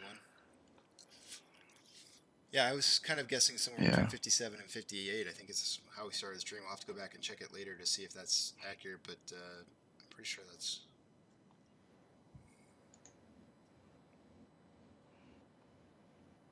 Volume is a little low for the first half of the day. I think I'm going to go to sleep now. I mean, it's almost a 10% increase, which is pretty fucking awesome. Let's just hope it keeps that momentum and we get up to at least 60 today, but I don't think that's gonna happen. Maybe at the end of the day, the last 5 minutes, but After hours. yeah, I don't know. Yeah.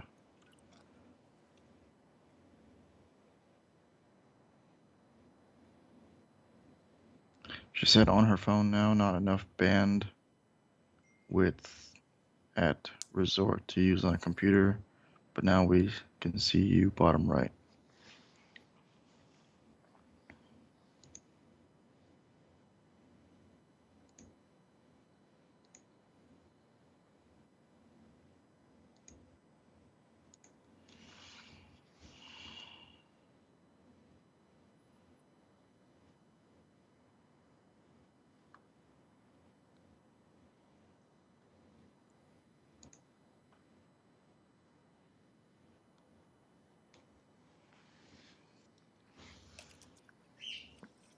Yeah, man. I see it hitting. I see it driving up to 60 and not pushing through. I agree. I mean, based on the parallel, ascending parallel that I've got going on right now, that would easily take us to the end of the day, and it would go above 60. But as we know, ascending upwards parallel means that it's going to break out going down. It's a bearish trend. Yeah. So once that might be the point of intersection. Once we hit 60 on that parallel, it'll probably push back down. That'll be the breakout. I mean, it might happen before, but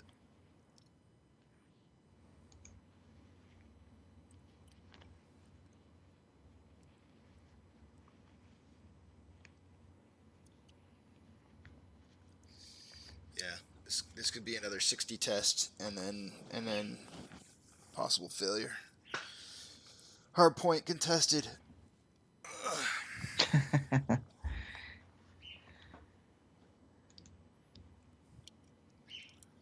Yeah, 60. Yeah, I'm just gonna go over some positions right now before I sleep.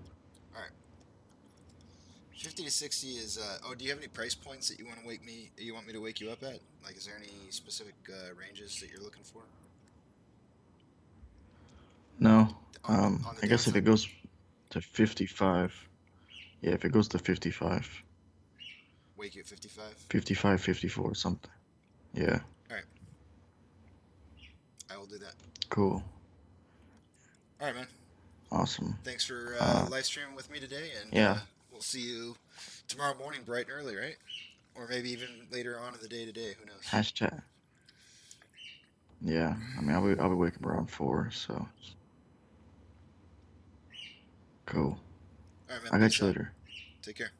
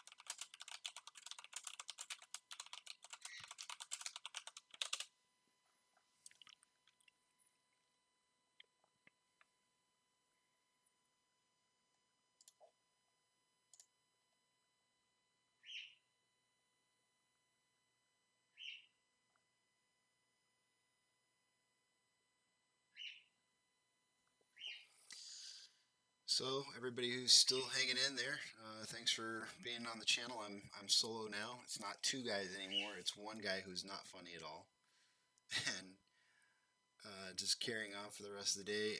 Our main goal is to just provide you guys with level 2 book orders so you can see what's going on there.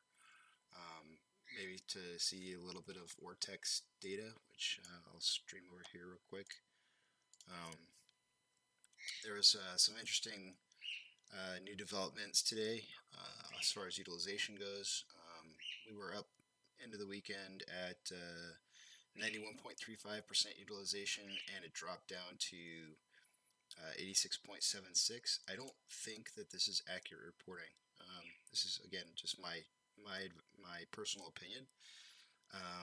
But one of the key factors that I've kind of been looking at as far as indicators goes is on loan average age by day.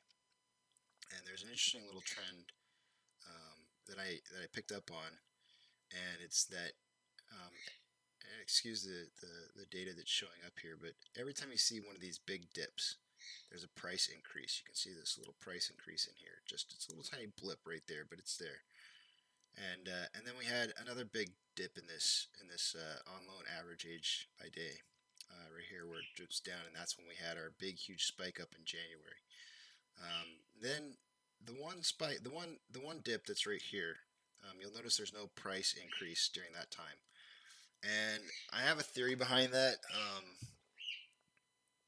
Maybe I should pull up. Yeah, I'm gonna pull up a page real quick and kind of give you guys like an idea as to why I think that is. Let me switch everything over here real quick.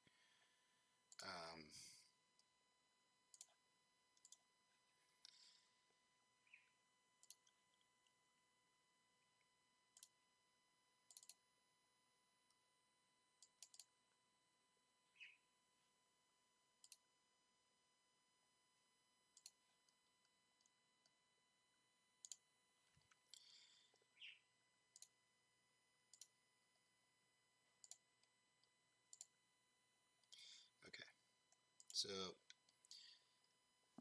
what I did here is I went through and essentially what I did is I took all these white lines that you see indicated on this are AMC shares that were sold to the market, increasing in total share count. So, as an example, I believe it was back in I don't have the actual dates pulled up right now in front of me, but in early January, AMC sold 114 million shares. Towards the end of January, they sold another 38. They sold 72 million shares. March, I forget what date was, but sometime in March. In April, they sold 120,000, which is really not that many. And then, as we all know, they sold 51.5 million shares on 2 different days, 50.5 on one and 1 million on the other, in June. And so that point that I was talking about just a minute ago on Vortex, let me pull it back up here.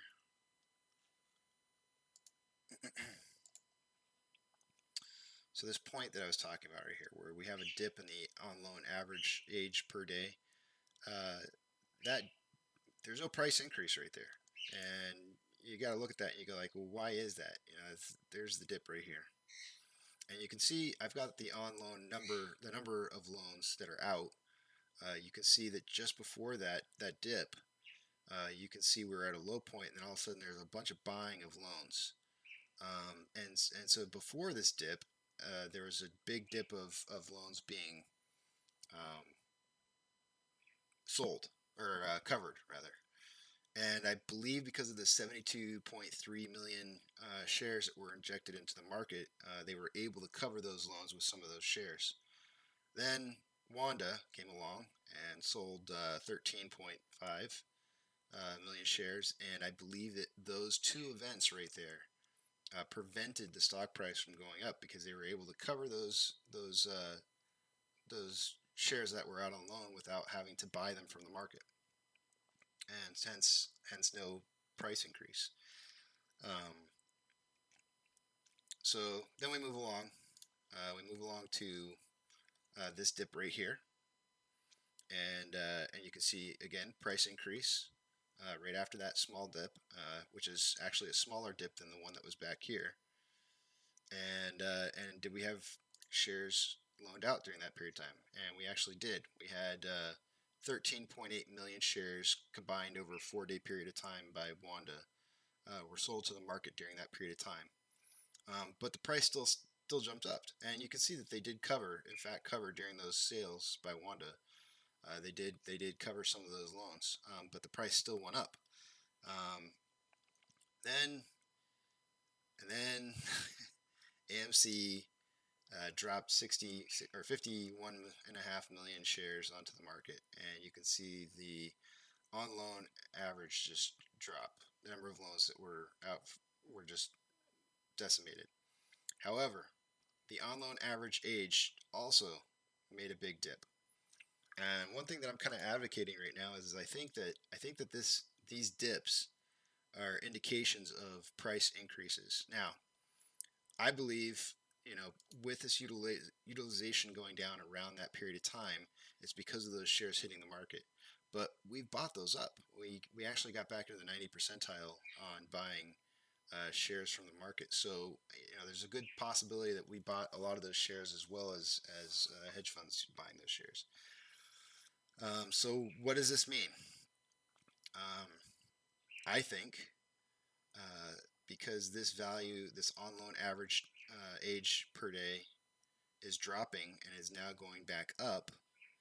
If we over Tuesday and Wednesday, if we continue to see this number go back up, and it is indeed a true dip with a recovery of that indicator, I think somewhere between 7 and 15 business days that we will see a massive increase. I mean, you can just take a look at this right here and use it, in contrast to this right here. It's a pretty decent amount of a share covering, where they're buying shares to cover loans that they have outstanding.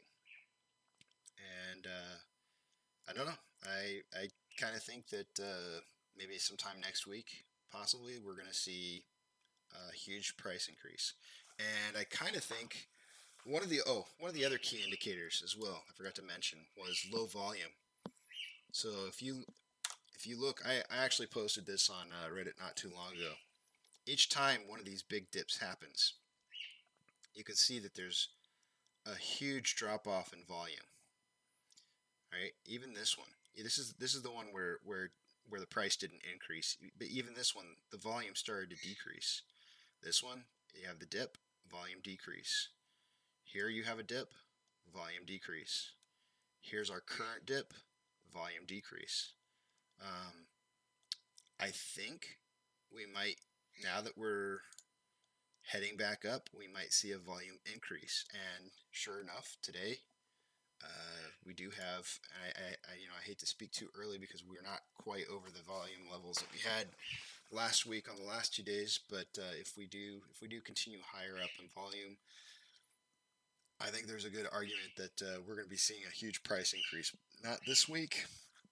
I think this week would probably be more consolidation in the just under 60 range. And next week, and I know how much everybody hates putting dates on these. I hate putting dates on these kind of things because I've been through so many of these dates, and it's been really discouraging to have dates pass by and nothing happen. But if I'm right about this indicator, we'll see what happens. I think it's very plausible that we could hit into the $90 to $100 range once. If that indicator is correct, once next week hits, we'll see $90 to $100 per share.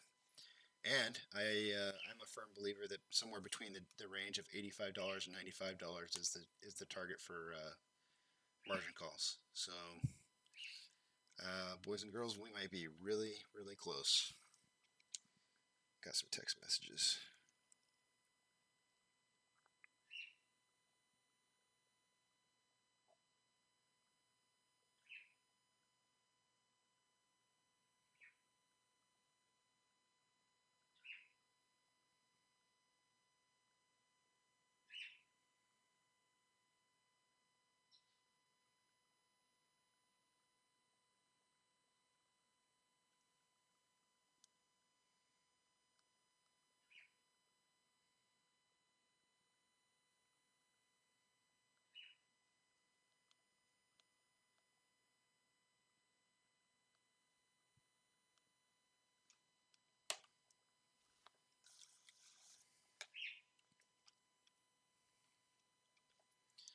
yeah, so that's my DD. I'm no Matt Kors or Trey Collins, I believe is his last name. But that's my little offering to everybody that I haven't seen anywhere else before. I'm gonna post this on Reddit. I kind of worked on this a little bit. I think it was last night, trying to put this um, together to show people where Wanda sold shares to the market, where AMC sold shares to the market. Wanda's shares to the market are a little bit different because they don't increase the overall share count. Only the AMCs did. Um, so there was that differentiation between them. Also, I wanted to note too that when I put combined here, there was like 2 days in this particular instance where they had back-to-back sales. The total sales on shares was 13.59. I just put combined because it was too cluttered to put two different values on each day. And same goes for this one right here where it's 13.8 million. I probably could have combined these two as well, but I didn't. But yeah, a lot of people have been asking questions, or there's been questions everywhere about whether or not um, AMC getting these 25 million shares that they're asking for from the shareholders is whether or not it's going to affect us or not. And I think this clearly demonstrates that share dilution allows the hedge funds to cover loans. Whether or not that's terrible or not, I mean, I definitely would agree with people that it causes them to dig a deeper hole. But I would also agree that that means that we have to buy those shares eventually. At some point, we have to buy the shares. And I don't even know if they can make multiple shares with synthetic shares out of those shares that are injected into the market. Like, let's say, for example, you injected 1 million shares into the market, and then they somehow can magically turn that into 4 million shares that they sell. I don't know if it works like that or not, but I would say that it definitely shows that when there's shares injected into the market, the loans are covered. Here's some shares that go in right here, and the loans go up higher and higher. This is also, I believe, a time frame. Let's see, March. I think in March they were expecting that 500 million shares were going to be hitting, that the voters were going to vote for them because Adam Aaron had asked for them, and that didn't end up happening. They got taken off, and that could have been part of the reason why the loan purchases kept on going higher and higher and higher. Maybe they felt like they were going to be able to cover with 500 million shares, which, I mean, if Adam Aaron planned that, amazing. That's great. I don't know if he could have planned that exactly, but um, it doesn't really matter one way or the other. Even if we have 25 million shares loaned out, or sorry, even if voters approve the 25 million shares to be created and they are lent out this year, next year, doesn't matter when. I don't think it hurts our position because we will end up just buying them, and it's still a done deal one way or the other. I don't, however, there is one particular thing that I hadn't really kind of noticed before. I've been kind of hesitant to talk about. Um, I do see a catalyst in the opposite direction for AMC that could hurt us. Um, I'm really not wanting to talk about it quite yet because I think it's throwing FUD out there that doesn't need to be thrown out there because it's non-existent at this point. It's just kind of a what could happen in the future, and it's something that we all know could happen. Um, but I think we look really strong. I think really, really strong. I don't see us doing very poorly at all. Um, I don't know. The last 2 months has been an amazing ride, and it's just been fun to see everything as it's happened. Um, Today was almost. I mean, I felt like today was going to be a green day. I felt like this whole week was going to be a green day, especially with that indicator dropping lower. To me, it feels like they're going to be uh, buying shares in order to cover loans. Um, I think we're in a good position. I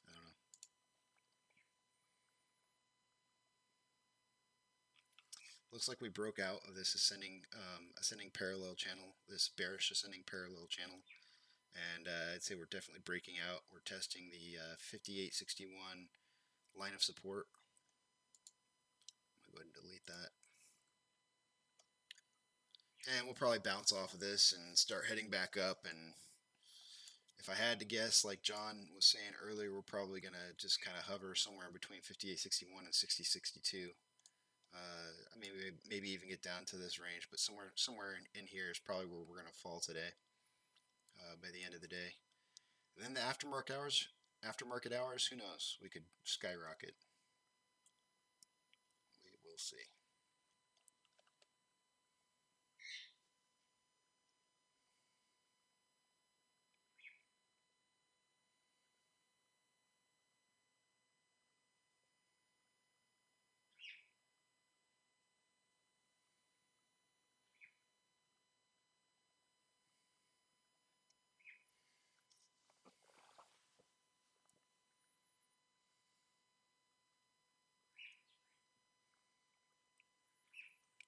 Let's see how the old Dogecoin is doing over here real quick, just to see.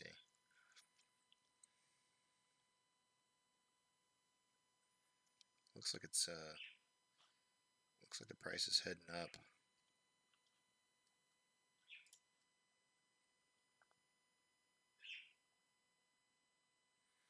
I really feel like Dogecoin's a pump and dump. As an investor,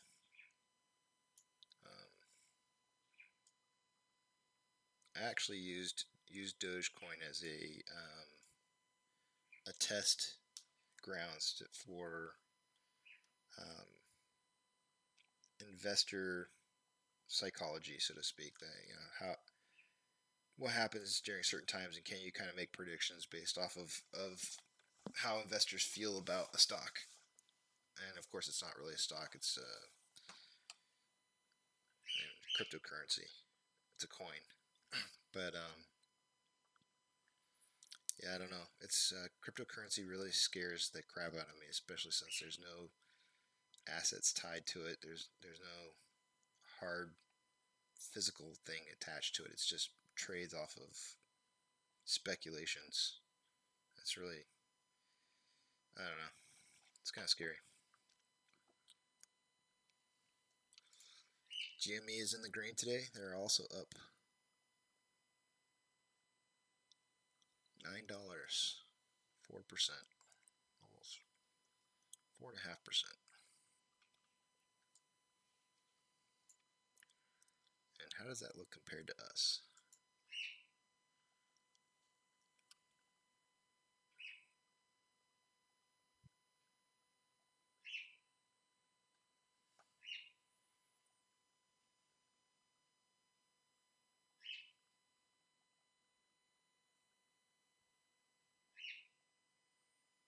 I apologize, I have the world's worst connectivity.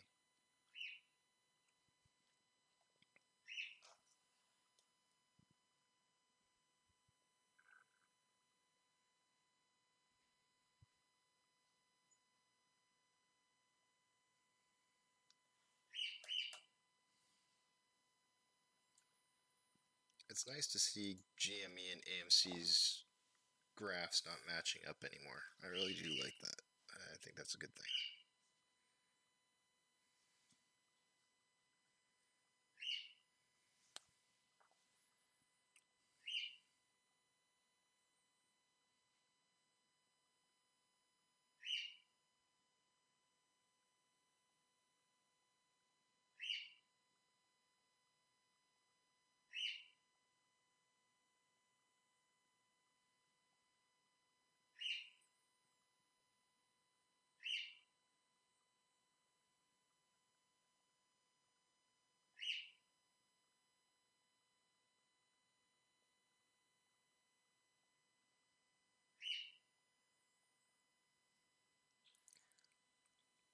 We've been trading almost the entire opening of the market above the VWAP, which is impressive.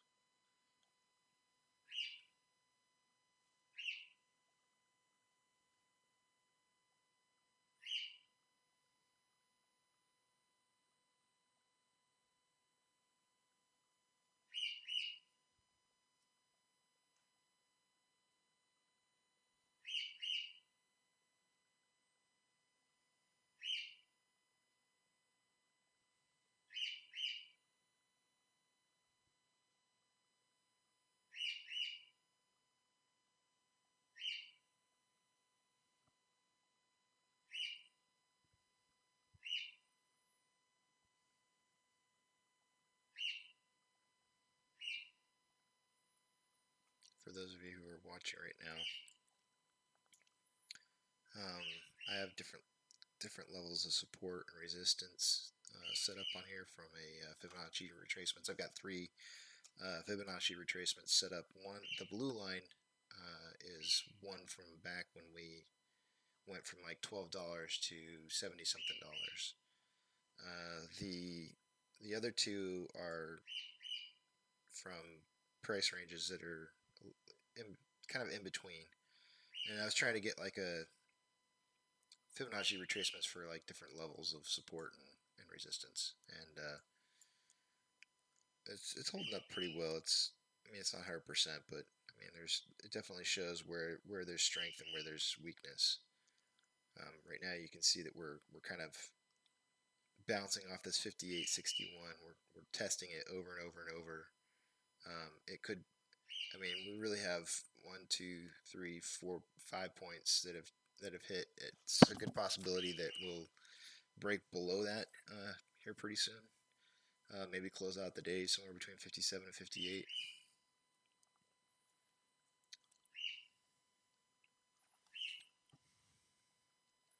Let's see if I can.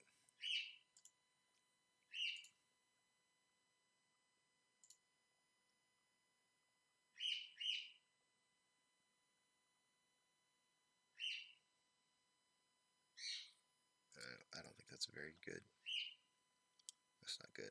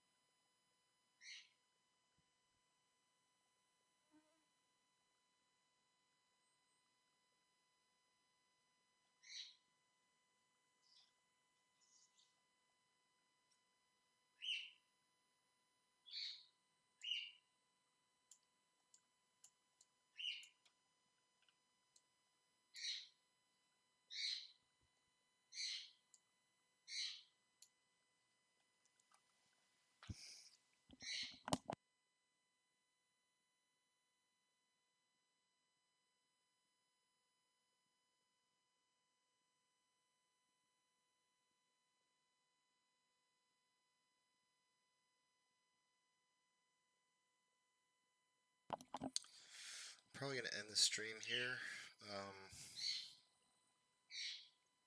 I've got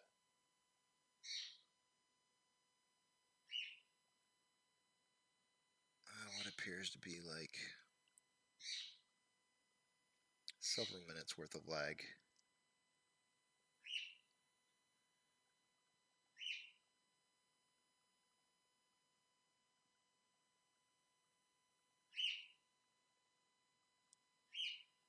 Maybe 8 minutes worth of lag, which is pretty heavy.